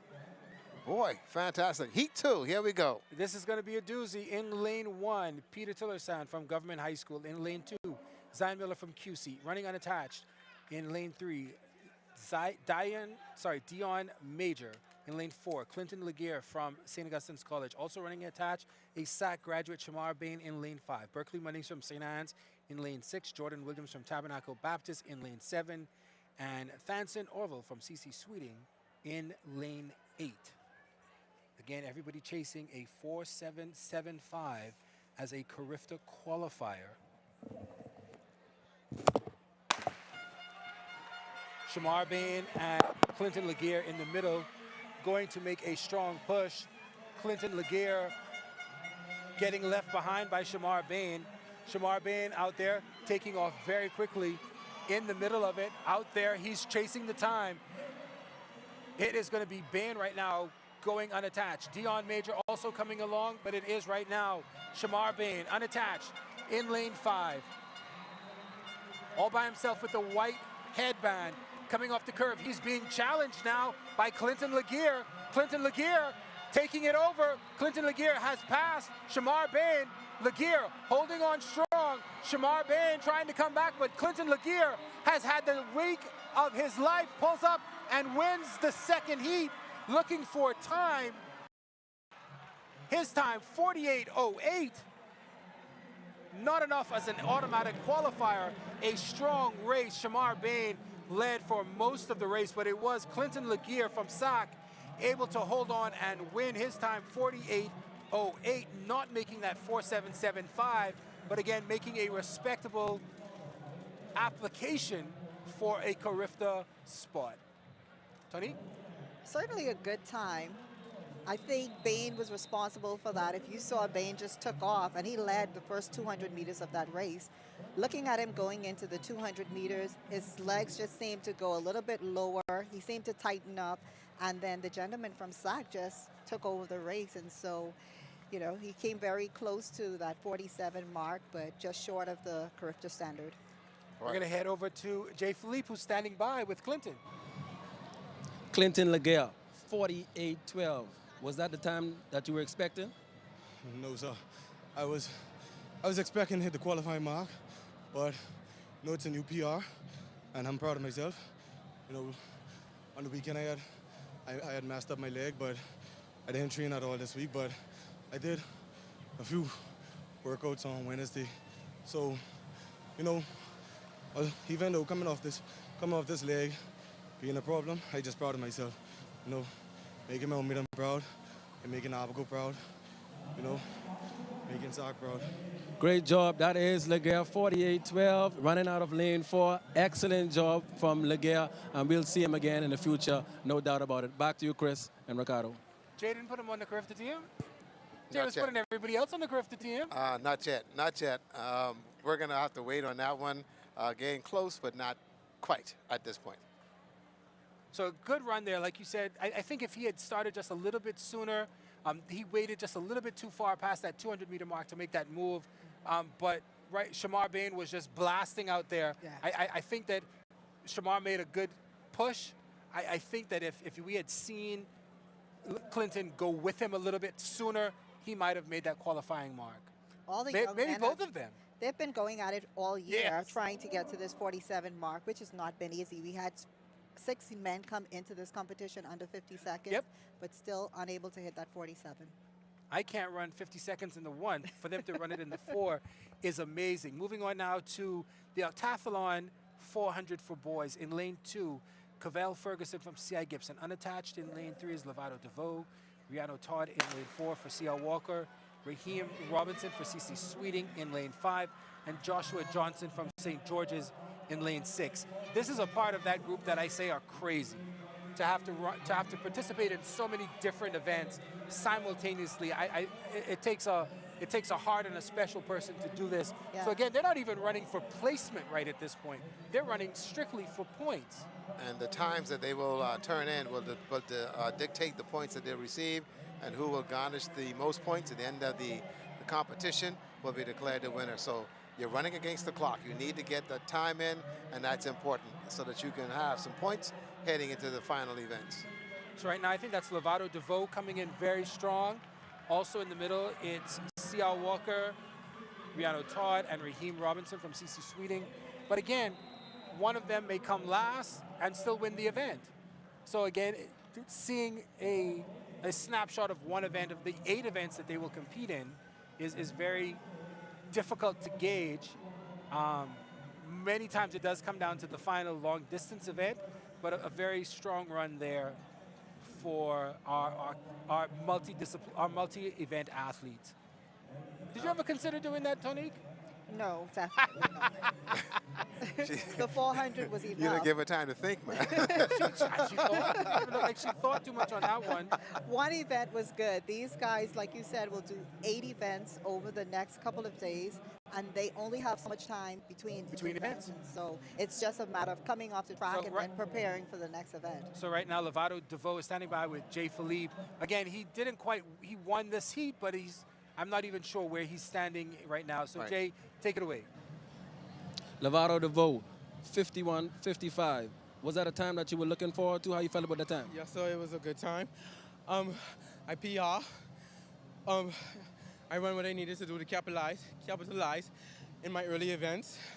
I know what I needed to do, and I did exactly what I needed to do. I executed well. PR is always a good thing. It came down to the finish line, you and the competitor. What was going through your mind as you guys came down to the last 10 meters? Like my coach say, be strong. I know that I had to be aggressive, so I know that when I open my hands, I'm very aggressive. Rather than holding my hands and restricting myself back, I also know that I had to lean my chest forward. And it's a lot of headwind, but I know I could do it. Well executed race by Lovato. Congratulations on your first place finish. Back to you, Chris and Ricardo. Lovato has been strong in this event for quite some time. If I remember correctly, came from C.C. Sweeting and has been making very strong moves there as well. So I suspect he may be maybe leading or at least in the top right now in that multi-event. So here's the second heat of the 400s. Kyle Bain from C.L. Walker in 2. Donovan Samuels Jr. from C.I. Gibson in 3. In lane 4, Laquan Ellis unattached. In lane 5, Marco Carey from Sunland Baptist. In lane 6, Delvius Delva from Central Eleuthera. And running unattached in lane 7 and competing unattached is Brandon Hutchinson in this second 400-meter octathlon run. And again, they've bunched up a little bit. It's only 3 competitors who have shown up. We seem to have lost a few, but again, it speaks to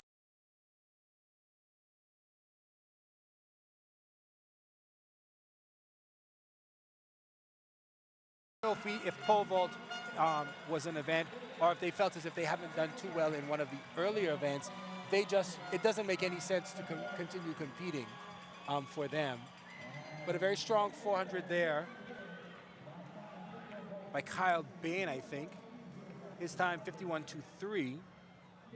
He'll pick up some points for that. Yeah, that's some very good points that he's going to need down the road.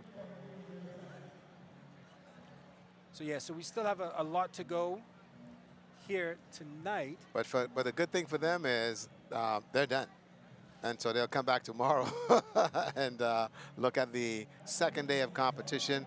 And now you'll have to figure out who's going to be able to recoup as quickly as the other athletes are, and that will determine what happens. So tomorrow is going to be very, very pivotal as far as the point scenario for those athletes in the multi-events, and the same thing applies for the girls. They too will have to make a quick recovery. This is where trainers are necessary. They've got to now go and get that rub down. They've got to get the ice and the whole 9 yards. The craziest thing in the world is an ice bath. And I ain't gonna never do that again in my life.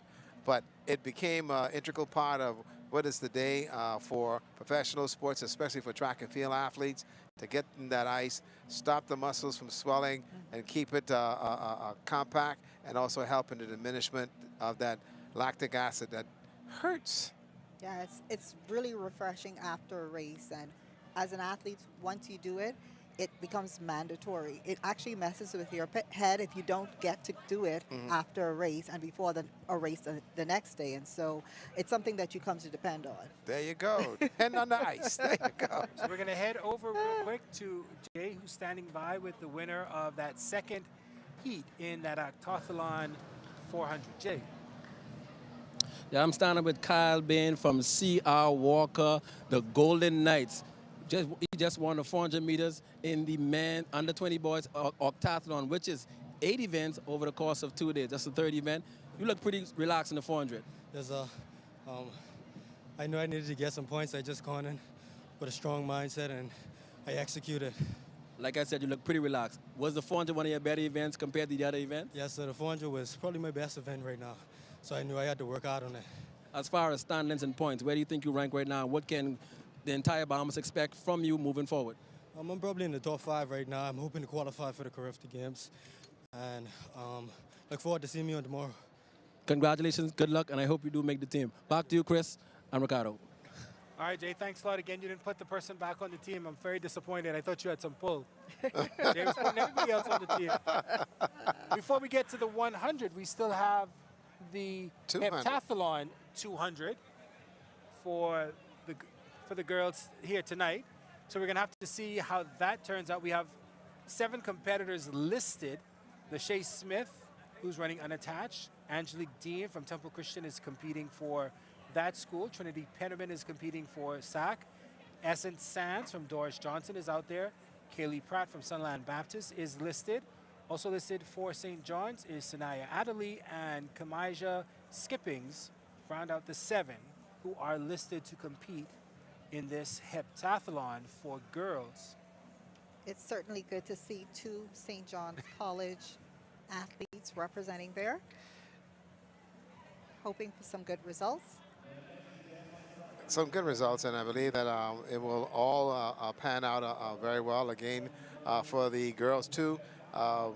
Getting them to compete in the multi-events is also important, and also to our audience, we are streaming, and again, we just want to make sure that you do get the information, make sure that things go in the way it is. So we'll double check for you. We're understanding that we may have 1 or 2 calls in regards to how the stream is going. We'll double check on that for you and make sure that that's going out there so that folks don't miss any of the action here at the track, especially with the 100 meters finals coming up in just a bit here at the stadium. By that time, hopefully we'll be back from the news and we'll be able to bring you live coverage of that. But right now, go back to the 200 meters for these young ladies who have been competing all morning long here at the Thomas A. Robinson National Stadium. All right, just to follow up on what you were saying, I think that we are streaming on YouTube. If my producer can double check that, and not on the app. I know we've been getting some calls, and we're hearing the calls that are coming in, but I don't know if my producers can just let me know if it is streaming on YouTube solely or on the app.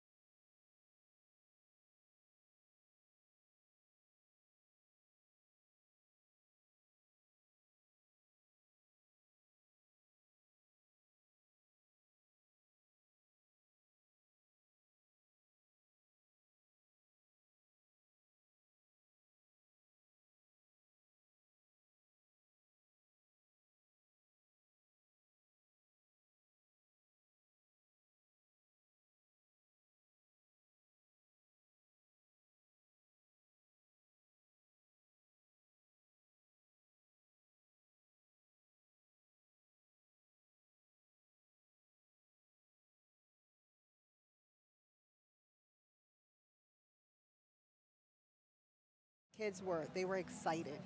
They were happy to be here, be a part of this event. And they don't often get to do this. And so with us having the two section finals, I think this also gives them more than one opportunity to compete, because oftentimes persons are out after the first round, they've traveled all this way, maybe this is their first big competition like this, and then they have nothing to do.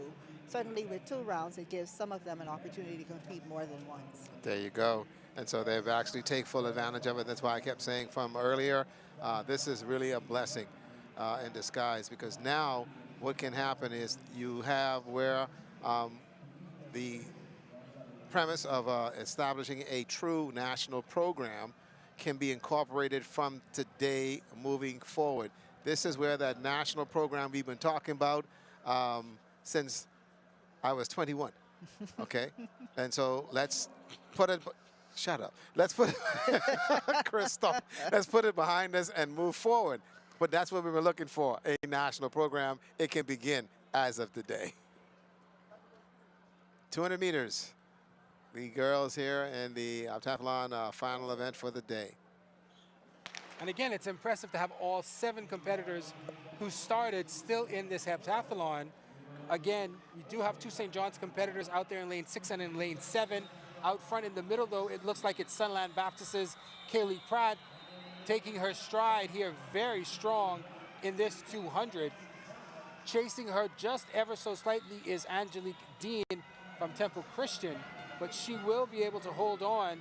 Trinity Penniman from SAC also in the mix, but it is from Sunland, Kaylee Pratt pulling up with the win here. But again, remember, it's not just position, it's performance that translates into points here. The standard that they are chasing in the under 20 girls heptathlon is 3,924 points. Those have to be accumulated over the 2 days and 8 events. So this is the 4th event and the last event for the day. So they're going to go get ready for tomorrow.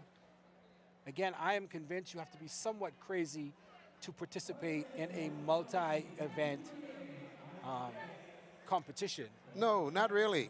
Yes. Not really. It's about working on the psyche, okay? You're not too fast in the sprints. You're not too adverse in the jumps, but you're mediocre, okay? Yeah. But you could turn around and take that, put the 2 together, and you could be a super athlete in the multi-event. And so, no, but then Chris, you want to make the team. I get your point in that I can be an okay sprinter, an okay middle distancer. I'm pretty good at throwing something. I'm pretty good at jumping. Not enough to make the team singularly. Right. Put it all together. I can make that 4,000 points necessary on the heptathlon side, or the 4,800 points on the men's side. Right. I get the point, but it is a grueling event to consistently finish something that you put 100% in and turn around 90 minutes later, put another 100%. Yeah. 90 minutes later, I'm throwing a ball. A couple minutes later, I'm jumping over a stick. It's a lot. It's grueling. It is grueling. And to get there, you've got to have a mental discipline to be able to do that. But and when I say crazy, I don't mean it, sorry, Tony, not in a negative way, but it's definitely, you have to be mentally ready for that. Agreed. Yeah. Mentally ready. What I wanted to add, it's all day. You don't get to go home like after the 100 or 200 to rest up for the next event. And then oftentimes you're sitting in the high jump area for the entire competition, because you have to wait for everyone to compete. It's sunny, it's raining, you're battling the weather, and so it is a grueling event because you're exposed to the elements all day, and you continuously have to get ready for one event right after the next, and it's over 2 days. And what happens in that event is these kids who compete in the multi-event, when they do end up getting rid of their track career, they could say to their kids, I was the best at everything. And so you got to realize the psyche to this thing, man. You know, it's not that, you know, mommy or daddy used to run 100 or 200 meters. Listen, I was a complete athlete. Right. I did it all. And I think that's another thing that you can work on. And most of the athletes that do this in the multi-events, especially at the world stage, you'll find that they have a wonderful life, man, because they get the sponsorship now. They never used to get the sponsorship, but now you get the sponsorship and you get the kind of help that you want, and that's it. And that's one of the key things now that track and field is getting, Tonique, Right. the fact that there's now a lot of sponsorship coming in, whereas everybody was fighting to get some sponsors to help them at all of the cost. Like these young people have to now go and find a trainer and find a means and ways to take care of their muscles. That's costly. It is. And so for, you know, the next level in terms of where they're going to be, they're going to need that kind of stuff. It's not just me running out there. It's a coach, it's a trainer, it's a physio, it's a nutritionist, it's the supplements, it's the vitamins, it's the equipment, it's the gym membership to run 40 seconds. Again, a lot of people don't realize that there's so many ingredients necessary for that 48-second run.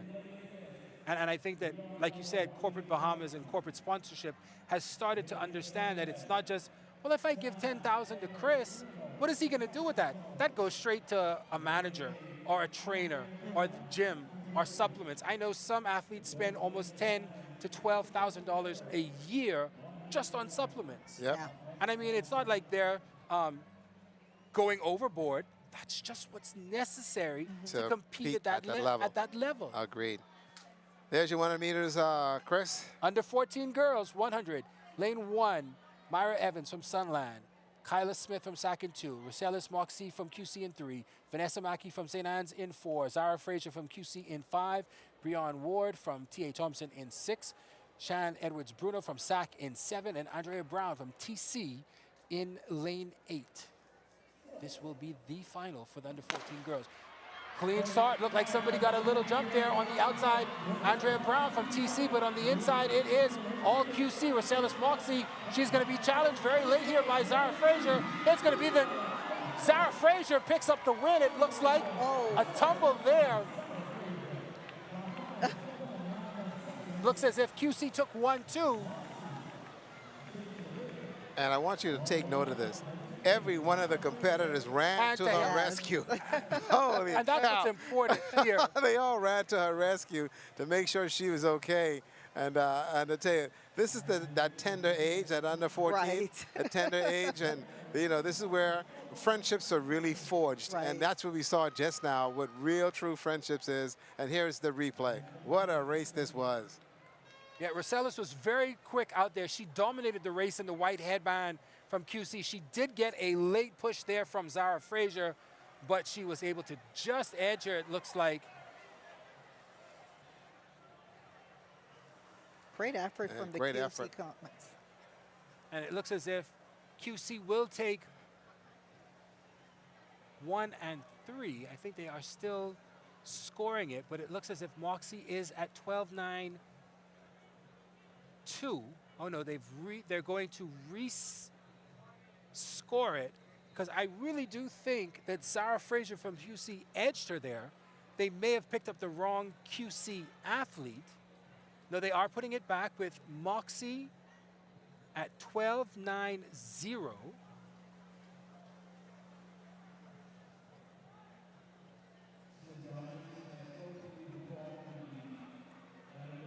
All right, so it is a final with Rosellis Moxie taking the win.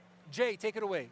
Rosellis Moxie, congratulations, 12.90 seconds. Was that the time you expected? How you felt about the race? I felt very nervous because since my times keep being 13, I thought I wasn't gonna make it, but here I am, I made it. And the time I was respected is like 13.01, and yeah, and I felt I felt so nervous and shivering since I was very cold, but I had it. You ran an excellent race. You definitely went below 13 seconds, so I guess that's a personal best for you? Yes, sir. Congratulations, Moxie, under 14 girls, 100-meter winner. Back to you, Chris and Ricardo. All right, Jay, thanks a lot. I'm surprised you didn't put her on the Carifta team as well. Getting ready now for the under 14 boys 100 in lane 1, representing C.H. Reeves, Lavario Ferguson. In lane 2, Isaiah Wilson from Kingsway Academy. Lane 3, Aiden Mustrom from St. John's. Representing St. Paul's. In lane 4, Kishan Pinder. In lane 5, representing SAC, is Jariah Woodside. In lane 6 from St. John's, Sean Ferguson. In lane 7, Tavares Moss from Sunland Baptist.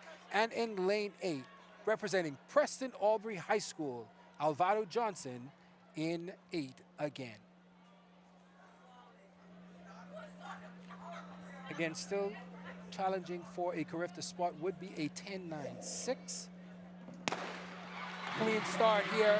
Sunland Baptist's Moss getting out very quickly, but he's quickly eaten up on the inside of this St. John's. Aiden Musgrove challenged by St. Paul's. Keyshawn Pinder. Pinder coming through. It looks as if it will be Pinder taking the win. Just out nicking St. John's, Aiden Musgrove. Again, that one will come down maybe to the hundreds. That was a close one, but again, Ricardo, what you talk about again, everybody coming together to help. Coming together to make sure that they're athletes, and it's all about the camaraderie. And at this age bracket, this shows you the importance of how these young people who have been together running against each other, but for the most part, they care about each other. And pulling up with the win at 11-8-1 is Keyshawn Pinder from St. Paul's, just out nicking Aiden Musgrove. It looks as if by 0.05 of a second, but this was a close race. And if he can get that right arm to get straight, he may be doing a little bit better at times as well, but a great run there. And like you said, everybody turned around and was like, let's help our guy up. Get to him right away and check on him, find out what's going on. Also keep in mind, too, that when you look at the shoes that these young people are wearing, and many of them, as they at this age, are learning the intricacies of running. Okay, and so now they've got to learn that, you just don't come to a complete stop. You have to continue and keep going and allow yourself to come down gradually, because you can turn around and get hooked in that chevron surface. Yep. And anything happens after that, and then you're in a bind. And so I think they'll learn as they move forward. We're going to head over to Jay Philippe with Keyshawn Pinder, the under-14 winner. Jay. Yes, Chris. Yes, Chris. Keyshawn Pinder, 11.80 seconds. What does it mean for you and St. Paul's, a small school in Grand Bahama, to come into New Providence and win the title in the 100 meters? It just, we come to prove people wrong, and then just feels good running. You ran a great race. It came down to the last few seconds. What was that extra nudge that allowed you to go beyond and to be able to come out as a victor? He led up too easy, so I take the advantage and dip before him. There you have it. Keyshawn Pinder took advantage of the opportunity, and he is your winner at this year's Nationals in the 100 meters under 14 boys. Congratulations. Jay, don't worry. We keep changing. So we're not quite sure what is what. So this is the under 17 girls B final for the 100. It looks as if we have only 3 competitors. Four. Sorry. She almost got swallowed up by the assistant starter there. So it looks as if in lane 1, it will be Aisha Hanna. Maybe if we can see everybody else, but it was Aisha Hanna from CV Bethel in lane 1. In lane 3 is Tamaya Edwards from Anatole Rogers, Caitlin Smith from St. John's in lane 4, and in lane 6, Royce Pantry from QC. So it looks as if Aisha Hanna got a very good jump there on that start. She's tearing out early, having the slight advantage here with about 10 meters to go. It's going to be a challenge at the finish, and it looks as if St. John's Caitlin Smith able to pull in and pick up that B final win. Her time, 12.95. Very good run as well. A good run for her. Yeah, she ran 12.95, that B final win. Again, she's hoping that it stands up. But only 4 competitors have either tied or gone over that time in the A final coming up next.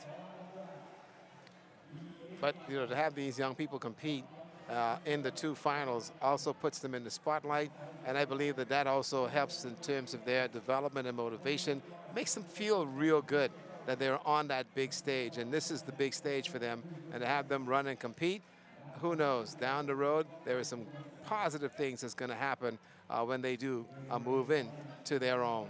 And I love what they're doing here with this particular race itself and the event. Great start there by Aisha Hanna, could not hold on. St. John's' Caitlin Smith picks up the win. Getting ready now for the under-17 girls A final in the 100. Again, they're chasing 12.2 seconds. Going over quickly to Jay for the winner from St. John's and Caitlin. Jay. Caitlin Smith, congratulations, St. John's Giants. It was a close finish, a photo finish. How you felt about your performance? I felt great about my performance, and this was the first time in a while I did good in my races, and I gave it all to God. And I'd like to thank my coach, Tito Moss, for helping me through all of this. There you go. And if it wasn't for him, I wouldn't be in this place right now. Congratulations, Caitlin Smith. You're a winner in the under-17 girls 100 meters. Back to you, Chris. I love that attitude. I know, exactly. So getting ready now for this A final in lane 1 from QC, Kaylee Davis. In lane 2, unattached, is Shekaniah Johnson. In lane 3, from BMES, Phoebe Thompson. In lane 4, QC's Jemiah Nabi. In lane 5, SAC's Cheyenne Demerit. SAC also represented in 6 and 7. In 6, Kylie Wallace. In 7, Madison Moss. And in lane 8, Peyton Knowles from St. John's. Everybody chasing a 12.2. Jemiah Nabi from QC has already made that qualifying mark earlier today. It's going to come down to a spot on the Carifta team right now. Looks as if Jemiah stumbled just a little bit coming out of that blocks. She's easily making it up. She's going to be pushing. No competition here. Moss trying to get to her, but nothing. She's looking to hold on and pick up that win. Looked like she stumbled just ever so slightly coming out of the blocks, showing the love out there, looking for her flash time. She's already qualified, and it looks as if she qualified earlier today as well with a 12.14. Presumably she has won, because clearly that is better than a 12.95. She has won, so she's inked her spot in the Carifta championship team for the Bahamas, just waiting for her flash time to come up. That's beautiful, beautiful, fantastic. Good run there. Seeing exactly the transition, and boy, these young ladies are sharing the love. They're having a good time. Certainly knew exactly what the assignment was, and she went out there, she executed, and so it's just a matter now of waiting to see if her time is improved. You could tell from her face that she was very focused and understood exactly what the big picture was. And again, you could tell that these kids are coached very well, and you could tell that they're going through it. And they're giving their coaches a lot of accolades, primarily because they've been now trained to do certain things. And they understand now what the mission is. And the mission is to go through the phase, listen, do it day, repeatedly, over and over and over, and now you get the result here on the track. And at QC, we have Coach Everett Fraser, who's been there for a while, really just changing the program. They have some dynamic sprinters right now, as you can see. They've been in just about every final. And so as we continue to watch this Carifta, we'll continue to see the comets shining. And also keep in mind, too, that there are spotters that's sitting there and also taking the notes and information. And so they will be looking at a lot of this data and utilizing this data and being able to use it, okay, as we move forward into the summer months and into next year as to these up-and-coming stars that's going to be a part of our national program, which is very, very important. All right, Kato, thanks. So real quick, it seems as if her flash time was 11.87, which goes under 12 seconds. And if that time stands up, looking for it now, no, her flash time was 11.87. If that flash time holds up, not only is it a qualifier for under 17, it's a qualifier for under 20 as well. So let's figure out what the magic is. We're going to go over to Jay, who's standing by right now. Okay, real quick change of plan. We're going to go to the B final of the under 17 boys. In lane 1, Tyler Frazier from SAC. Lane 2, Roll from St. Mary Patricia. McPhee from Sac in 3, Gordon in 4, Ford in 5, Pratt in 6, Tate in 7, and Etienne in 8. And right in the middle, it is Trent Ford, it looks as if, from St. Augustine's College, who made a strong push there to pick up the win. His time, 11:01. So we're going to head over to Jay with the winner from the under 20 girls 100. Jay. Jamia Nabi, 11.87 seconds. That's a fast time. Yes, sir. It's all within my work and trusted in God, and everything came true. I was really worried about the win tonight, but it was pretty low, and I definitely looking to push past my limits for Carifta Games. You seem like you were in a class of your own. You were there by yourself. I wouldn't say that, but all competition is appreciated, and yes. There you have it, Nabi from Queens College, this year's under 20 winner in the 100 meters. Under 17. Yeah. Jay could put her on the team. Apparently, this one is an easy one you can put on. This is an under easy 17 or under 20. Yeah, we can put her on either one at this point. 11.87 surpasses the under 20 girls qualifier. And again, let's make sure that that holds up. But that's still an amazing run for her, even if it fluctuates a few hundred. But what she said, I appreciate all the competition. Each competition she's getting faster. Yeah. And so that bodes well for her going into the Carifta, because hopefully we'll see that time drop again. And it certainly will have to, because we know that Jamaica is coming with some power sprinters, and 11.8, she may have to break that just to medal. There you go, and she's going to be great. Jay Philippe standing by. Let's quickly send over to Jay for that interview. Jay? Yes, Ricardo, Trent Ford from the St. Augustine's College. What a race. Walk me through your performance, how you felt about your performance in the finals just now. Coming out the semis, I had a rough start. In the finals, my coach just told me just focus. This is the second chance from God being in the B finals, so I just give it all I got, and I beat B. To be able to run 3 races in one day, how did you mentally prepare for the finals? No, I just get in the zone, just focus myself, envision what I want to do, and I did it. Congratulations, SAC won this year's 100 meters. Back to you guys. Under 17 boys, 100 getting ready for the start. LeBranch, Roker, Burrows, Brown, Roll, Frazier, Smith, and Kelly. 2 unattached, 1 St. John's, 1 from Tabby, 1 from QC, and 2 from St. Augustine's College. Here for the start. Chasing 10.96. Clean start. Very quickly. Andrew Brown from St. Augustine's College in the middle. It's an all bungle right now. Coming out though, St. John's. Ishmael Roll trying to make a push. Ishmael Roll coming in for St. John's, picks up the win, looking for his time.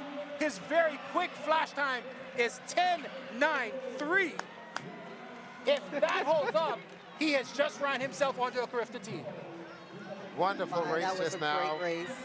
Very much so. Watching these young men just now run, it was fantastic to see that the kind of speed that we've seen here in terms of the turnover was absolutely fantastic.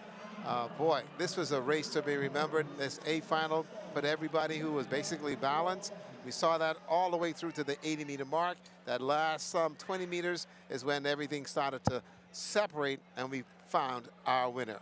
Yeah, he certainly looked good. I didn't want to, cheer too loudly. I don't want to be biased, but it was great to see St. John's out there, and he looked really good. And we're just waiting on that time to see. Be loud. Go ahead. Because Chris is already trained Jay to say the St. Augustine's College. You can be loud with St. John's. So Ishmael's time has been finalized as 10.93. Again, and that certainly that surpasses the Carifta qualifying standard. I think Jay was trying to get Ishmael. It looks as if he's going to come back. Running a 100 has got to be one of the easiest things to do, clearly. So you don't need any rest, recovery, nothing. And I'm being very facetious here. Yes, because the only person in the world that can run that and say what you got to say is Usain Bolt. I don't know how he does it. Okay. I interviewed him once during the World Relays here, and he had finished, and I was like, buddy, how are you able to do this? So it looks as if Jay has gotten Ishmael back. 10.93, ran himself onto a Carifta team. Jay. Ishmael, we know you're fast, but 10.93, that's kind of super fast. Not really. I really want to leave myself aim for 10.5. That's what the Jamaicans are running, and I wanted to be able to show them that I can compete with it. Ishmael, you know you would have made the team last year. Based on your experience this year, what are some of the things you're going to improve on as Carifta is going to be held right here in New Providence? Well, firstly, I need to improve on my start because that's what really cost me last year to come third. There you have it, Ishmael from St. John's College. Back to you guys. Let me do it for you. The Okay, St. John's, so the St. Chris, John, the what St. I'm going to John's say. College Giant picking up the win there. Yes. Tonique with her pom-poms ready to go. Here we are, under 20 girls, 100-meter B final. Clark in 1,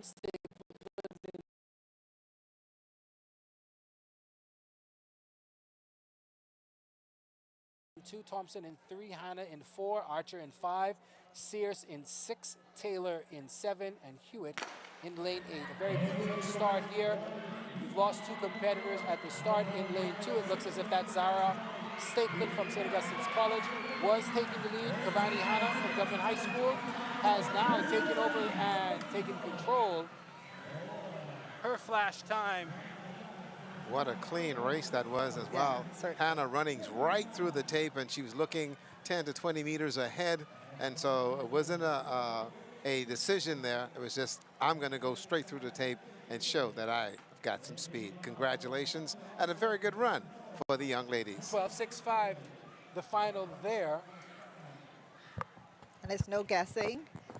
I think in the last several races, all of our winners came from right in the middle of the track. Again, we talk about those preferred lanes, and they've just been running straight down to the finish.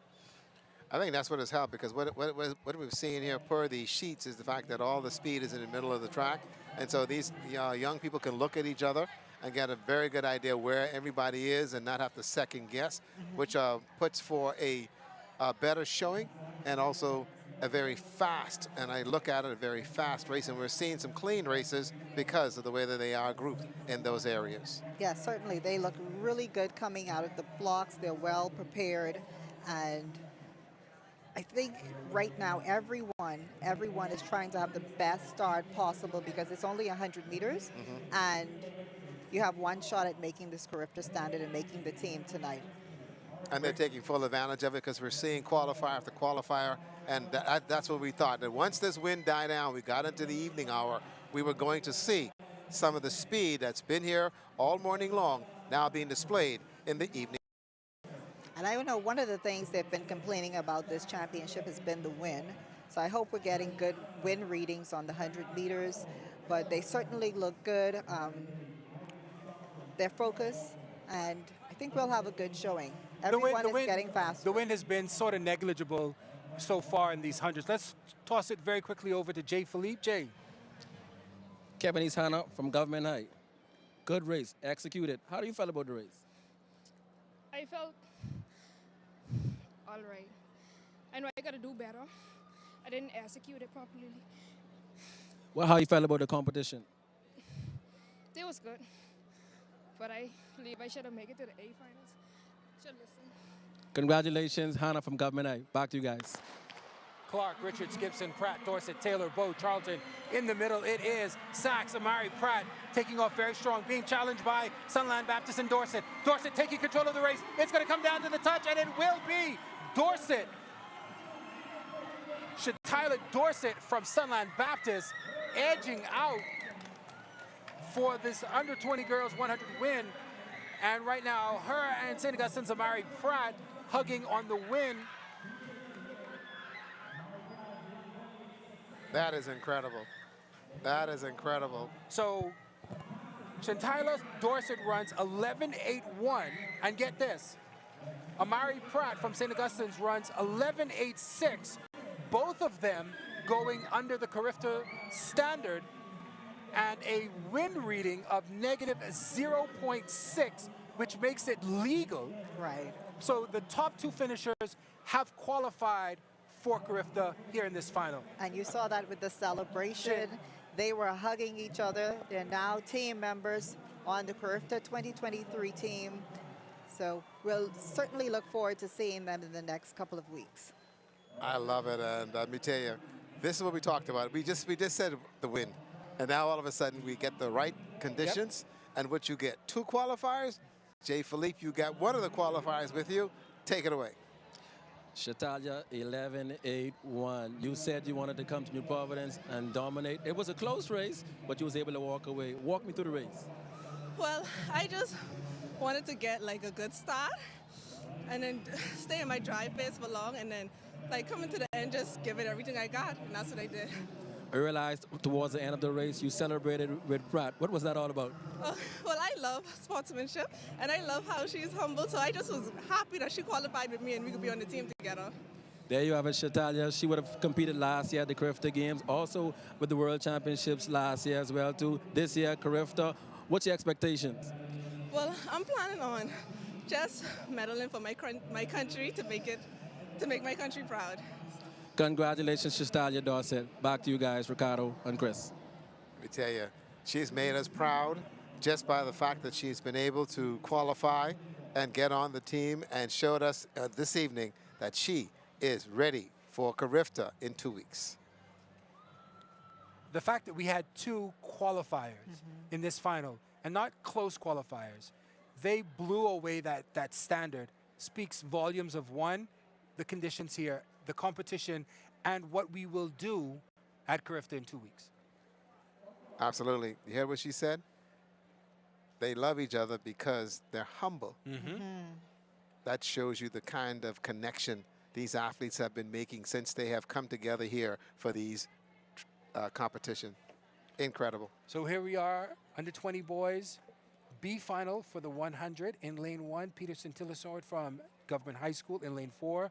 Matthew Chandler from QC. And it looks as if Alexander Dean from QC in lane 6 as well. Clean start. Looks as if Matthew Chandler stumbled just a little bit. Pretty even now, 60 meters to go. Alexander Dean is eaten up by Matthew Chandler from QC.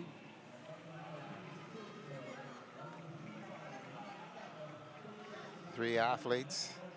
I know it's a bit disappointing for them because they're looking for a full field to compete here this evening, which would have been absolutely fantastic. But the bottom line is it's their show, their showtime, and so they're pretty happy with that. And again, Matthew ran a 10.98 in the semifinal, came back, ran 11.14 here tonight. Probably could have done a little bit more if there had been a lot more of a challenge there, and I think not having that challenge may have played a role in that, and hit what maybe in his mind a disappointing run, 11.14. They are chasing 10.6. Nobody ran that this morning. I'm not sure. I know Tonique has the master list of qualifiers. I'm not sure if anybody has qualified yet in the under 20 boys 100, but nobody ran the 10.6 this morning this afternoon. Yeah, we have one qualifier at 10.60 exactly, Jonathan Fowler. And so I'm not sure if he's in the final. He is. From SAC, he is in lane 6. So let's go real quick through the under 20 boys 100 final. In lane 1, Michael Cartwright from QC. Running unattached, Sean Marshall in 2. Also unattached, Adam Musgrove in 3. Zion Campbell unattached as well in lane 4. Jeremiah Adley from NCA in lane 5. Jonathan Fowler from SAC in lane 6. Carlos Brown from C.R. Walker in 7. And Andrew Stiles in lane 8 for Sunland Baptist. This is going to be a very fast race. And hopefully for them, someone can be dragged into a Carifta qualifier. Well, there is the opportunity because now the conditions are perfect for them to actually post that qualifying time. All it is a matter now of going through your race, getting out of the blocks and going through the transition and carrying the speed all the way into the finish line. And that's going to be very important. This is a technical race right now. And I know there's a lot of pressure on these young men, but they know what they are here for. A spot on that team and also points for their schools. Just so that you know, in that last race, the wind reading was 0.0. There was no wind in that race. Certainly good. Absolutely. So fall in lane 6, goes in with a qualifier. He must be comfortable knowing that he has a qualifying time, but this is the 100 meters and anything can happen. Anything can happen. So we expect him to get out and have a strong race. And then it certainly bodes well for the gentleman on the side of him, because if they can just keep up with him, he runs fast. Maybe they'll get a qualifier too. You know, the one thing in this event, you'll see them close to each other, and you hope that you could draft off your competitor, but your competitor can pull you along when they move. And so at least you have a peripheral view of who's where, and that tells you exactly you need to either dig down a little bit more, or I need to continue and let the speed carry me to the finish line. Zion Campbell, the fastest time, 10.74 in lane 4. In lane 5, Jeremiah Adley from NCA, 10.75. And 10.76, Jonathan Fowler comes in. Those are the 3 top times coming out of this morning. But again, Fowler already have that Carifta qualifier in this under 20 boys 100 meters.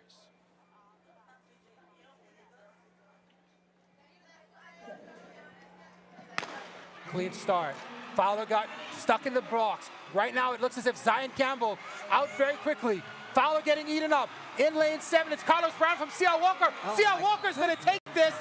He's looking for a time to get onto that team. What a race. Absolute race. And he looks ran 10.49. And he looked at it, and you could tell the celebration. Let's celebrate here in the stadium. Incredible. Adam Musgrove also ran 10.55. Zion Campbell ran 10.60. And this is exactly what we meant by not getting comfortable, going out there, executing again, running the time again, because you never know who's coming for that Carifta qualifying time.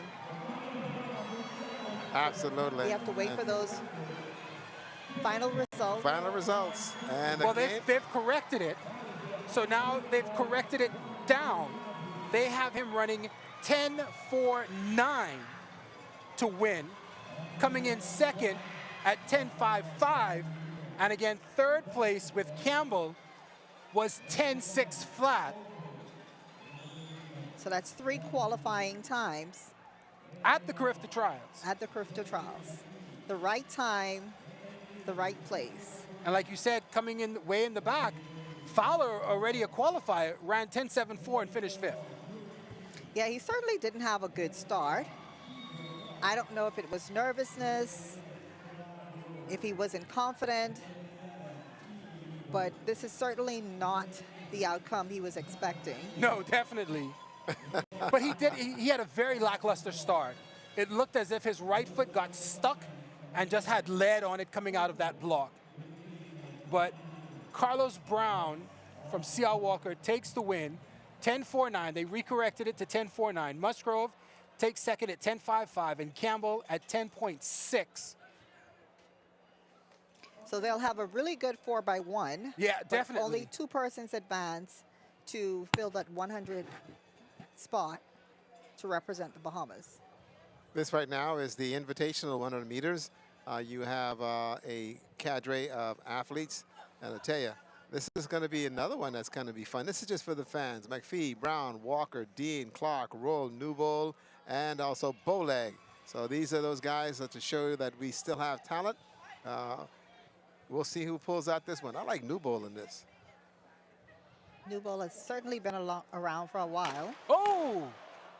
Starting at St. John's College as a 400-meter runner. I think if I haven't seen the full field, but I think Newbold is the only one there with a world championship medal.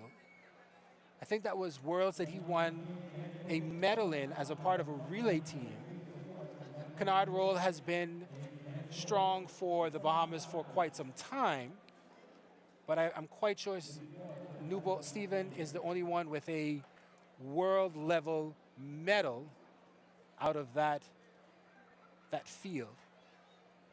And Ricardo, like we mentioned earlier, our young athletes get to touch and see and, you know, just be a part of this with some of our senior athletes like Stephen Newbold, who has a world medal. And so this is what you get when you come to the Bahamas for a meet. You know, you get to interact with Olympians and be a mentor to the younger kids.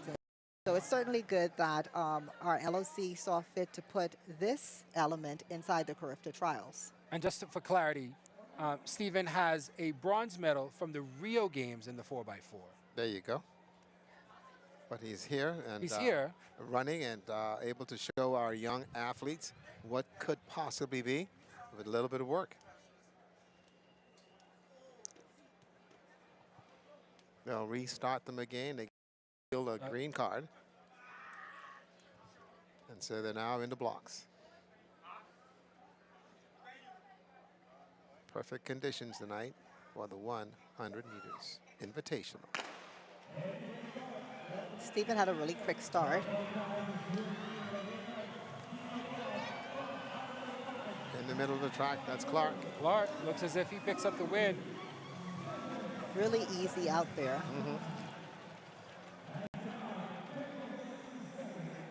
And everybody looks at that big, that big screen to see what the time is to get some indication as to exactly how they're faring at this point. Good run, young man.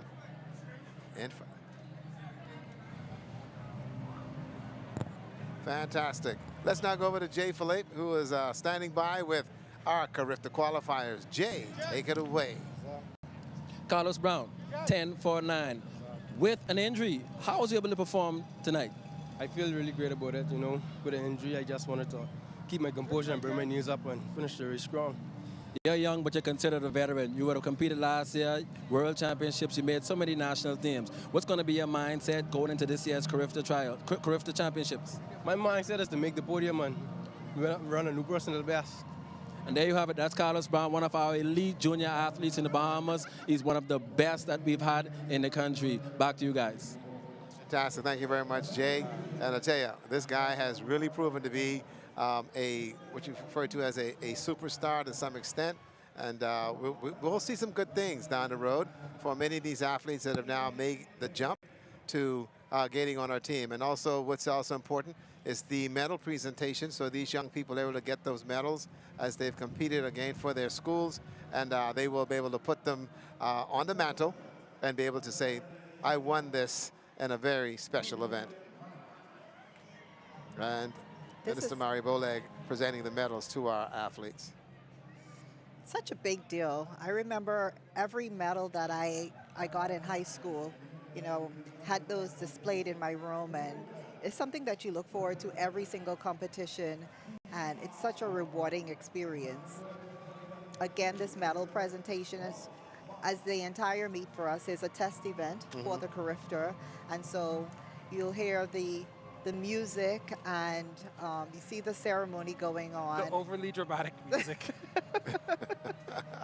It'll change, Chris. When we get to Carifta, it'll change. I don't think it's going to change. I don't think it's going to change either. I think this is like, I think they have a standard CD of overly dramatic music for medal presentation. But it fits. Once we get to Carifta, like you said, I think it will fit. I'm being kind of facetious with that, but it is fitting. I mean, when we had the World Relays, you have that. When we have the FIBA competitions, we have that dramatic music. It adds to the ambiance, and I think it's important. So to go back to your point, you said that you remember every single medal that you won in high school. I do as well, all 4 of them. All 4? All 4. Only 4? 4. In swimming. But at the beginning of this broadcast, you told me you had the best fast twitch muscles. I also have a silver medal in the 400 hurdles. Okay. There were only 2 competitors in the event. Okay, I'm not going to. I got 4 medals in one competition. I see. He's showing off. Showing off. Showing off. She's telling you the truth. And to have those medals. Sit small is what she really said. Let me translate. Sit small, Chris. Okay. Okay. She said it point blank that she made sure that that was the springboard to the success that she has achieved over the years. And to her credit has come these athletes behind that scene and have understood that it takes work to get to this point, and this is what we've seen at this juncture. The medal ceremony for the 1,500 meters under 20 girls. As these young people collect their medals, especially for their schools. Alfrenique Knowles. Absolutely important, as they will cherish those and take them home and share them with family and friends and be able to brag quite a bit about what they're doing. The silver medal. I still have every one of mine. It's good to keep them. I'm not going to tell Chris I have mine, so I can leave that alone because then Chris is going to go dig up his own and bring it out here tomorrow. And Who said he's going to go There's dig not up. much to dig up for. Yeah, he's going to go dig up his own and bring it out, and everything's going to be in order. And that Grand Bahama team all out here today. Good to see those guys as well.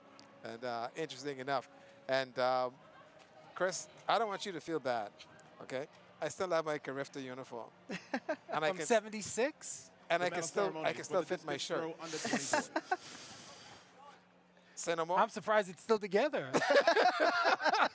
Listen, my mother sits there and she's got everything that I did for Carifta and also my high school medals and kept the baseball, the whole 9 yards. Wow. She's got them all in this bookcase that she's keeping as memorabilia.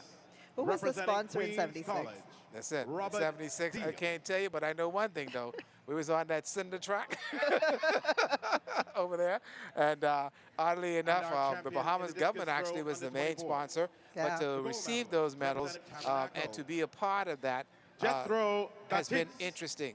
Bradley was our team leader at the time and made some things happen for us, and it was good to have him leading us.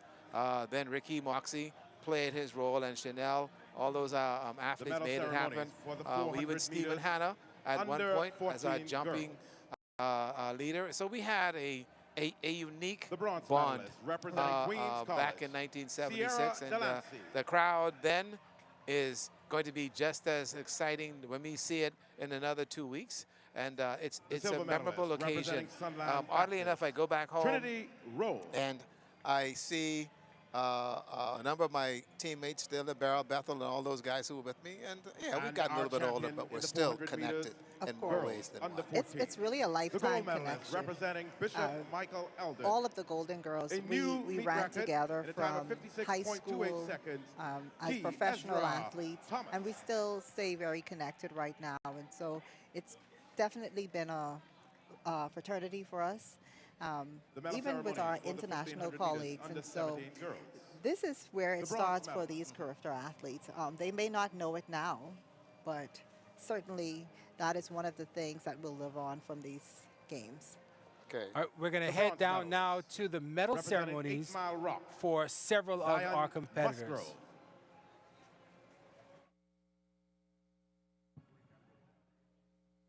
The silver medalists, representing Temple Christian, Britisha Kemp.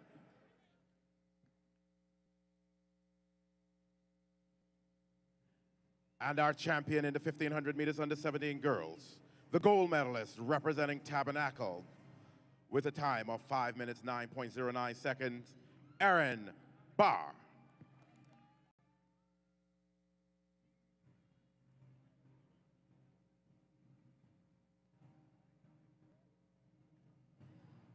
The medal ceremonies for the 400 meters under 20 girls. The bronze medalist representing R.M. Bailey, Malvinique Gibson.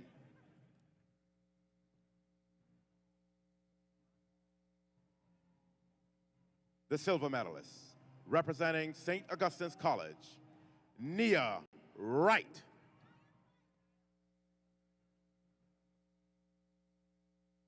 And our champion in the 400 meters under 20 girls, the gold medalist representing Moores Island with a time of 55.79 seconds, Quincy Penn.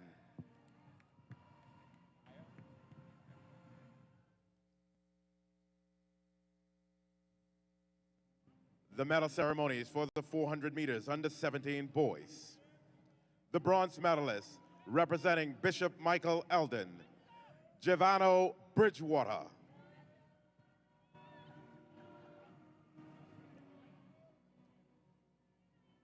The silver medalist representing St. Augustine's College, Egan Neely.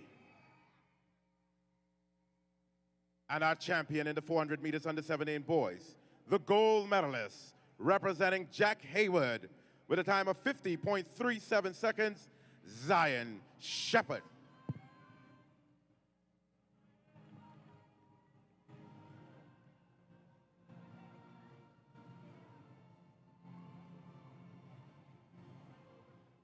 the medal ceremonies for the 400 meters under 17 girls. The bronze medalist representing St. John's, Tamia Taylor.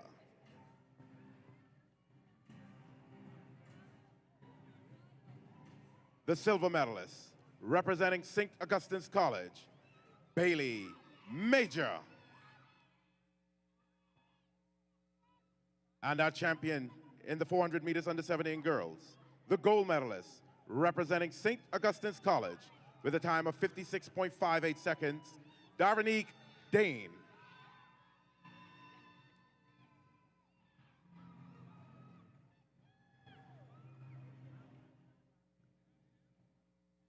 The medal ceremonies for the discus throw under 20 girls.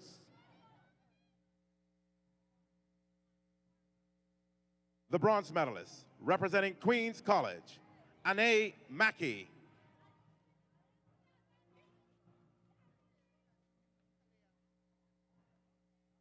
The silver medalist competing unattached, a Carifta qualifier, Kaylin Johnson. And our champion in the discus under 20 girls, also competing unattached, the gold medalist with a toss of 48.23 meters, a Carifta qualifier, Kalia Jackson.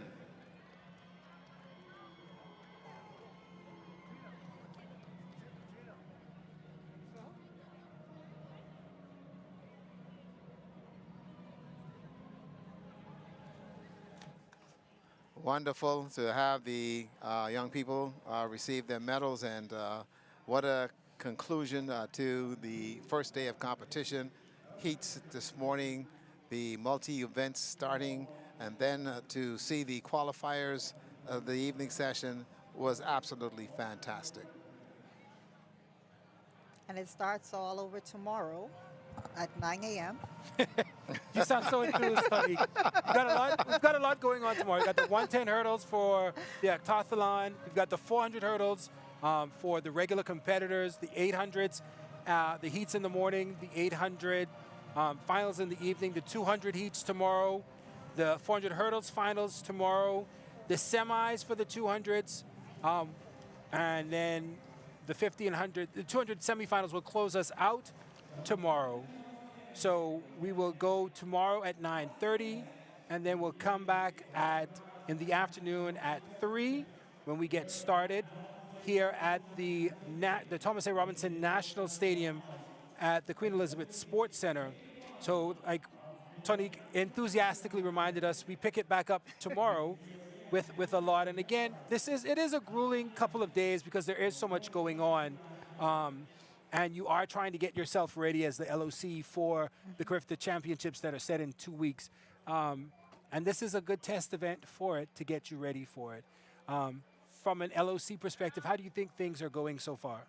So for us, when you see spectacular performances, you know that you've laid the foundation, and we certainly saw that. The kids are competing well, and they are making the standard and making the Carifta team. So it speaks to everything from when they're collected from the airport with transportation, how's accommodations going, what is it like on the warm-up field, are they getting the treatment that they need? And so I think we are well on our way to having a good championships. Well, that's exactly what you want. And again, talking to some of the young kids that are here, and even the parents that came with the young, with the contingent, this has been a super event thus far. The whole arrival yesterday coming in via Bahamas Air, must thank Bahamas Air. They sent us the brand new 737 to come get us. Joel Stubbs, our captain yesterday, landed us, and they all celebrated getting here. And now the competition. It is great to be here in New Providence, and these young people with parents and family and friends have had a great day. We need folks to come out tomorrow and support our athletes as they continue to qualify for our Carifta team. All right, that will do it for us here at the Thomas A. Robinson National Stadium. Again, we have a full day set for tomorrow. A lot of competition, a lot of good competition. We've seen a lot go on here today. Qualifiers galore. I would not really want to be a part of that selection team on a Monday night. That's going to have to make some really hard choices to narrow us down and wean us down to a team that will compete in just under 2 weeks at that point on Monday because, again, ratifications, all these other things have to happen. So wouldn't want to be a part of that. But I do want you to be a part of tomorrow as we come back tomorrow, starting in the morning and then in the afternoon. Thank you so much for watching the 2023 Carifta Trials and National High School Track and Field Championships, brought to you by the Ministry of Youth, Sports, and Culture. Good night, everyone.